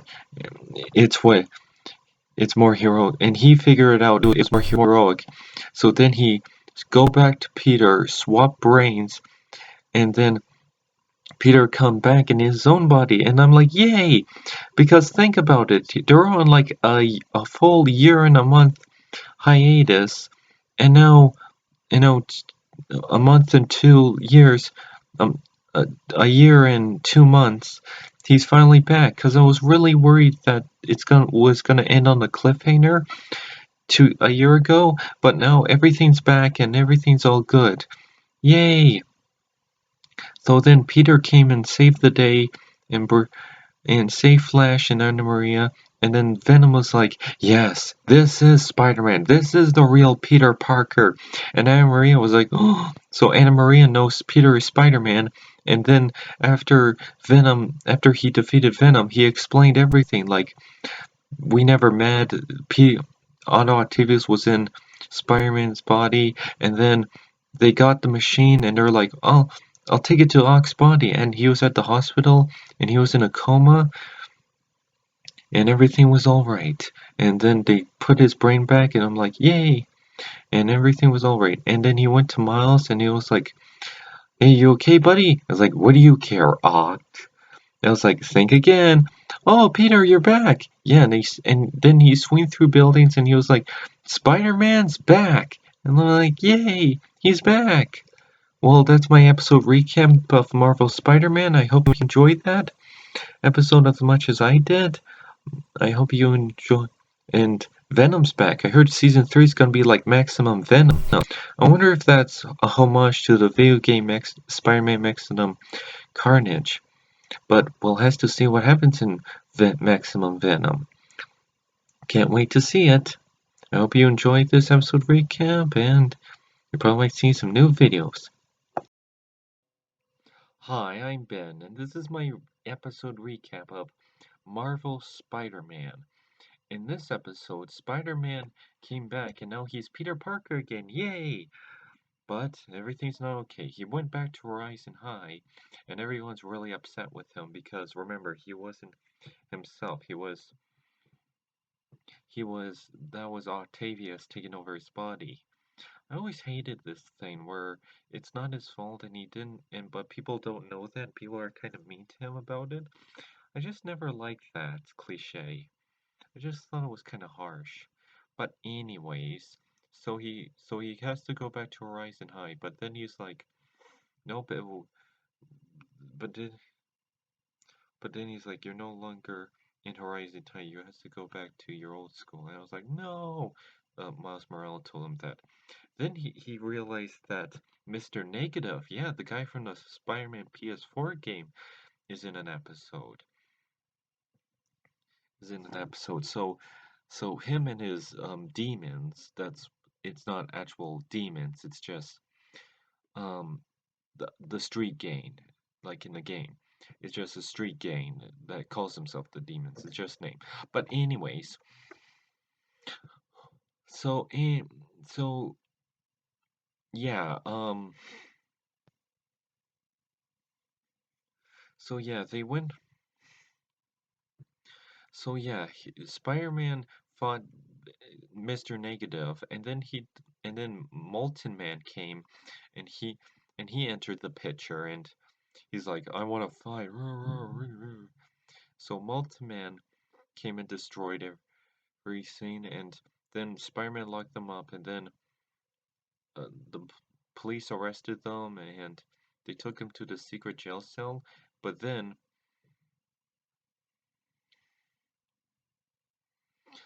he visited Otto Octavius in his school at the hospital, and then Annabelle came.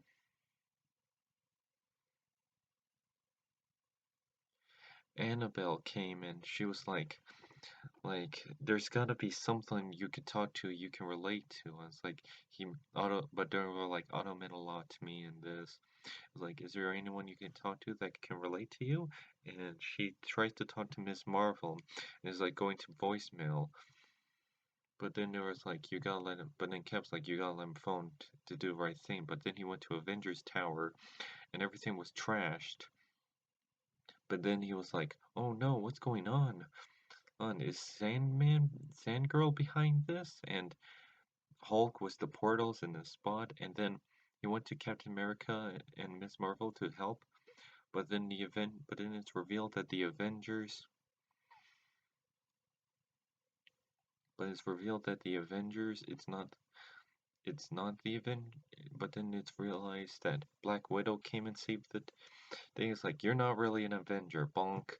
And I'm like, hey, yeah. So, anyways, then it's revealed that then it's then she got swept away. Then she's like, what's going on? So then she tries to go to.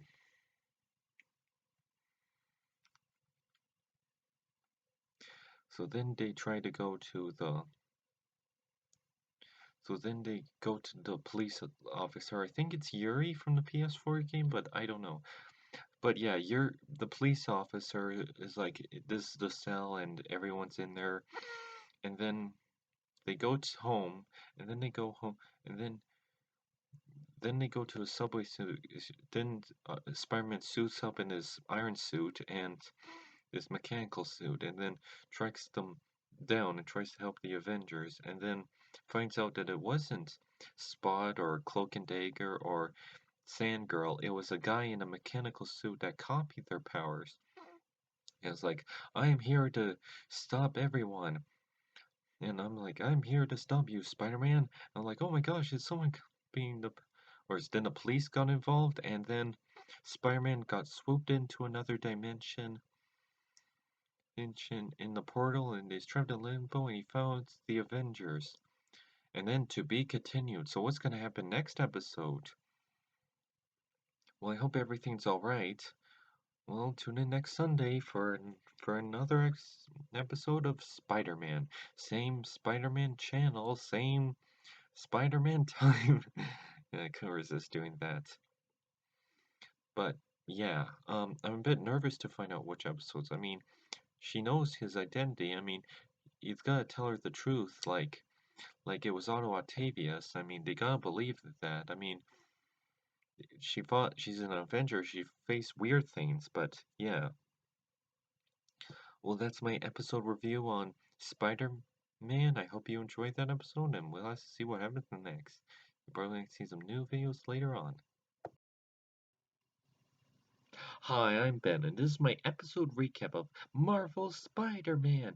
Do do do a do do do do do do do do do do do. Woohoo! This changes everything.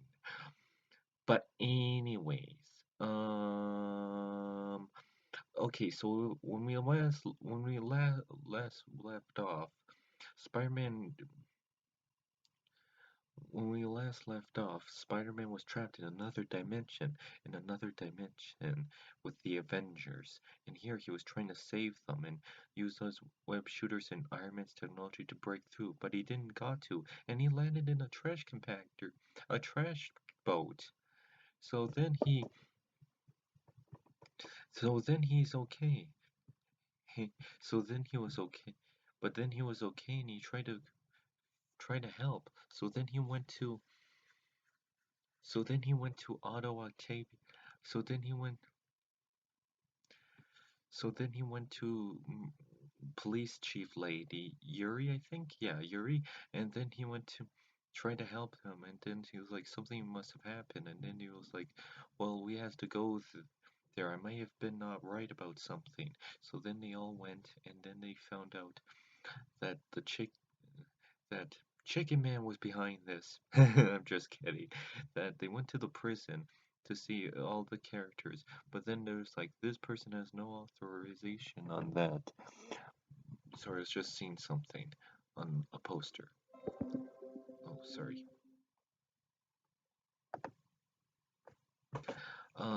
So anyways, so then the lady was like, you have no authorization, and the nice guy who owns the cellar was like, no, he can let him. So here he goes, and then this happened and this happened, and then he tried to go in, but then the other lady who worked at the police, the the prison thing, because there was a lady who works in a prison thing that was like, you have no authorization, and the nice guy was like, you know, he can, but then she was like, but then Yuri grabbed her like, you're under suspicion, and then it turns out that and then later they went to the prison and they talked to Cloak to find out any answers, but then it realized the nice guy holding the prison was the evil villain all this time.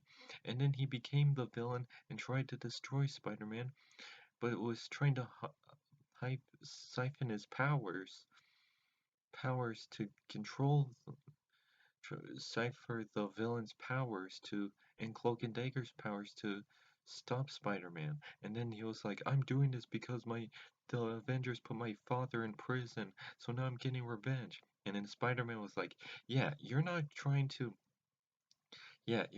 destroy you're trying to get revenge on the Avengers by siphoning villains' powers in a prison you created. Not a great plan. Sorry. Um, I'm trying to read something. So anyways, yeah, so Spider-Man teams up with Cloak and Dagger to save them, but then Otto wakes up in his coma, and Annabelle and him try to help Spider-Man and try to defeat them and try to help them with the thing, and then try to help them defeating them. Now I like the parts where it's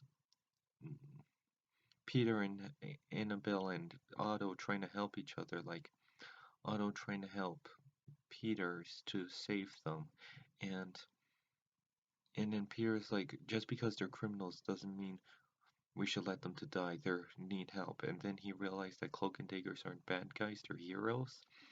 And then Otto tries to help them with Annabelle, and then at the end, there's like, we gotta help the Avengers, and then he's like, I see them in another dimension. Maybe I can do something. But then when all hope is lost, when that evil guy was gonna attack Spider-Man, Captain America's shield flew out, and now I'm like, here I am, Captain America, and I was like, yay! And then all the Avengers came to save the day, and it was all great. You know, I cosplayed as Captain America yesterday because in my town they were having a comic book convention, and I dressed up as Captain America. I even saw a little boy dressed up like Captain America, and I got some comics. But anyways, yeah, back to the show. So at the end, after they defeat the Avengers, here's something I'm really glad that they did. because everyone says this show has some bad writing, but here's something they did that was really good. That was obvious. Um, so then Miss Marvel was like, "Thank you for helping us, even though you were kind of a jerk lately." And Spider-Man was like, "What if I told you I got Swamp Brains was a supervillain?" I was like, "I knew it. I always thought it was aliens," says Miss Marvel. And Spider-Man's like, "So you believe me? I'm an Avenger. I seen weirder things. Because if this was any other badly written show, they would have let her not believe her because to create drama. And people would be like, but she saw weirder things. Like, how can she not believe him?" But I'm glad they did that. I'm glad. I'm glad. But so yeah, and so then they talked to Otto. Peter went to the hospital to talk to Otto, and that was great. And the episode ended fine.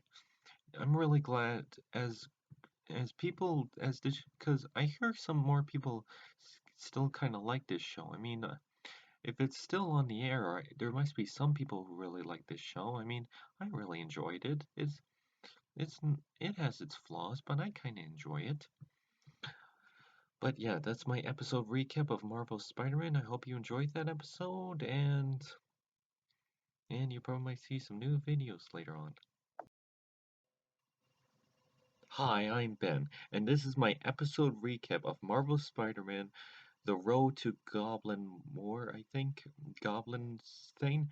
But yeah, that was a plot twist. I mean, I didn't even bother to write the title. I mean, it said Goblin, so spoiler alert for the plot twist. But yeah, I didn't bother to read the title, but good because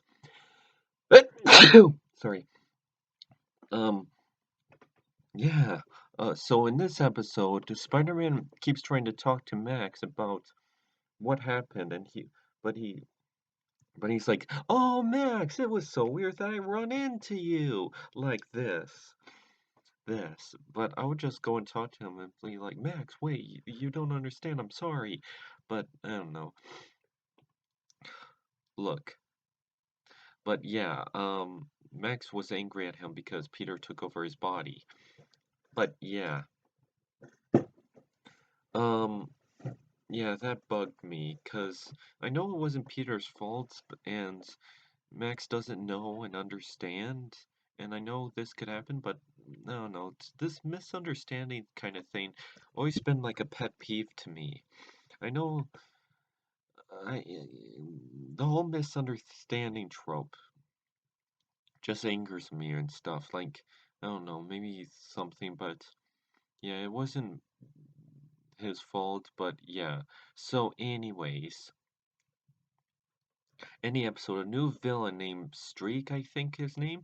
But yeah, Streak tries to tries to cause chaos, and Peter tries to figure it out. So he goes to Midtown to figure it out and tries.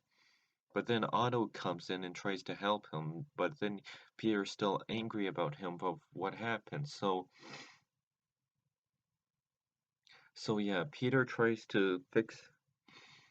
So yeah, Otto tries to help him, and Peter and yeah. So at the end, they try to help everyone, and near at the end, and Jameson's hates Spider-Man again. He's like, Spider-Man used to be a real hero because he was aggressive, which makes him look ridiculous. But yeah. So Spider-Man tries to.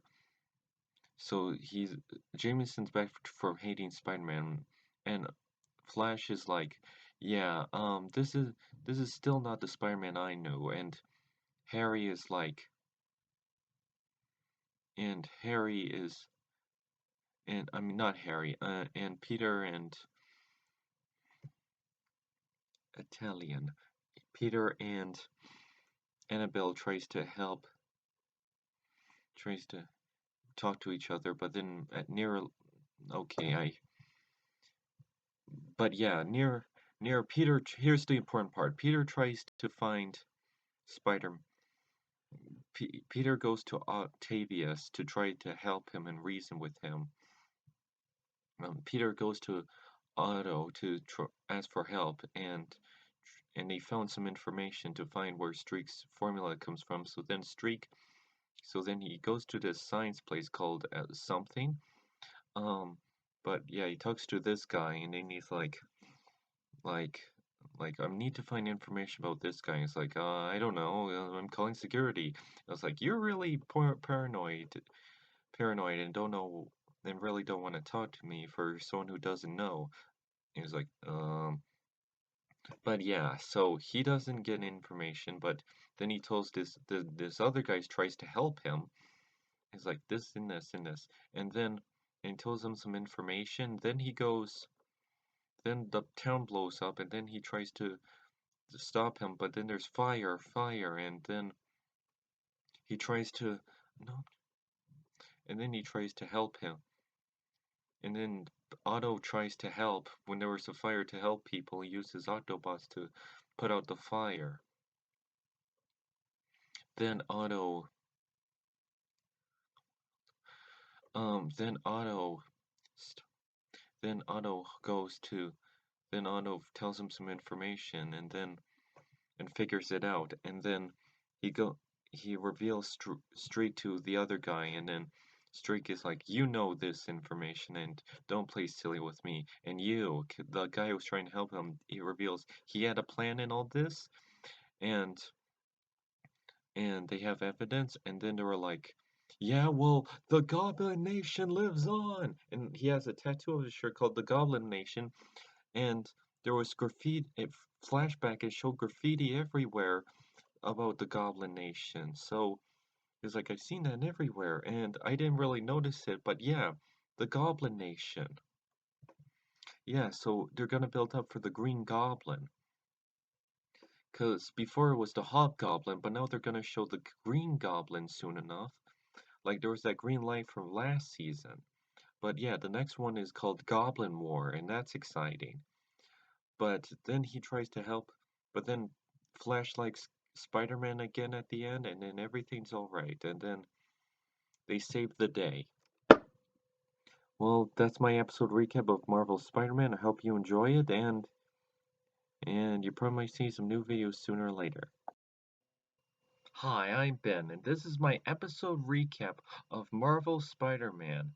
In this episode, it's Goblin War Part 1. Oh my gosh, what's gonna happen? Well, first off, I'm just gonna say it. This episode had moments of making me feel a bit frustrated. I mean, I know it's not their fault, it's just, well, there's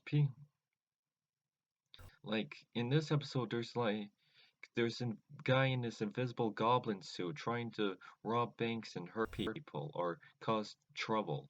And then Spider-Man needs to stop him, but he turns invisible or can't see through the suit, and then Otto tries to fix it and destroys it. But then there's this part that kind of bugged me and was like, eh, you know that part where you feel like, oh my gosh, embarrassed and stressed out, and you're like, you don't know what to do, and you feel embarrassed for the guy. It's the part where he goes to Horizon, needs to go back to Horizon Eye, and Miles snuck him in, and Miles snuck him in. Miles,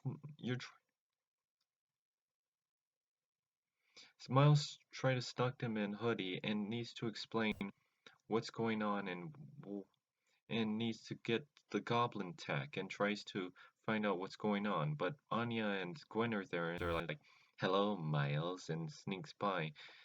And I don't know, maybe it's because of my Asperger's syndrome or my Tourette syndrome or something.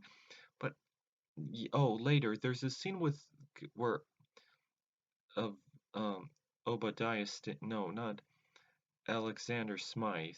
I think that's the name, Alexander Smythe, where he rats out Peter and he's like, there's a trespasser here. And then Max is like, I'm very disappointed in you. Must save it. No excuses or else I'll be forced to call security.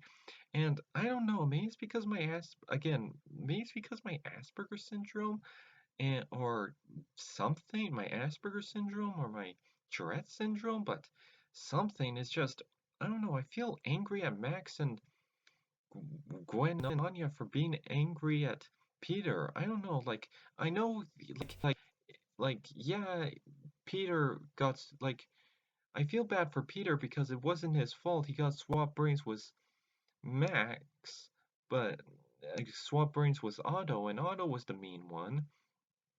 But I don't know, like, I just feel, like, I just feel angry at Anya and Gwen and Max, because, like, it's not their fault. They didn't know that Otto swap brains was Peter, but I don't know, I just feel bad for Peter, and I just feel angry at them for being angry at him for, yeah, I mean, they have a right to, because Peter unknowingly, it was Og that was mean to him, but still, it was just, that was frustrating, and it's, I don't know, maybe it's because the whole misunderstanding thing bothers me, and it frustrates me, but I don't know. But anyways, a long story about this jacket. Anyways, so so Otto tries to help, and then Gwen and Anya as Spider Gwen and Spider Woman, I mean, Ghost Spider and Spider Girl tries to help, and then they're like, we think that you're not gonna believe this, but we think Goblin is Peter Parker. I'm like, oh, and and when I was watching this, I paused it and had a conversation in my mind. And it was like, well, this is how I would have told them. And they said like, well, he was at this thinking that the goblin, looking up the goblin tech and trying to help and trying to find out, and then they were spying on him.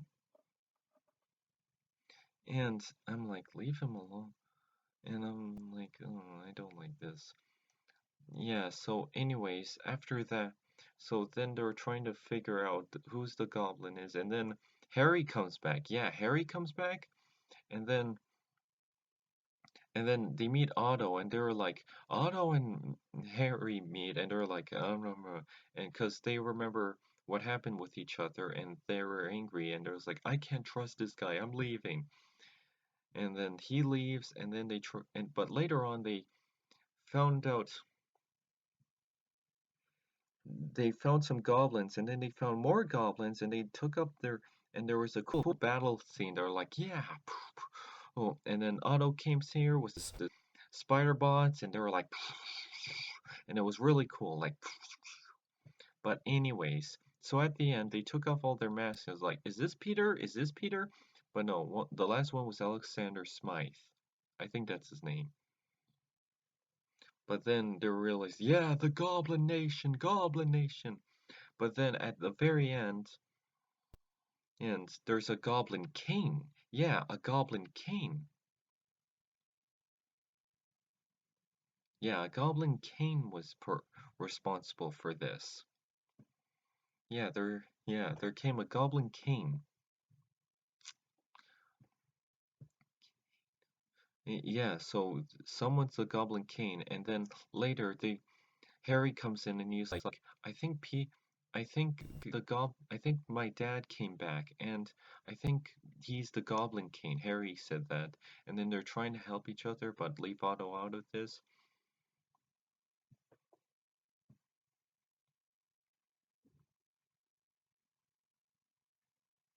But yeah, so what's gonna happen now? Oh, so if you're looking at this, I'm just filling with this little toy. It's Hero Factory. It's an old Lego set from, oh, not that long ago. But yeah. But yeah, that's actually my episode recap. So what's gonna happen in part 2? I hope Anya and Gwen become friends with Peter again and try to explain what happens. Maybe he might reveal his identity. I mean, he's got to. I mean, what else is there? But yeah, that's my episode recap. I hope you enjoyed that episode and you probably might see some new videos. Hi, I'm Ben, and this is my episode recap of Marvel's Spider-Man Goblin War Part 2. In this episode, Peter needs to talk to Harry, but Harry reveals him to a secret room and reveals what happened at the season finale of season 1 where he goes into that room. Remember in the season finale of season 1 where he goes to the room and everything's green, which probably paying homage to the Green Goblin. But really, it's revealed. It's revealed. He's building a mech. Yeah, a mech. That's cool. Mechs are cool, but I can't expect the Green Goblin. But yeah, everything's called the Goblin Nation, and he's wearing like an armor suit.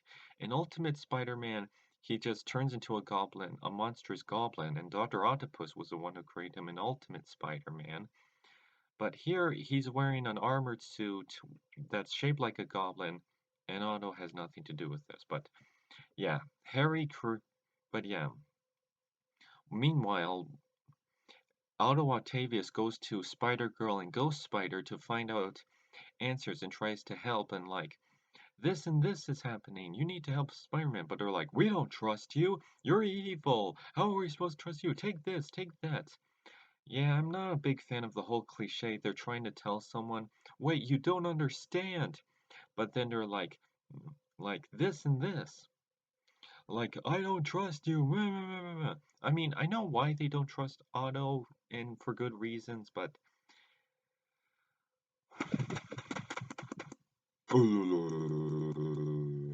yeah. But anyways, they're in troubles, but yeah, anyways, they're in trouble and they're trying to find out what's going on. And Spider-Girl and Ghost Spider goes down a tunnel to find out the goblins, and Otto follows them. But then I think it's revealed that that was Electro, and she's a goblin now, and they're trying to go pew pew pew pew and fight the goblins. And then, but then at the end, but then at the end, but then back to Harry and Peter, Spider-Man tries to find, gets answers and like, okay, there's this mech and this. I was like, how many things have you lied to me about? I almost thought Harry was gonna snap at Peter and say like, oh, you're one to talk. You lied to me about being Spider-Man and all this. Because it would make a bit of sense, but here he's like, yeah, I knew you couldn't, I didn't tell you this because I knew you wouldn't approve. Yeah, so he goes, so later he discovers what, so later they discover that the Goblin Cane is here, and it's revealed that the Goblin Cane is the Vulture, Adrian Toomes, and they're like, where's my dad? And it was like, Norman Osborn's probably alive, I don't know. Yeah, but it's revealed that Norman Osborn,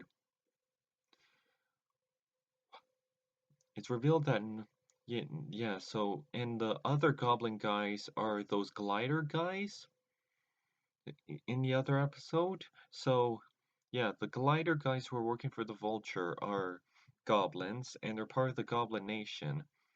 And yeah, I don't know what else is there to talk about, but yeah, but yeah, later at the end, the whole thing goes blah blah blah blah. Like, there's an explosion, they go back up, and then end of part 2, where Norman Osborn reveals that Otto Octavius reveals that Ghost Spider and Spider-Girl are in trouble, so Spider-Man needs to help them, and that ends part 2.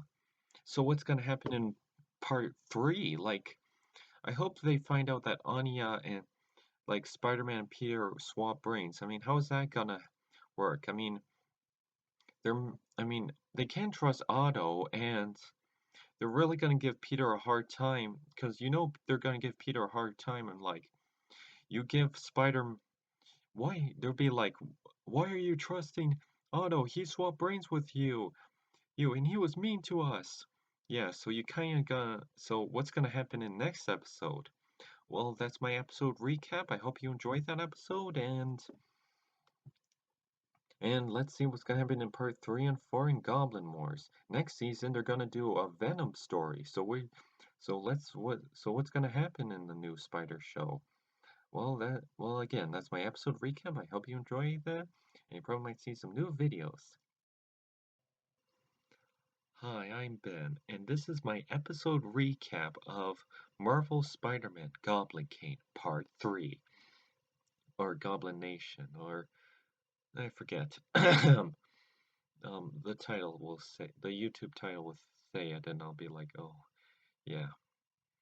So yeah, so Goblin Nation. Oh, like for starters, it begins with because remember in the last episode, Miles and Spider Girl and Ghost Spider were in danger, so they needed to save them. So they went in to the rescue and protected them.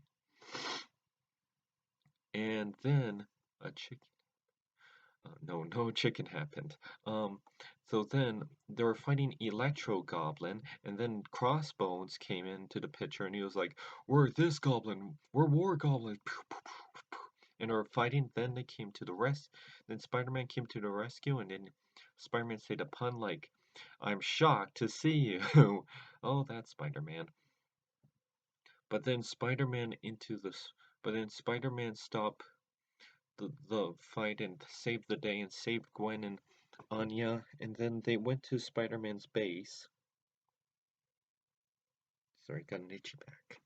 So yeah, then they went to Anya and Gwen's. So they went to Spider-Man's base and they meet Doctor Octopus, and they're like, but I think apparently, yeah, I think apparently Miles didn't know about this, so Miles was like, "Whoa, you're working with Ock?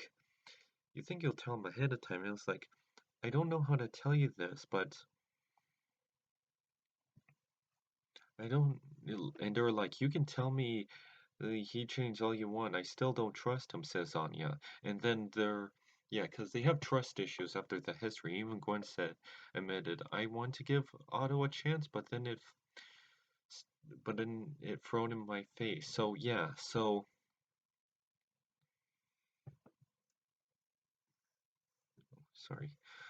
So yeah, Otto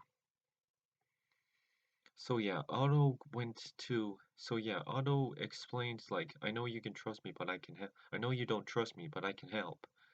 So yeah, um, after Otto said that, so then Harry came in and he was like, "You need all the help you can get." Also, isn't it about time that since they know Harry and Otto, but they know Miles is the other spider, and I think it's about time that they know Peter Parker. I think Anya, I think it's about time. I feel like Harry's just gonna blab that out.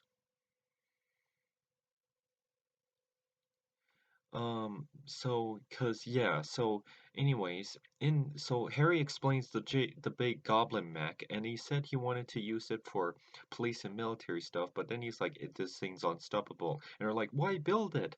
But again, like I just told you, he wanted to use it for police and military to help and protect people. And then they're like we gotta stop it, and then we gotta find it. But so then they split up. They fought all these goblin doppelgangers, and then Peter and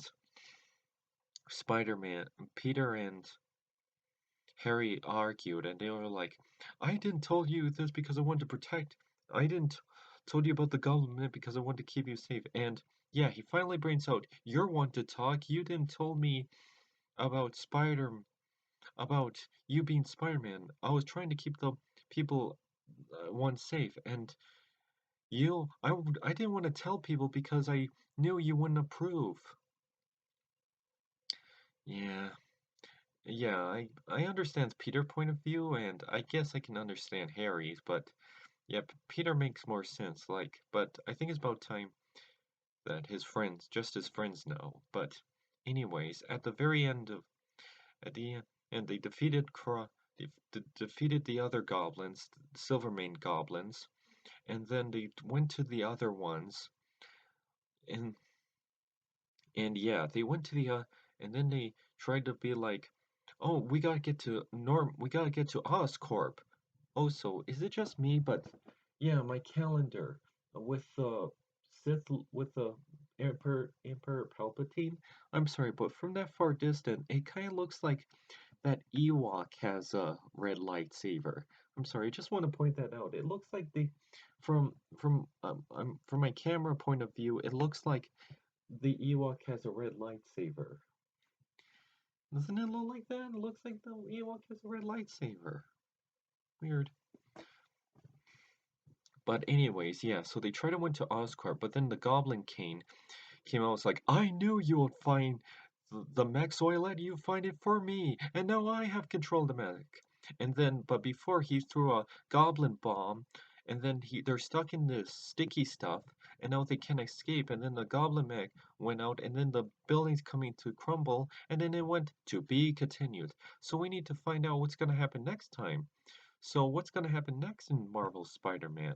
Well, that's my episode recap. I can't wait to find out what happens next, and you probably might see some new videos.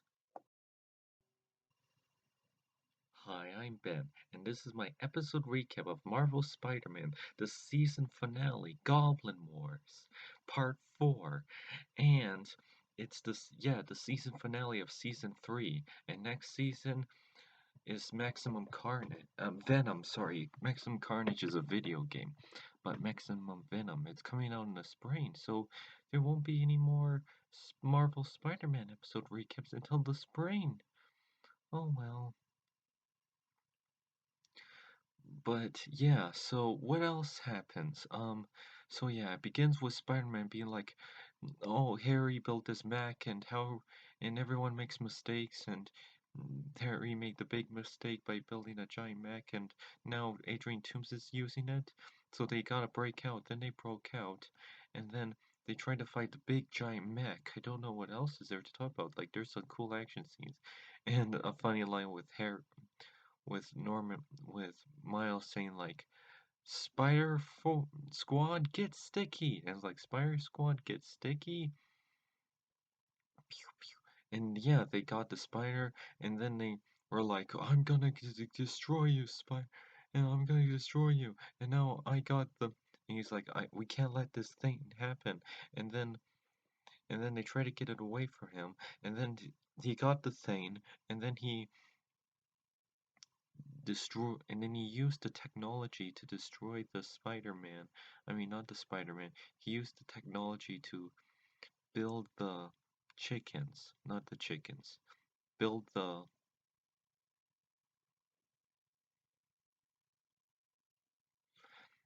he built the to connect to every technology, and now he's using every technology to destroy Spider-Man, even a giant crane, and crushed him. I was like, oh no, they didn't kill off Spider-Man, but they didn't. They wouldn't kill off Spider-Man, not like this. But yeah, so anyways. So yeah, Spider-Man, they fought the giant machine, and then they saved the day, and well, no, they didn't save the day. They were like, we must use this machine and the device that you used to swipe brains with me and put back together and stop the machine and stop this machine. And then they're like, and Spider-Man might sacrifice himself. I was like, no, don't do it.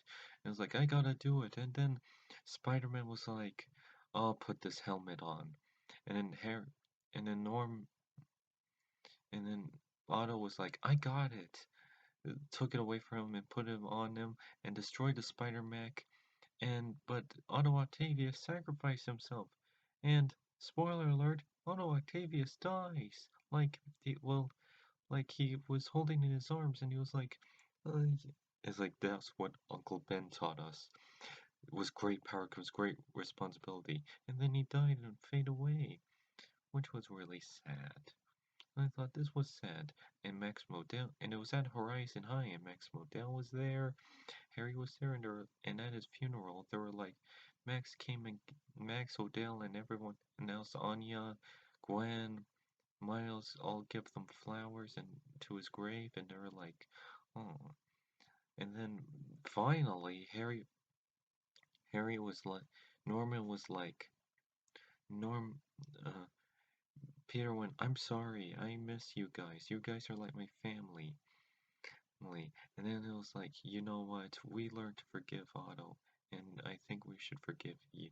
Oh, by the way, I've been thinking, does Spider-Man, cause yeah, he knows does Spider-Man know Ghost Spider is Gwen? Like, she's not changing the costume. Like, does he know that? And Anya Spider-Girl, like, I think she should, like, they're, like, do they know that? Like, they should tell each other. Like, I think Peter should tell Spider-Man, tell Anya and Gwen that he's Spider-Man. I mean, they're on the same team, and Miles knows that he's Spider-Man. Miles knows that Peter's Spider-Man, and they know Miles is Spider-Kid or something.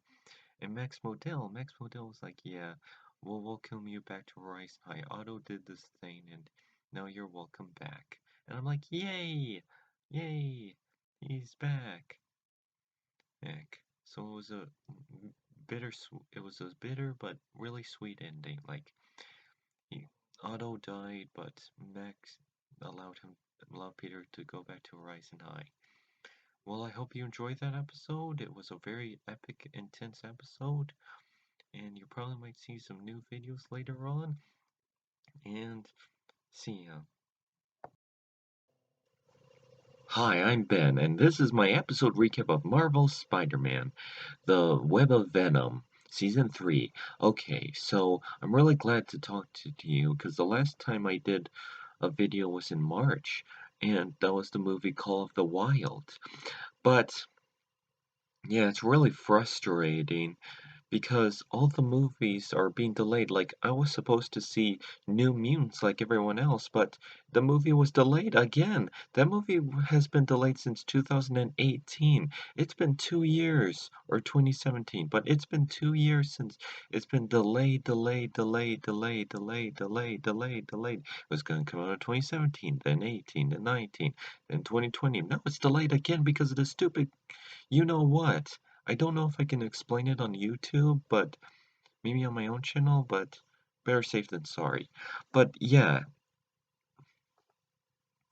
because I want to see Black Widow in May, but it's been postponed to November because of because of the, yeah. But yeah, there was a lot of movies I wanted to see this year, like the new animated Scooby-Doo movie, that's been delayed. And that looked cool. It had Blue Falcon and it looked really awesome, like superheroes, but Scooby-Doo, and he's interacting with fun people, and it looked really fun. But now that doesn't even have a date on IMDb. At least I don't know. Maybe I'll check it if it does. But here's my review on. In fact, we were supposed to have 5 Marvel movies. Well, maybe not 5. Let's see. There's New Mutants, Black Widow, Morbius, Venom 2, and Eternals. Yeah, 5. But we're just gonna get 2 because Black Widow's been postponed to November, and so the first Marvel movie is gonna be Venom 2, and all the other ones been postponed to 2021. So Morbius is gonna come in 2021. This is really annoying. My window lock? It doesn't matter. Not important. But yeah, sorry. My review on Spider-Man. Also, what do you think of my t-shirt? It's very comic book-like. Yeah, I really like this t-shirt. But anyways, okay, so the episode starts out like he's fighting all, like, Electro, Sandman, Venom, all his arch nemesis. But then it's revealed to be a video simulation that has a bug in the machine. So, and then Spider-Man does jokes, and it's Anya, Gwen, and Miles. But Anya and Gwen still don't know he's Spider-Man. Why don't they just tell him? They both know they're spider superheroes. Why not just tell them? But anyways, so then he just finds, so then him as Peter discovers that Max, also, this episode was 44 minutes long. It was 2 episodes in one. That's like the CW superhero shows length, but yeah, it was a special event. It was really exciting. So in this episode, like, then later as Peter Parker, he finds Miles Morales and Max Dillon. So he's like, Max, what's going on? And then he sees the Venom symbiote, but it's not the Venom symbiote. It's like a different artificial version of the Venom symbiote. But so he finds his own Venom symbiote, and and then later there's a big. Oh wait, he also gives a grant, and then he's like, but then he explains to Peter is like, no, this one's okay. This is a different one that's more friendly. But then he's like, I don't know about this, but it's okay, Peter. But then he gives a grand tour to this kid from the other episode at that AIM High School. But yeah, he's in here and he tells him he's Peter Parker and instead of the Peter Parkerson Peterson or whatever his fake name was. So then he, don't worry, don't have the disease. But then he goes, I just have a really itchy nose. But then anyways, he gives him the grand tour. He shows him the graveyard experiments, the machines that they're like, you can always learn from your mistakes when you're building an invention. But then he discovers that, but then, but then some of the, but then Dr. Kirk Connors comes in, and I was like, his voice sounds familiar. What? And it's the same voice actor who does the voice of Ben 10 in the PS4 Spider-Man character, Spider-Man. So yeah, so yeah, that happens. So yeah, it's Dr. Kirk Connors, and he has long blonde hair. He kind of reminds me of the Amazing Spider-Man. Is he the Amazing Spider-Man hero? But anyways, so where was I? Oh yeah. So anyways, so then there's this big robot dog that comes in and chews everything, and it was an invention that the kid made, the other kid that he was giving the grand tour, but then he realized that he didn't mean to do this, it was a mistake, and then Max Dillon comes in and he's like, I can help, and he was like, we gotta we gotta use it. We can use the other symbiote. I was like, you made another symbiote? Oh, what's this one? And then Max was like, I already told you what it was. And I was like, wait, what? And then he's like, I know your identity, Peter Parker. So Max Dillon knows that Spider-Man is Peter, which is pretty cool. So then Spider-Man tells, so then, so then he used the new Venom symbiote, the artificial one, and decides to use it for good and makes a new suit and turns into a hero and uses his power to help people and stops the evil monster, robot monster, and then defeats it, and then the kid feels bad, the other kid feels bad, and then he decides to clean it up. And then Dr. Kirk Connors was like, yeah, the kid thinks the robot was his fault, so Dr. Kirk Connors was being evil. Was he sometimes evil in other variations? Because I know he's the lizard, but he's usually like he's only evil when he turns into the lizard, but he never means to be the lizard. He's usually like a victim of something, of the lizard. No, sorry, just checking. So anyways, he saves the day Spider-Man saves the day, and then later he trains the robots. Oh, by the way, sorry, forgot to mention, Gwen, Anya, and Miles are going to college. So Aunt May is like, there's other friends you can make, like they're like Anna Watson's niece moved in, and because it mentions like he's like you always spend time with school, why don't you spend time with friends? Like, but Oz Harry's working at Oscorp, is doing the Oscorp thing, and Miles, Sonia, and Gwen are at college, so he's gonna go to special. So he mentions Aunt Anna Watson niece, which is Mary Jane, which is cool. But yeah, Max Dillon is showing is Spider-Man's fighting robots as a training thing, and he's learning how to control his powers or how to do it, and he's making like goop figures with his hand. But then he discovers that, but then he hears the trains getting destroyed. But before then, he discovers that electricity has a side effect to the symbiote. So then he goes to rescue the train, and then he pulls up. He was like, "No, the electric will destroy the symbiote." I was like, "But I gotta save them," and he uses it, but he controls it, and it's okay. The symbiote's okay. And then he's like, you should reveal your identity. But Max Dillon is like, you should reveal your identity. And then Spider-Man's like, no, I live in Queens and the Avengers live in a building. Because he mentions like, oh, the Avengers don't have a secret identity. Yeah, but the Avengers are guarded at a tower with other superheroes. I live in Queens. But then later, Dr. Kirk Connors finds the Venom symbiote, and then he's like, no, don't. Then he throws it, and then the Venom symbiote goes on Connors and turns him into the Venom monster, and then he goes around attacking the city. Then Spider-Man comes and saves the day, and then the goop thing, and then the Venom symbiote, the artificial Venom symbiote goes on him, and he combines, and then the Venom symbiote becomes full Venom, and he doesn't need Dr. Connors, and he's his own independent creature. And then he's like, goes to a meteorite, and then calls his Venom buddies, his symbiote buddies. But that's later at the end. But Spider-Man needs to stop him.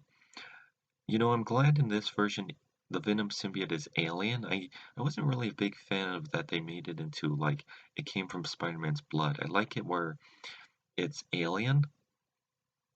But yeah, the symbiote. But yeah, the symbiote destroy. But yeah, Spider-Man defeats the symbiote and then defeats it, and then he saves the day at the end and stops the creature. And then he's like, but Max Dillon is under investigation of discovering what's going on, so he has to destroy it. But then he has to destroy. But then he has to. But he's like, I'm under investigation. I'll accept what's gonna happen to me later. But then the laser beam that was calling the symbiote goes out into space, and it's another meteorite, and he's like, I am, and shows other Venom symbiotes. So what's gonna happen next episode? Well, tune into episode 2 or 3, and let's find out. I'm Ben of his video channel, and I hope you see some new videos, because chances are, since all the movie theaters are closed and delayed, I don't like this, but I mean, it is worse because people are getting hurt, and I don't like that. Well, I hate that, but yeah, I guess you're gonna see a lot of episode recaps of Marvel Spider-Man. Man, because the last video I did was the Lego Super Mario Brothers, which was pretty exciting. But yeah, so you probably might see some later videos of Spider-Man. Well, I've been of his video channel, and you probably might see some new videos of Marvel Spider-Man. Thank you. Hi, I'm Ben. I has to whisper because my mom's asleep in the other room. This is my episode recap of Marvel Spider-Man. Yeah, I've been gone for a while because I didn't know that I'll do an episode recap because I didn't know when new episodes were gonna appear. But yeah, here it is. Marvel Spider-Man. Okay. So this one's titled Amazing Friends. Oh, I wonder what this is paying homage to. Oh, sorry, got an itch. Oh, yeah, you probably know what Amazing Friends is now because it's on Disney Plus. But yeah, Spider-Man and his amazing friends. And here he makes friends with Amadeus Tao, who's a Hulk now, and Ironheart. Ironheart. I heard Ironheart gets a lot of hate, but she seems really nice here. Maybe there's some problems in the comics, but I don't know. Kind of. But yeah, I remember Amadeus Cho in Ultimate Spider-Man when he was Iron Spider, but now he's a Hulk. I have heard that's a new thing in the comics, but maybe not fully, but yeah. But anyways, in this episode of Marvel Spider-Man, in this episode of Marvel Spider-Man, well, it opens with Spider-Man in a bank robbery, then Spider-Man and Spidey, Miles Morales Spider-Man, Spidey, fights these criminals and whips them up, and then tells them, and then Spider-Man needs to go home because his neighbor's visiting. And guess who it is? Mary Jane, it's MJ. Yeah, we only saw her in the tiger outfit, but now we get to see her in the episode. And I like that his face turns red. Because he kind of has a crush on her, and that's great. I like that, because in Ultimate Spider-Man, it was kind of subtle here or there. They were thinking that are they going to be a couple, but they were just really good best friends. I mean, there was that first episode where they kissed as kids, but that's really it. But they might be boyfriend and girlfriend. Yeah. Oh, and then now in Spectacular Spider-Man, man, he had feelings for Gwen Stacy, then Liz Allen, but then he started. But there was a little hint of Mary Jane Watson. But here he does have a crush on Mary Jane Watson, so I'm excited to see that. Also, Groot makes an appearance. It's like, I am Groot. And he tries to go to Horizon High and try to explain how does Groot help to help Groot. Like, he keeps saying, I am Groot, we gotta fix him. So we gotta translate. So then he's like, we'll translate this, then we'll use sign language. And then it's like, I am Groot, I am Groot. So then they're like, let's go to Avengers Tower. And then they run into Ironheart. And then Ironheart is like, and then a voice comes out, and it's an AI called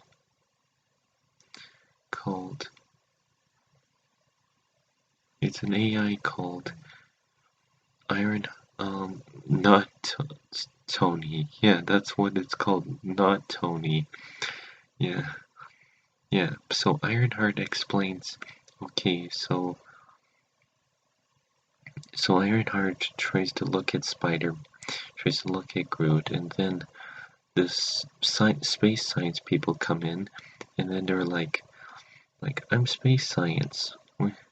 But really, it's AIM. All this time, it's AIM. Yeah, AIM, the AIM with the yellow jacket people, with the beekeeper suit, or hazmat suit, and then AIM tries to fight.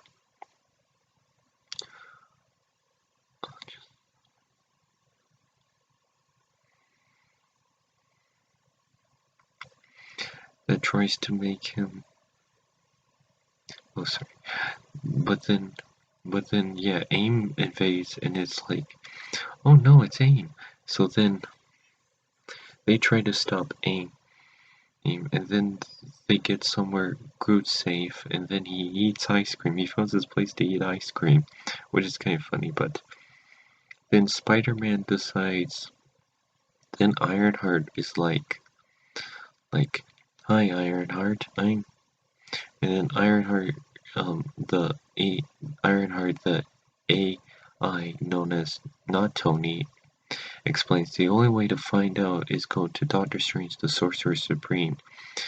And then they go to Doctor Strange and make fun of his name, like, Doctor Strange, that's really his name. And they're like, no, magic's not real. But then they're like, oh my gosh, magic is real. But then AIM is saved by Baron Mordo. Yeah, this is a weird thing I see a lot in other media. What are the chances that they're gonna go fight Doctor Strange, and then AIM is just happening to work with Baron Mordo? But yeah, Doctor Strange helps. Miles Morales goes to Doctor Strange's place, and then they help Mordo. Also, this episode was an hour long. That's really impressive. But anyways, Spider-Man goes to an hour-long trip. Spider-Man goes. Miles Spidey helps Spider-Man and Ironheart to find what's going on, but then Baron Mordo traps them in another dimension to seal them away. But then they go to but then Ironheart and Spider-Man tries to rescue Groot because AIM already took it, and then they try to find Spider-Man. They try to find Groot, but it's on this island, and then they run into Anastasia Chow as the Hulk. So then Amadeus Hulk tries to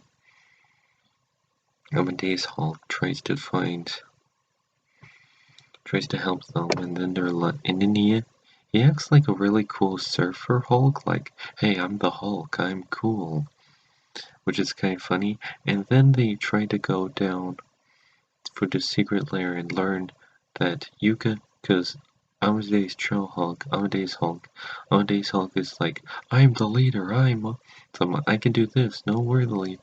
And then they're like, no, you can both work together. You find this out by smashing, and you find this out by using your tech. And you found this out by webbing. Yes, we're all a good team. So then Spider-Man and Ironheart and Amadeus Hulk finds Groot, the secret lair with Groot, and then they try to rescue him. But meanwhile, Miles Morales and Doctor Strange are like, what's going on? We gotta find. We're in this, and Doctor Strange, we're like in a negative version of our world. And then they try to figure us out. They learn. Doctor Strange argues magic can beat science, and he mentions like how he used to think medical science can help everything, but then his hands, and if you watch, sorry, I have a Looney Tunes clock that does that. Yeah, and that was Yosemite Sam. It's 4 o'clock in the AM. I'm actually recording this late at night at 4 o'clock in the AM. Long story. But anyway, so then Miles Morales tries to use his electricity to zap his magic because it's energy, and then they figure out how to come back home, and then they go to Iron Man, and then Groot because Groot is baby Groot in this, and he's cute little baby Groot, but then they use his DNA to clone big monster magic Groots to attack Spider-Man, but all they want was ice cream. But then they try to attack Ironheart, Spider-Man, and friends, but send them to another dimension in that other negative zone, and then they save them, and then they save the day, and then they save the day. They defeated Baron Mordo and AIM, and then they translated Spider-Man's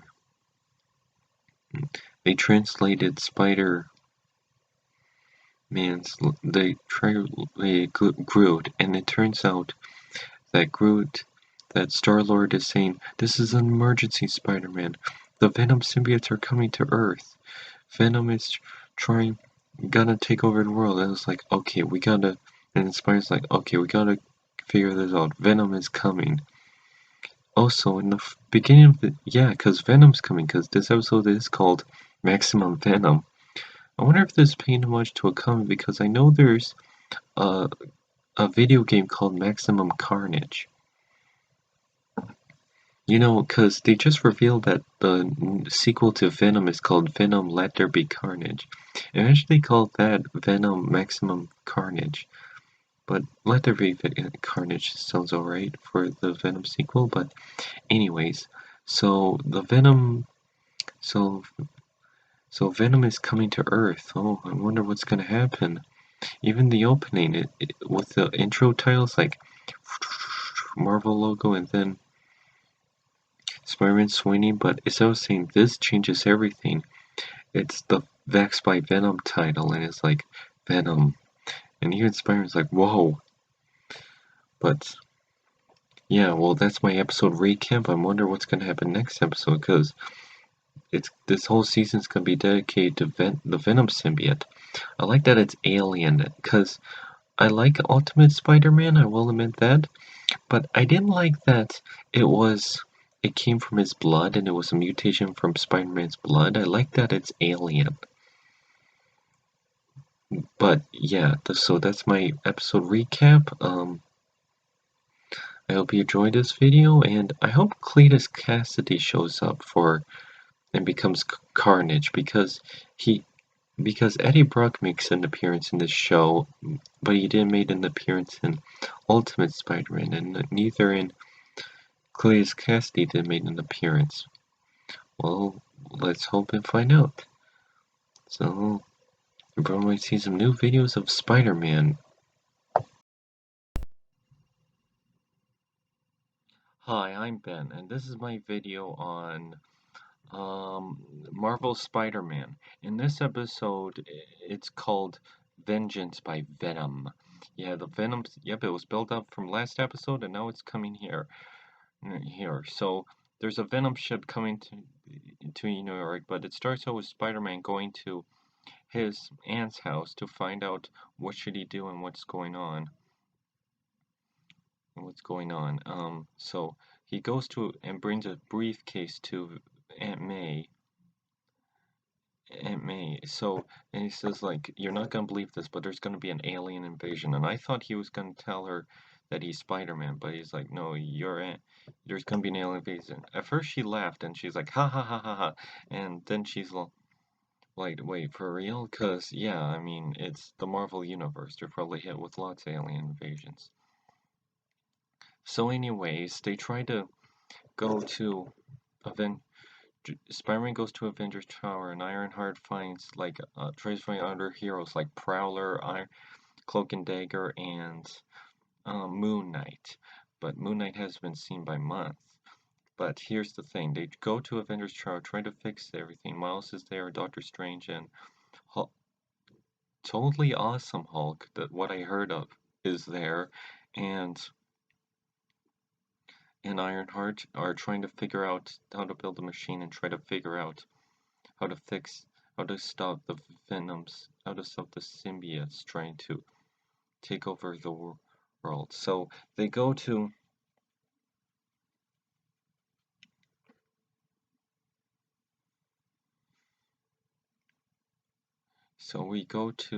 they go to Venom.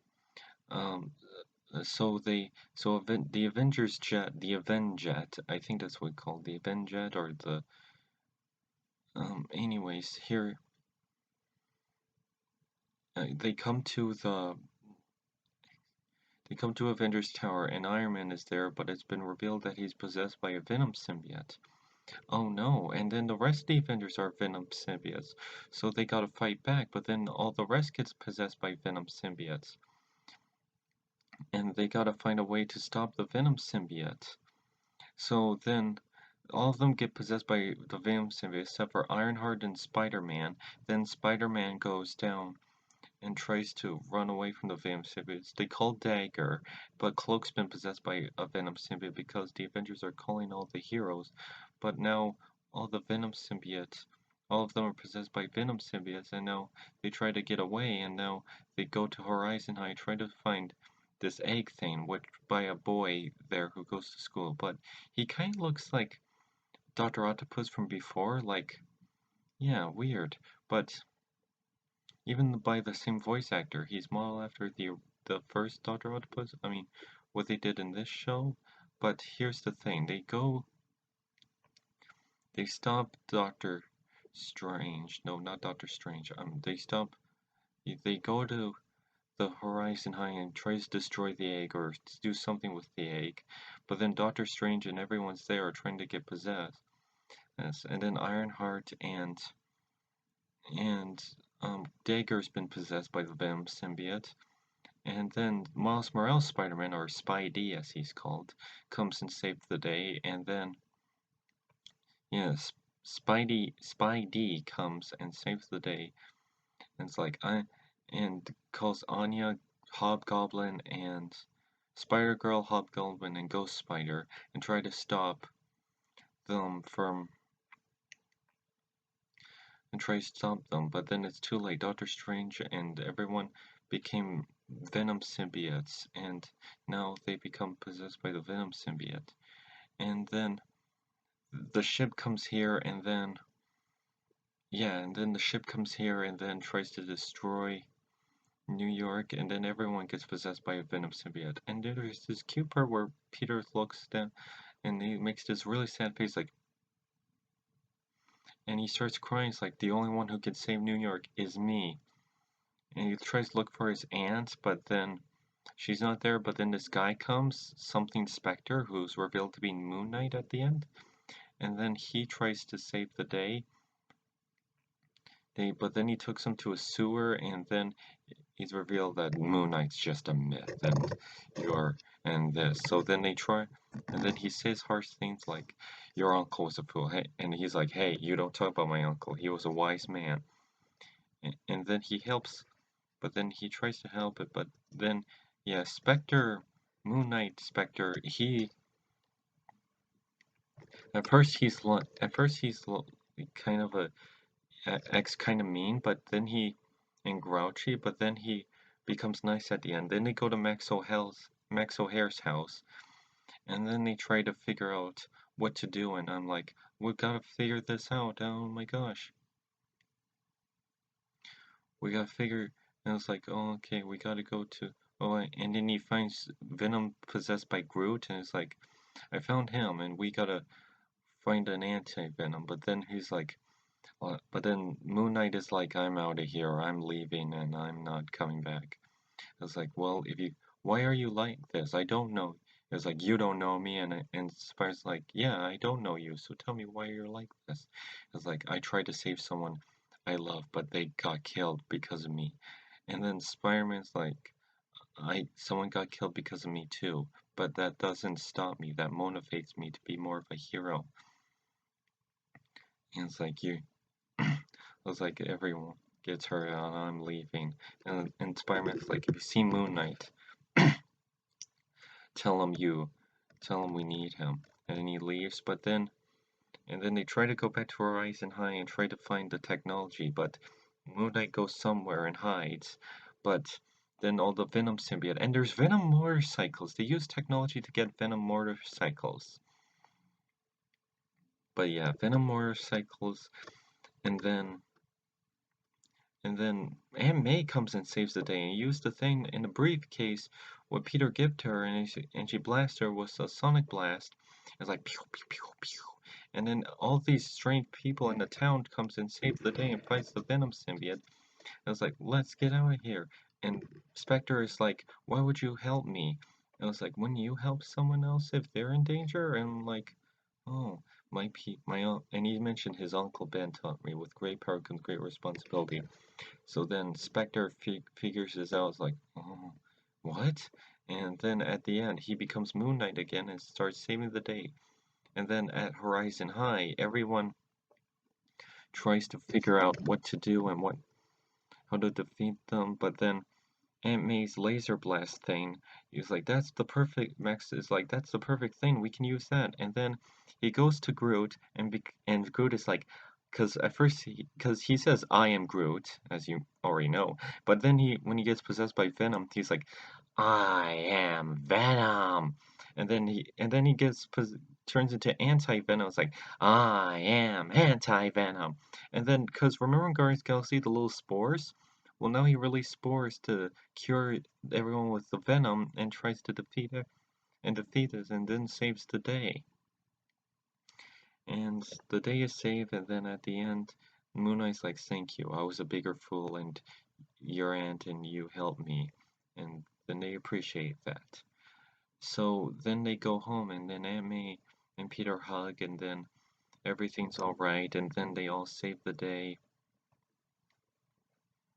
And then they all have lunch, and then they told them your crazy day, like there was venom pigeons, which was kind of silly,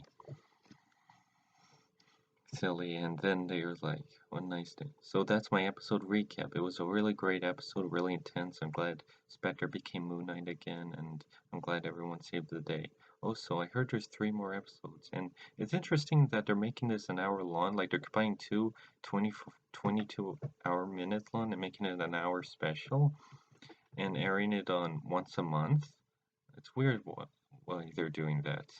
I think they're planning on canceling the show. I just hope it doesn't end on the cliffhanger like the other Spider-Man cartoons, because Ultimate Spider-Man did not end on a cliffhanger, which I was really happy about. But the other ones did, so I was hoping they don't do it with this one. If they're gonna end it on a happy ending.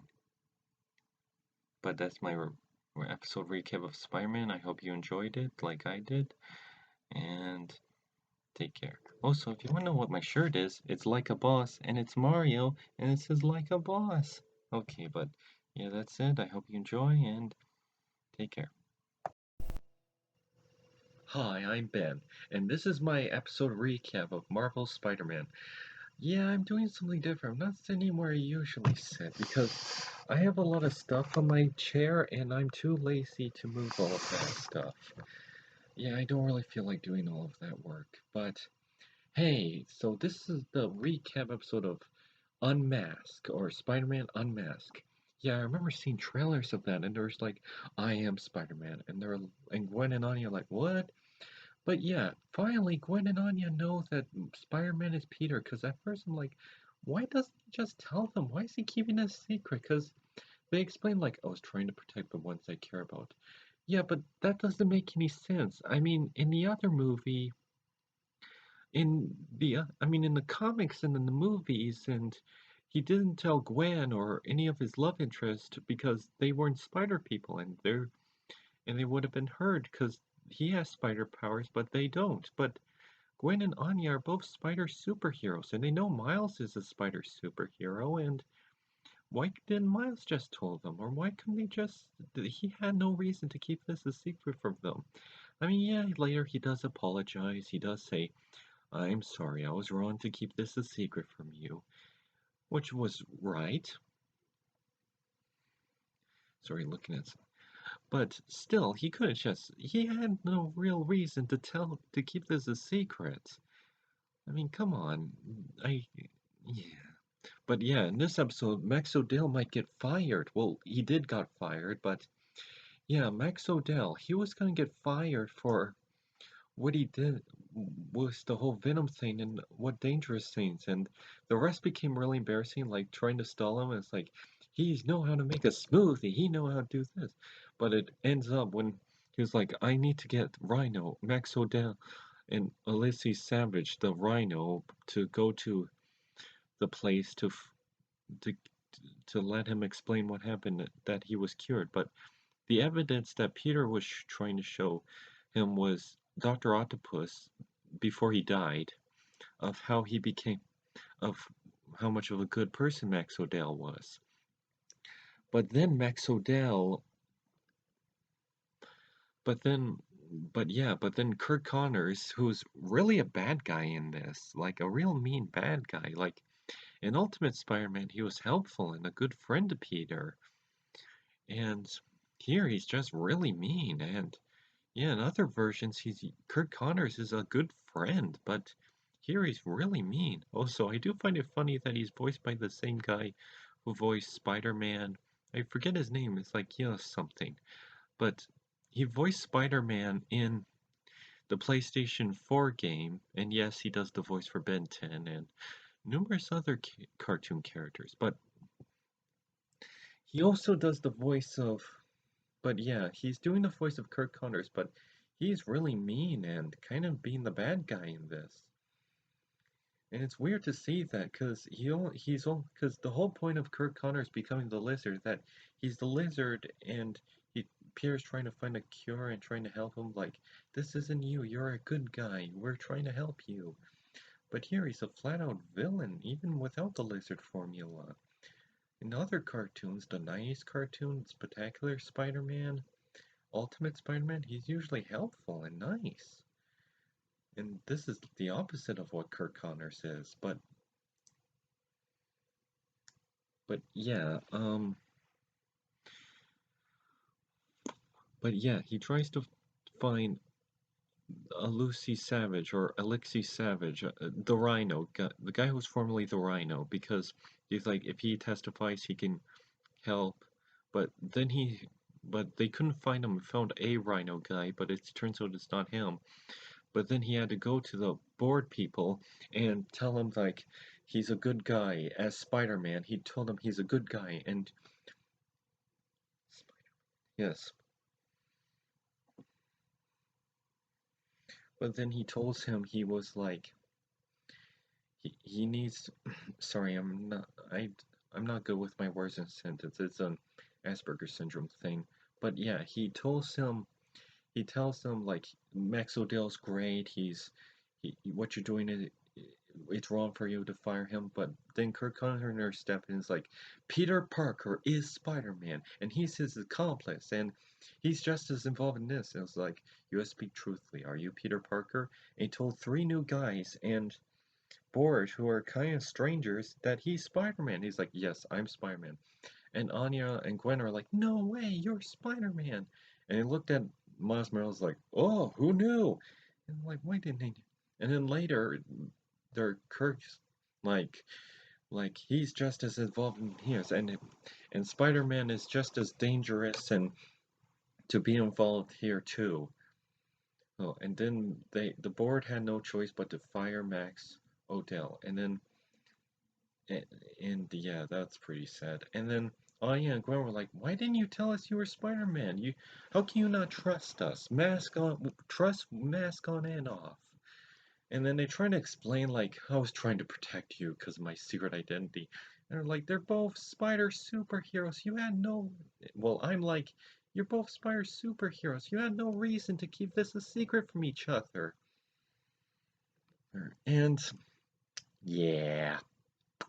But anyways, they go to find Spider-Man, but Spider-Man tries to, but then the Rhino busts in, and that guy, I forget his name again, who looks like Octavius, was like, the Rhinos escape, and then they were trying to find a Rhino, but Gwen and Anya are like, oh, great, it's Peter, you know, well, like, you didn't tell us, gee, no wonder we couldn't find any more lies, and I'm like, calm down, Anya, yeah, like, if I was Anya and Gwen, I would just be confused and didn't understand why you didn't keep it serious and told them, you can tell us we're both Spire superheroes. You had no reason to keep this a secret.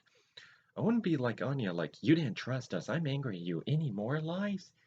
Because now I feel like they don't know what they really should be angry at. But anyway, Spider-Man tries to discovers that not Venom, the Goblin Serum not Goblin Serum, Jackal. The Jackal is creating new potions, and now there's this new villain named Swarm. Swarm is trying to create new rhinos and spider creatures to fight Spider-Man, Spider-Girl, Ghost Spider, and Spidey, and Spidey in the arena to fight each other. So they and everyone's watching Silvermane, Hammerhead, and his son. Oh, and I forgot to mention in the beginning of the movie, the Tinkerer was in this, and he had robot armies that fought Spider-Man. Yeah, he never comes back again, but yeah, he was there in the beginning. But anyways, so they're in the arena, they're trying to fight, and then they were like, oh, and then they were trying to fight each other, but fight the rhinos and the spiders, but then Gwen and Anya found a way and destroy the bees technology, and they saved the day, and everything was fine. And everything was fine.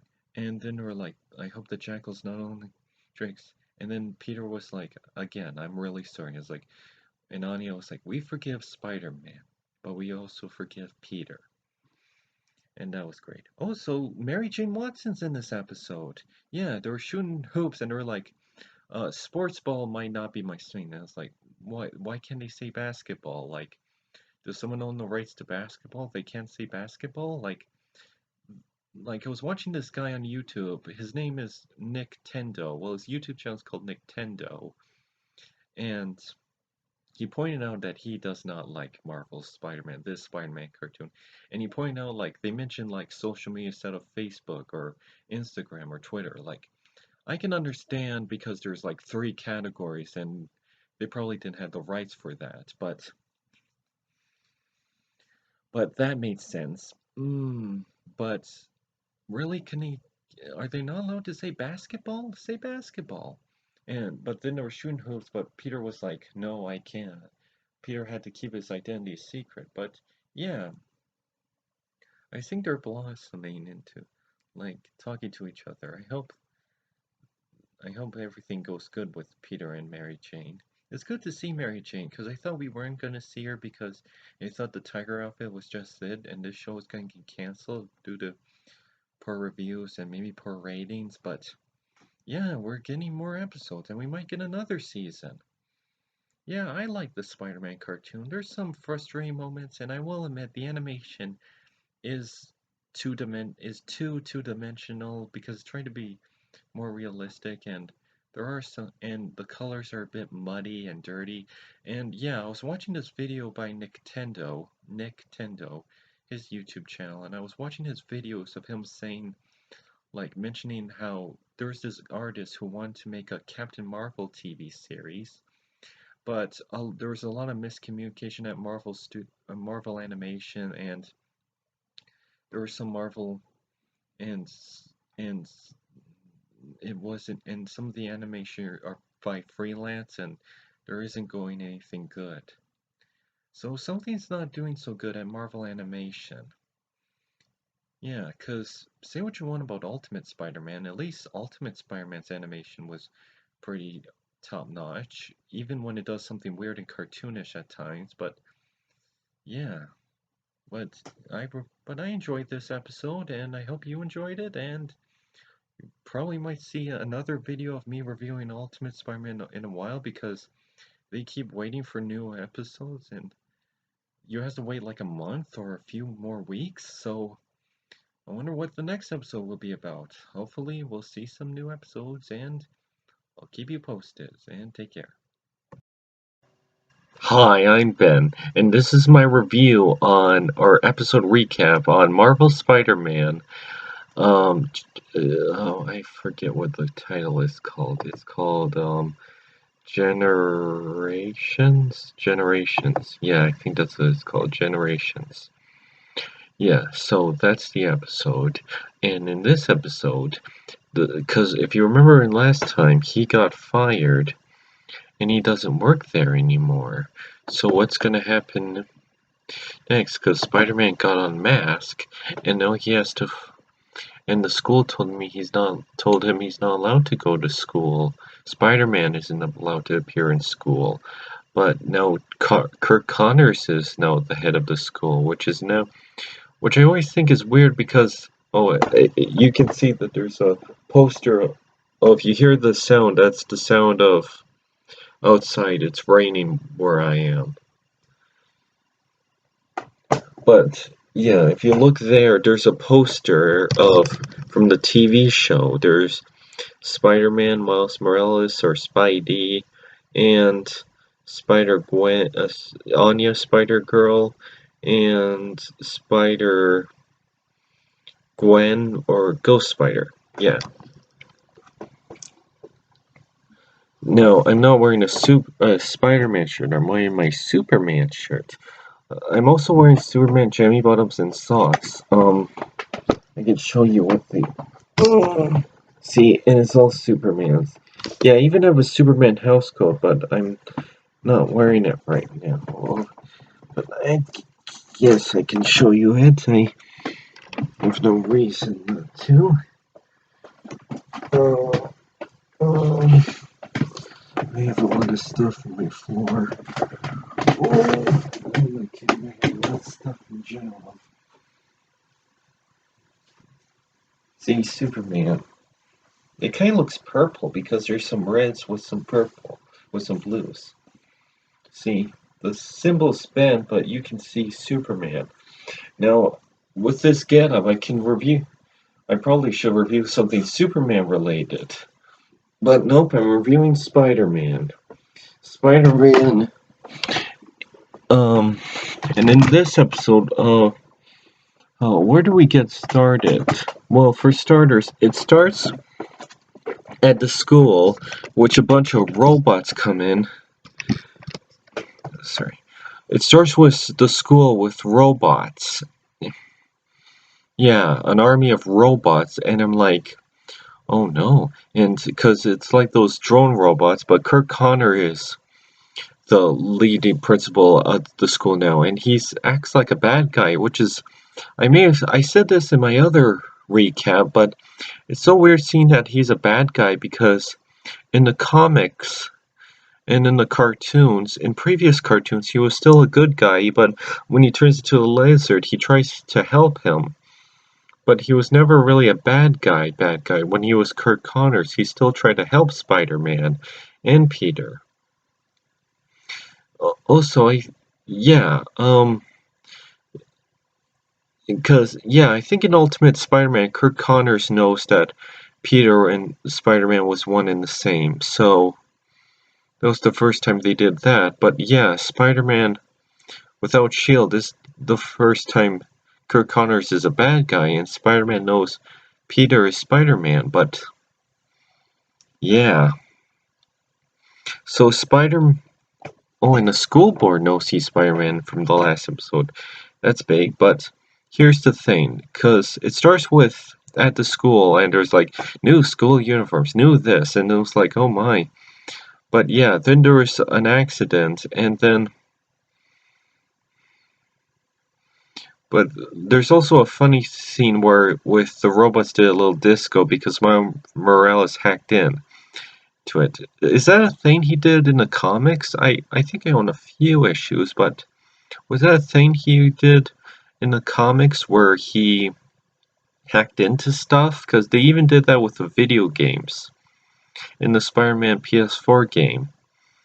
But anyways, in the Spider-Man, in this, he hacked in and did a little disco party with the robots, but then the mean robots took them down. So that's the end of that. But what I'm trying to get is that later in the school, well, something happens, and then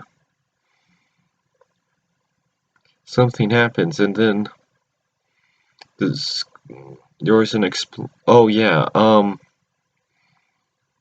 one of the funny school kids, I forget his name, but he looks like Dr. Octopus in here, but the school but then the kid creates like an acid machine that was based off stuff he in his lunch, and then destroys half his school, and then there was an accident which causes an acid thing to grow in, but he doesn't get into trouble later on, and I thought, huh. But then later, drones come in, and then he comes in and blue, blue, blah, blue, blue. Sorry. And then a bunch of kids, and then Anya's sister. Yeah, Anya's sister.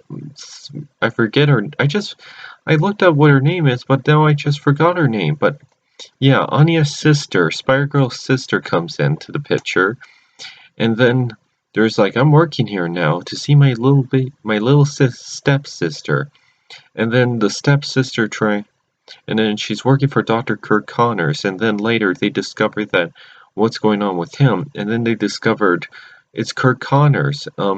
He's going into a secret room in the teacher's lounge, and they're like, oh, I wonder what's going on in the teacher's lounge. We gotta find out what's going on there. And then they hacked into a robot, but before they showed Curt Connors going into it, and he's like, please help me, give me rest of the cure, which is this mysterious person, and I wonder who he was, because I was hoping it's not Dr. Octopus, because we already saw Dr. Octopus. I was hoping it might be like the Jekyll, or Norman Osborn, or someone else, just anyone but Dr. Octopus, because they killed him off, and he turned into a good guy, and let's not do that. But they built up, and they hacked into a robot, and and Gwen tries to look for the rest of the Jackal serum to find out what's going on. We gotta find the Jackal, her uncle, and we gotta find more. But then later they hacked into a robot that goes into the building, and then they're like, "What is this place? Oh my!" And then it's revealed Anya's sister is evil now, and I'm like, why is she evil? What motivated her to be evil? They do explain, and then I'll wait till I explain what happens at the end. But later, Spider-Man turns into a good guy. No, Spider-Man's always a good guy. But then they found the Jekyll, and and then in an underground laboratory, Gwen and Spider-Man found an underground laboratory where, yeah, Anya and Miles Spider-Man tries to find an underground spider lab where Spider-Man went into the teacher's lounge to find a secret room, but Spider-Gwen, Ghost Spider, goes with Spider-Man. Sorry if I'm bad at explaining this. It might be my Asperger's syndrome, or I don't remember a lot of things about it. I don't remember what just happened. I'm a bit forgetful, or I kept pausing it and then I dozed off for a while, but it's a long story. But anyways, so Ghost Spider and Spider-Gwen went to a secret laboratory, and they found goblin sharks, like these monster shark people, which are creatures called goblin sharks. And I'm like, whoa, goblin sharks? Yeah. So the goblin shark people, like they're goblin shark people, and they're not like goblin mutated into, like they're shark people, but they're based off a real species of shark called a goblin shark, which seems appropriate, and he makes fun. It's like, oh yeah, goblins. But then the Jackal appeared, and then he escaped, but then they got rid of the goblin sharks, and they're like, they just disappeared. What's going on? In the tube thing, and they're like, what's going on? We gotta find them. So then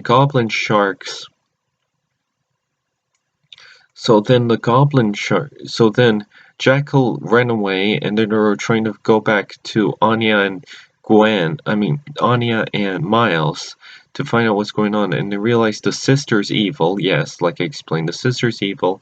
And then Jackal appears, and they're like, we all know your names. You're Miles Morales. You're Anya. You're Spider-Woman. You're Gwen Stacy. And it's like, Jackal, you know who I am? Yes. And yeah, the Jackal, because remember, the Jackal is Gwen Stacy's uncle, and they're like, you know my identity? Yeah. Oh boy. So they're like, what's gonna happen here? So Gwen and Anya, so then they reveal who's in the tube thingy, and it's Green Goblin. Oh, it's my Looney Tunes clock. He's telling me it's 12 o'clock.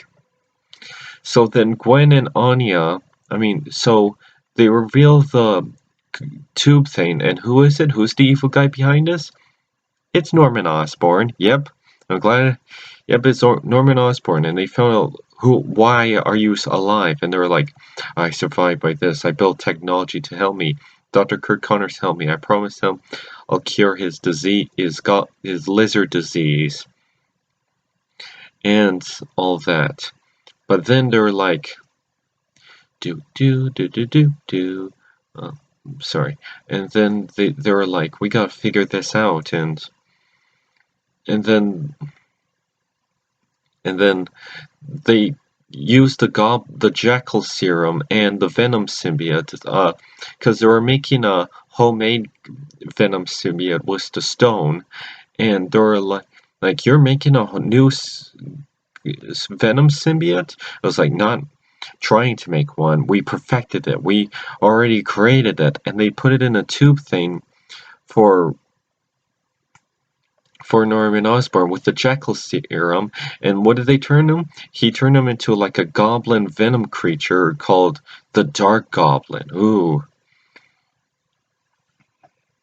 So yeah, what's gonna happen here? He explains his evil motivations of how the Jackal and Norman Osborn, and how he met Curt Connors and all that sort of things. So what's gonna happen next? Next, a swarm appears, and he comes, oh, you have all these villains, who's next? And then Swarm appears, and we're like, oh no, Swarm, bees, and Miles can't stand bees, apparently. And then they're like, and then the villains separated, and they're like, let's go after these villains. His sister, Anya, goes after her sister, her stepsister. Gwen goes after Jackal. Miles goes after swarm, and then they all explain this was our evil plan, But then they figure out, and then Spider-Man has to face Goblin, and then they were like, we gotta stop this villainy, and then we gotta stop this villainy, and then Anya fights her sister, who's calling herself the Tarantula, who pilots a mech. It's like the Tarantula is a predator to spiders, and then the Tarantula tries to destroy Anya, and they're like, "Why are you doing this?" It's like, "You stole my family away from me. You did this." But then Anya figures it out, and then figures it out that it's it's actually the Chameleon in disguise. That was never her sister, it was the Chameleon. Yeah, the Chameleon was disguising her. She mentions like, "You got me this microscope for my first day." It's like, that microscope, nah. And then she realized, yeah, it was actually a laptop. And then she figured out it was the Chameleon, not her sister. So she figures it out that, let's just play with this little figurine. It's from Mega Man, Bomber. I keep wanting to call him Bomber, but someone else is named Bomber. But what I'm trying to get at is that Miles fights the swarm creature. It's like, you heroes, you go after these villains. You go after these villains, and these villains go after you, and you attract danger. My son lived here. This was my neighborhood. And Miles was like, this is my neighborhood. You did this. And I would remember a guy in Beast, and it's like, my son goes to a school, and he was a great kid. He's a hero, and the villains go after you, and you destroy things. You wreck people's lives. And then he takes off his mask, and he's like, Dad? And then the plot twist is, Swarm is Miles Morales' dad. Yeah, Bees. Yeah, he's Miles Morales. Yeah, Swarm is Jefferson Davis. Yeah, his dad. Miles, which I don't get, why is his dad's last name Davis? Well, Miles' last name is Morales. Excuse me. But yeah, anyways, he discovers that Miles Morales discovered his dad is Swarm. So what's gonna happen onward there? So David begins to cry, and then he laughs. He's like, "No, what have I done?" And he laughs, horrified.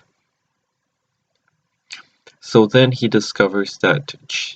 So then Gwen tries to fight Jekyll. It's like, I worship you. You're my role model. How do you think it hurt Dad, a cop who discovered that his own brother was a supervillain?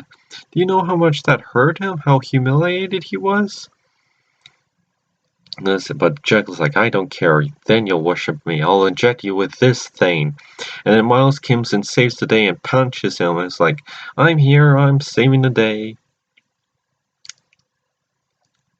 So then Miles defeats Jekyll, and then but then it's back to Venom and, Dark Goblin and Venom. Dark Goblin and Spider-Man, and they're like, I'll defeat you. And also, they mentioned, like, the reason why they're using the Venom symbiote is because they saw Venom in other footage of how Venom almost defeated Spider-Man. So then they were like, I'll use that to defeat you. But then Hobgoblin, Harry Osborn as Hobgoblin appears and tries to save the day. It's like, you came just in the nick of time. And then beat him up, and then they were like, let's take him down. Oh, and as for Kirk Connors, he's like, please give me the serum to cure me, the full cure. And I was like, I was never giving you a full cure. Or I was just using you. That was just something to slow you down. And I'm like, as I was watching this, I was like, yeah, I knew that. But then he turned back into the lizard. Yeah, Curt Connors turned back to the lizard and attacks Norman Osborn and tries to. But then Dark Goblin beats him up and and then defeats him, and then attacks him, and then the lizard goes away. Also, I like the design of the lizard, and the animation looked better there, because a lot of people give flack for the animation in this, and I can understand why. Like, the colors are a bit muted, and because if you compare it to the Ultimate Spider-Man, the animation looked more realistic and looked more third-dimensional. But here, the colors are more muted, and yeah, but the animation isn't that bad, and I grew to accept the show. But then as for Dark Goblin, yeah, Harry defeats Harry Osborn and Spider-Man try to fight the Goblin, but then he turns into a monster. But then he had more ooze stuff and turns more evil, and I thought he was going to turn into that monster Goblin from Ultimate Spider-Man, and I'm like, nope, he turns into like an even scarier monster with more body parts and creature-like. Also, have you noticed they never got us like a proper Green Goblin? Like from the comics, like the suit and everything, because in Ultimate Spider-Man he turns into a monster goblin, which I think they did that, I think they did that in the Ultimate Spider-Man comics, where he turns into a monster goblin. Even Spider-Man Into the Spider-Verse did something like that, but I kind of want the goblin from, like, he wears a costume and dresses up like a goblin creature and flies in glider. There's even a scene where he jumps on a glider and flies around. But I feel like they're trying to combine both versions, like Venom and Ultimate Goblin with this Goblin, and I kind of just want the costume Goblin. The last time we got that was in Spectacular Spider-Man. I kind of just want like a Goblin with the costume, with everything, and like that Goblin. Not the monster Venom suit, just a goblin from the cartoons and comics, the original Green Goblin, the one we're used to. That Green Goblin. But anyways, so Venom Goblin, so the Dark Goblin gets to, so all his friends, he's like, you don't have any allies anymore, but I still have friends, says Spider-Man. So all his friends defeat him, team up to defeat him, and it's like, take that. And then the Goblin the Jekyll Goblin Venom symbiote goes away, and then they're like, yeah, hey, we did it, we defeated him. Also, before they showed Norman Osborn with like some burns and he lost his leg and some body parts, which is pretty gruesome. But I actually kind of admire that. Cause and in its own weird way, but yeah, but then later they're like, but then he shows with more body parts, so then the Jekyll Venom Goblin serum grew more body parts back for him, so what just happened there? But then everyone's like, yay, we defeated the Dark Goblin, yay! But then Harry was like, looked sad, and then Peter went to him, he's like, I'm sorry this happened to you. No, it's okay, I needed to be here. I was like, yeah. Yeah.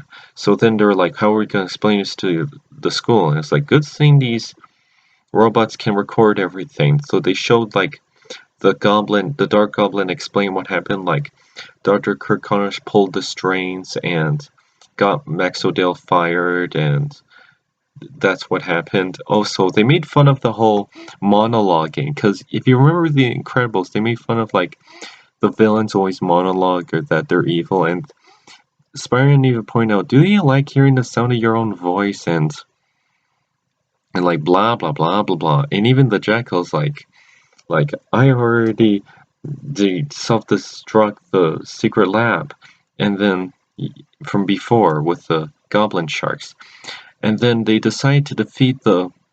But then they showed the recordings to the school board, and then Max O'Dell got hired back. Kurt Connors, I don't know what happened to them. Last time we saw him as a lizard, and he ran away. So yeah, he's obviously fired. But what's gonna happen then? So that's it for. So then they're like. It's good to have you, Mask. We're happy for you to be here, and I'm glad to hear you. And I'm glad to be back. And then Anya calls her stepsister, like, yeah, I'm still right here. Why wouldn't I be? I was like, just checking on you. And then Spider-Man, and then Miles was like, my dad's beast. I was like, we're here for you. We got friends. And then even Spider-Man, Peter went to Harry and it's like, I have friends. I was like, we're good. So that's it for the episode. What an intense ride. Yeah. Oh my gosh, this video has been 24 minutes long. How did that happen? But yeah, it was a great episode. I enjoyed it. That episode was 40 minutes long and I explained it in 24 minutes. But I hope you enjoyed that episode and yeah, and I hope you enjoyed that episode and hopefully you see some new videos and I wanted to see New Mutants and Tenet, but I don't have but they only released in certain theaters over there, and there's gonna be a second wave of COVID-19. Oh dear, so just stay safe and drink lots of water and always be okay, and yeah. Well, I'm Ben and this is my video channel. I hope you enjoyed this video, and I don't know what next video you might see, so you probably might see some new videos, so have a good one. Flip flip. Hi, I'm Ben. And this is my episode recap of Marvel Spider-Man. You probably didn't watch my Monster Hunter review, but if you did, my Monster Hunter trailer review, but just in case if you watched it later or if you found it and watched this video, I said I was going to review Bill and Ted, but then I got sick. Not COVID-19, but more like a cold, just a little cold with a cough and sneezing, but it wasn't COVID. At least I hope it's not COVID. My mom just checked and checking if it is COVID, if we do have COVID.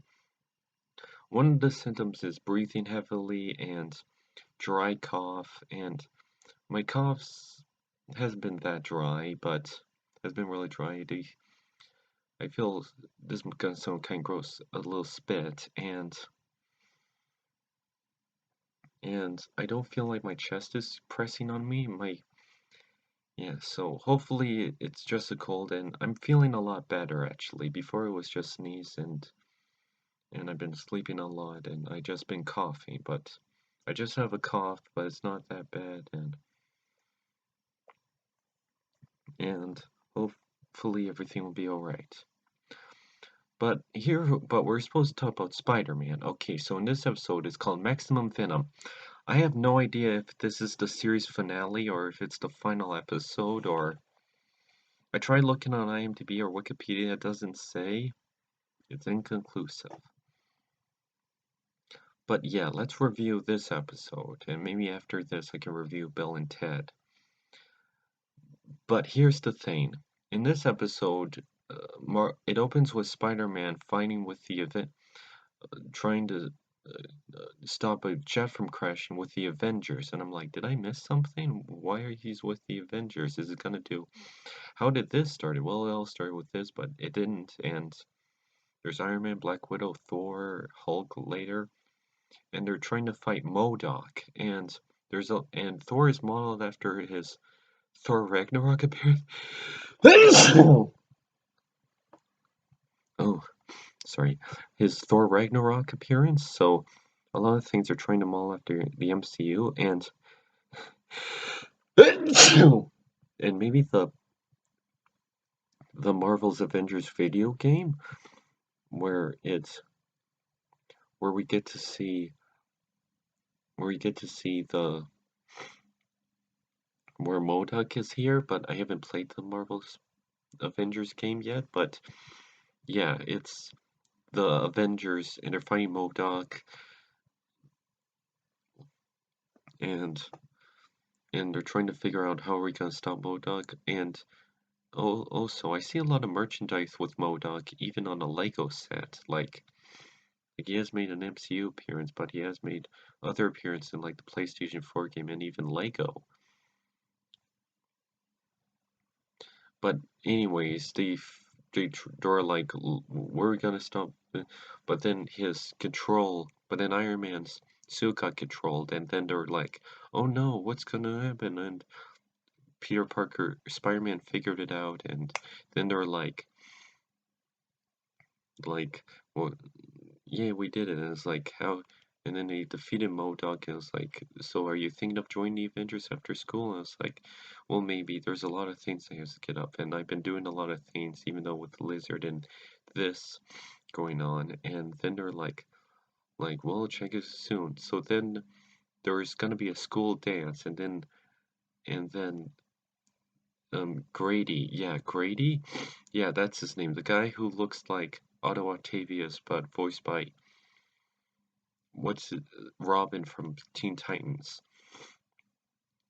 Yeah, but his name's Grady. I always never get his name right, but now I got his name. It's Grady.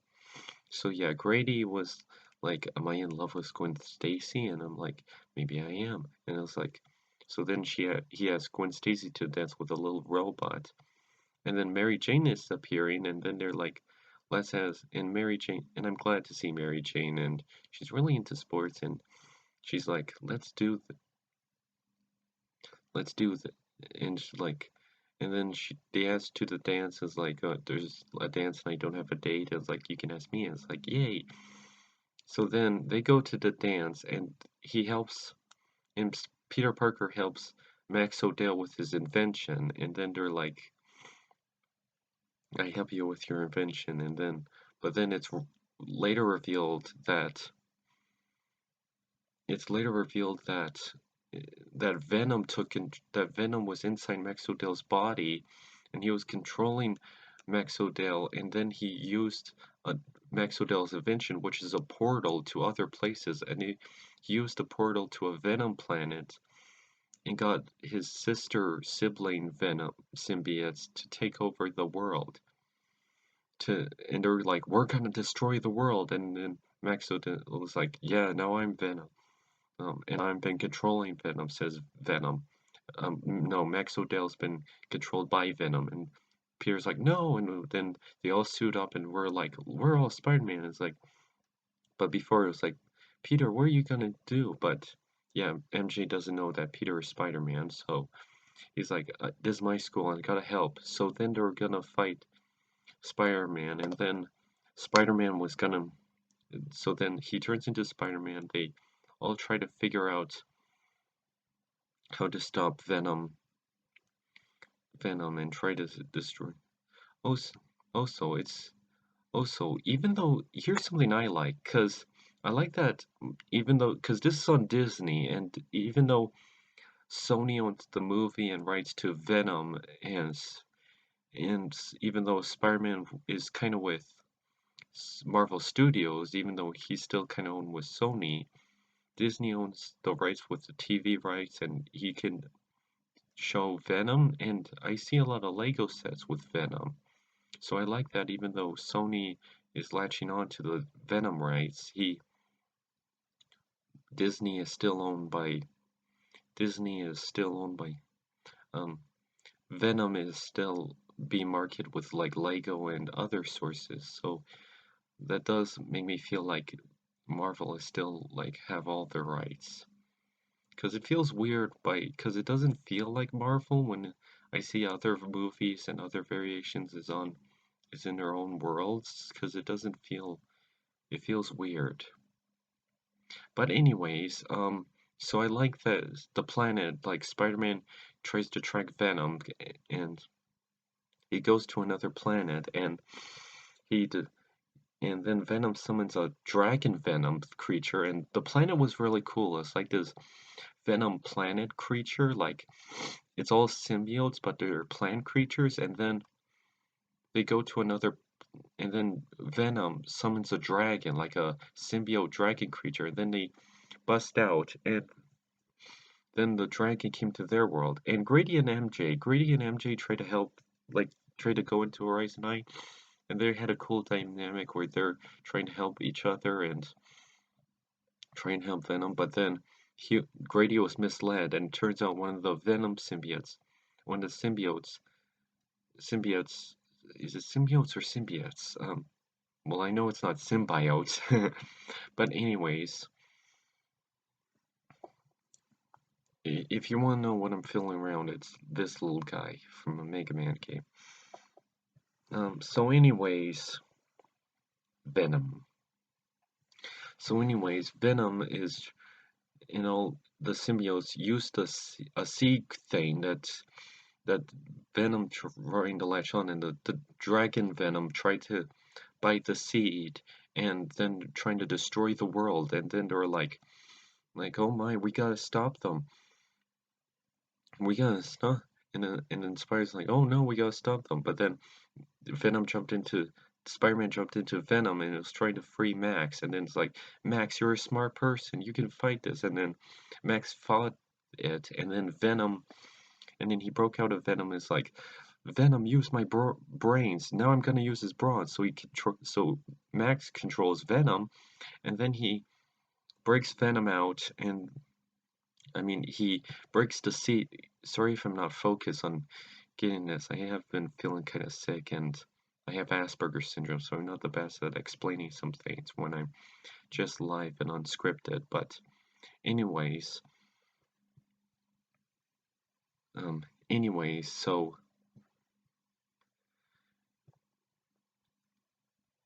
anyways, yeah, anyways, Venom, Max uses Venom to break the seed out, and then they destroy the plant, and then they grabbed the seed and destroyed it and blew up the Venom symbiotes and the other evil sister symbiotes, and then they saved the day. And then also another thing, they mentioned Swarm again. Yeah, Miles talked to Harry about relate to how both their dads are villains, and it's interesting that Miles Morales' dad is Venom. I mean, not Venom, Swarm in this, because from last episodes. I guess the favorite Miles Morales dad I liked, Jefferson, I think that's the name. Yeah, Jefferson is my favorite one. Is the one from the Spider-Verse movie. That was a good one.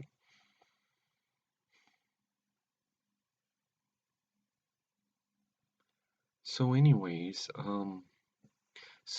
but yeah, anyways, they destroy the seed, and then they break out, and then Horizon High is destroyed. Like, there's fire and everything. Like, they destroy everything, and then everything is alright. They fixed they're like, we gotta do something else. Horizon High is just, Max is like, Horizon High is just a building. It's his people. The students made it out okay. And that's what's more important.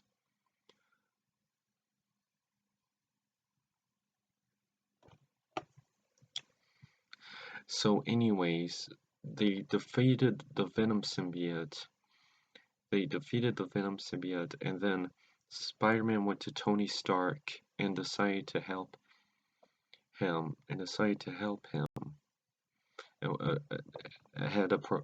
Spider-Man doesn't join the Avengers, but he has a proposition.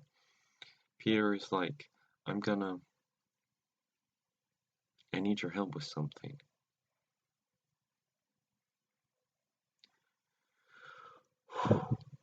It's like, Peter's like, I have a proposition for you. So then Spider-Man creates a new lab, and then they grab all his friends, like, we're gonna create a new lab, and we're gonna call it the Web, and this and this. And then Tony's like, I'm here and I'm gonna help. And then Gravy's like, oh my gosh, it's Tony, that's so awesome.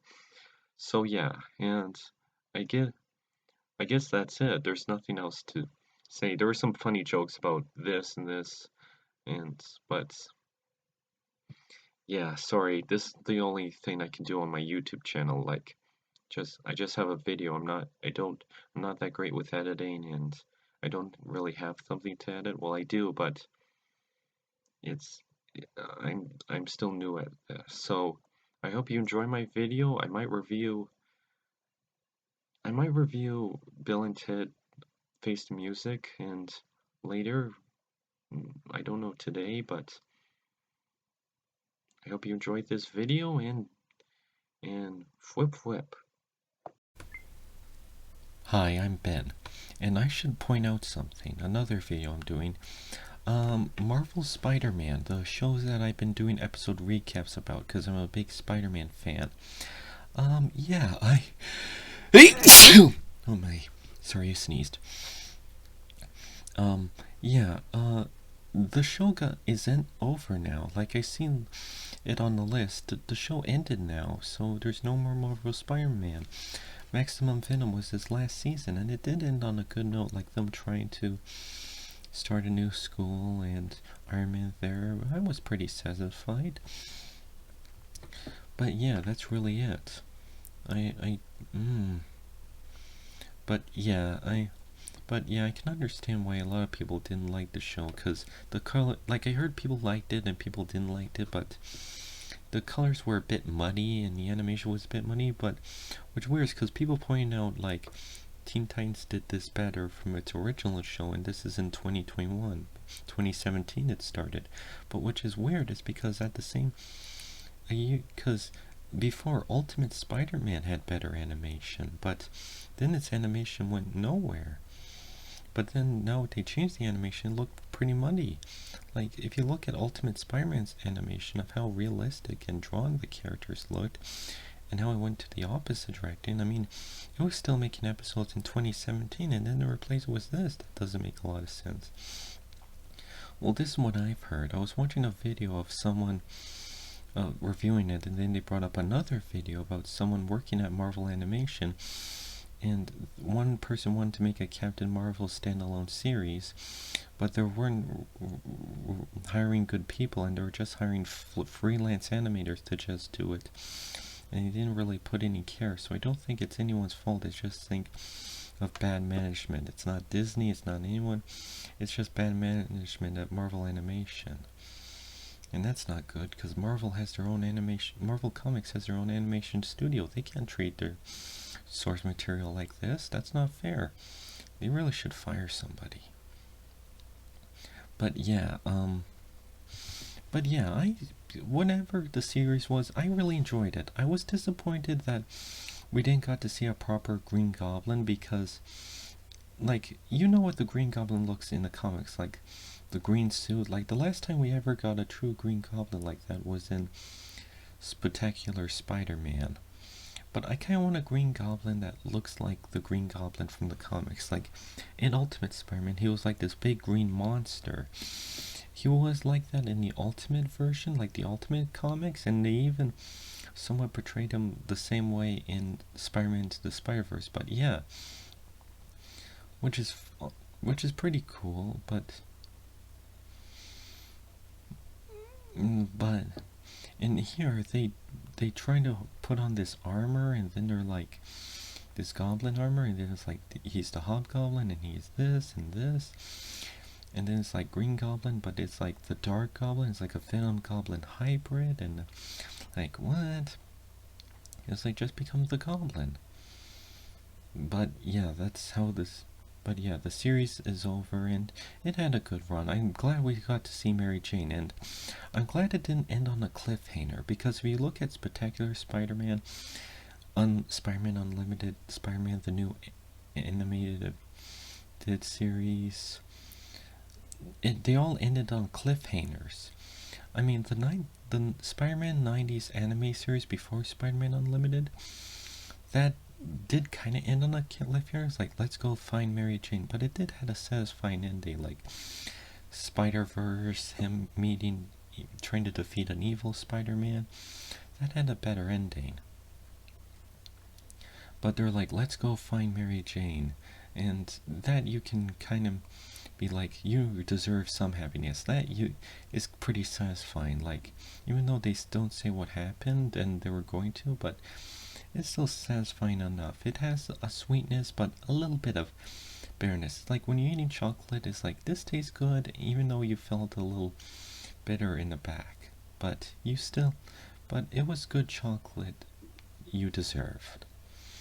But yeah, ever since Spider-Man Unlimited, which I say want to have the biggest cliffhanger endings of all time, I know a lot of people are demanding for Spectacular Spider-Man to get a revival, but I kind of want Spider-Man Unlimited to get a revival. I know that show's not a fan favorite and it has its dislikers, and I can understand why. Like, it tries to be Batman Beyond, but it kind of fails, but I liked it for its own series, and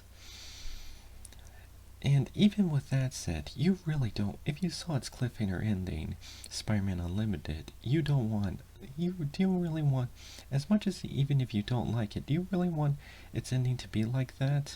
I mean, that was like the biggest cliffhanger endings of all time. But ever since then, they have been ending on cliffhangers. Ultimate Spider-Man and Marvel Spider-Man just now all did not have cliffhanger endings, which is good.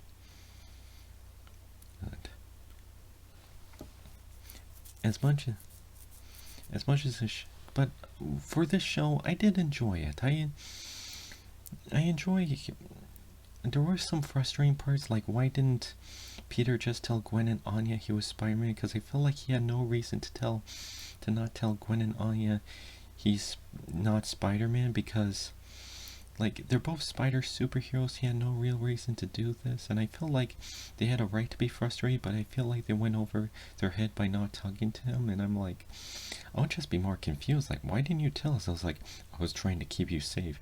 But you're both spider superheroes to fight crime. What difference would it make if you didn't tell them? But yeah, that's my problem. I hope you. But I enjoyed the series for what it was. Like, I liked Spider-Man. I liked the villains. I guess the animation needs some work, but I liked the story. I like some stories. I like the episode. I like the Venom parts. I like him meeting other characters. I like some fun parts. I liked that. It may not be a favorite Spider-Man show, but I liked it for what it was, and I enjoyed it. And yeah, I like the characters, and the characters were pretty great, but yeah, sorry to see it go. Well, I'm glad it didn't end on a cliffhanger, so I hope you enjoy Marvel Spider-Man, the cartoon, and did you like it? Did you didn't like it? Comment below. What was your problems? Did you enjoy it? Could have been better, or could have been worse, or what did you think of it? Comment below, let me know, and hope you see some new videos.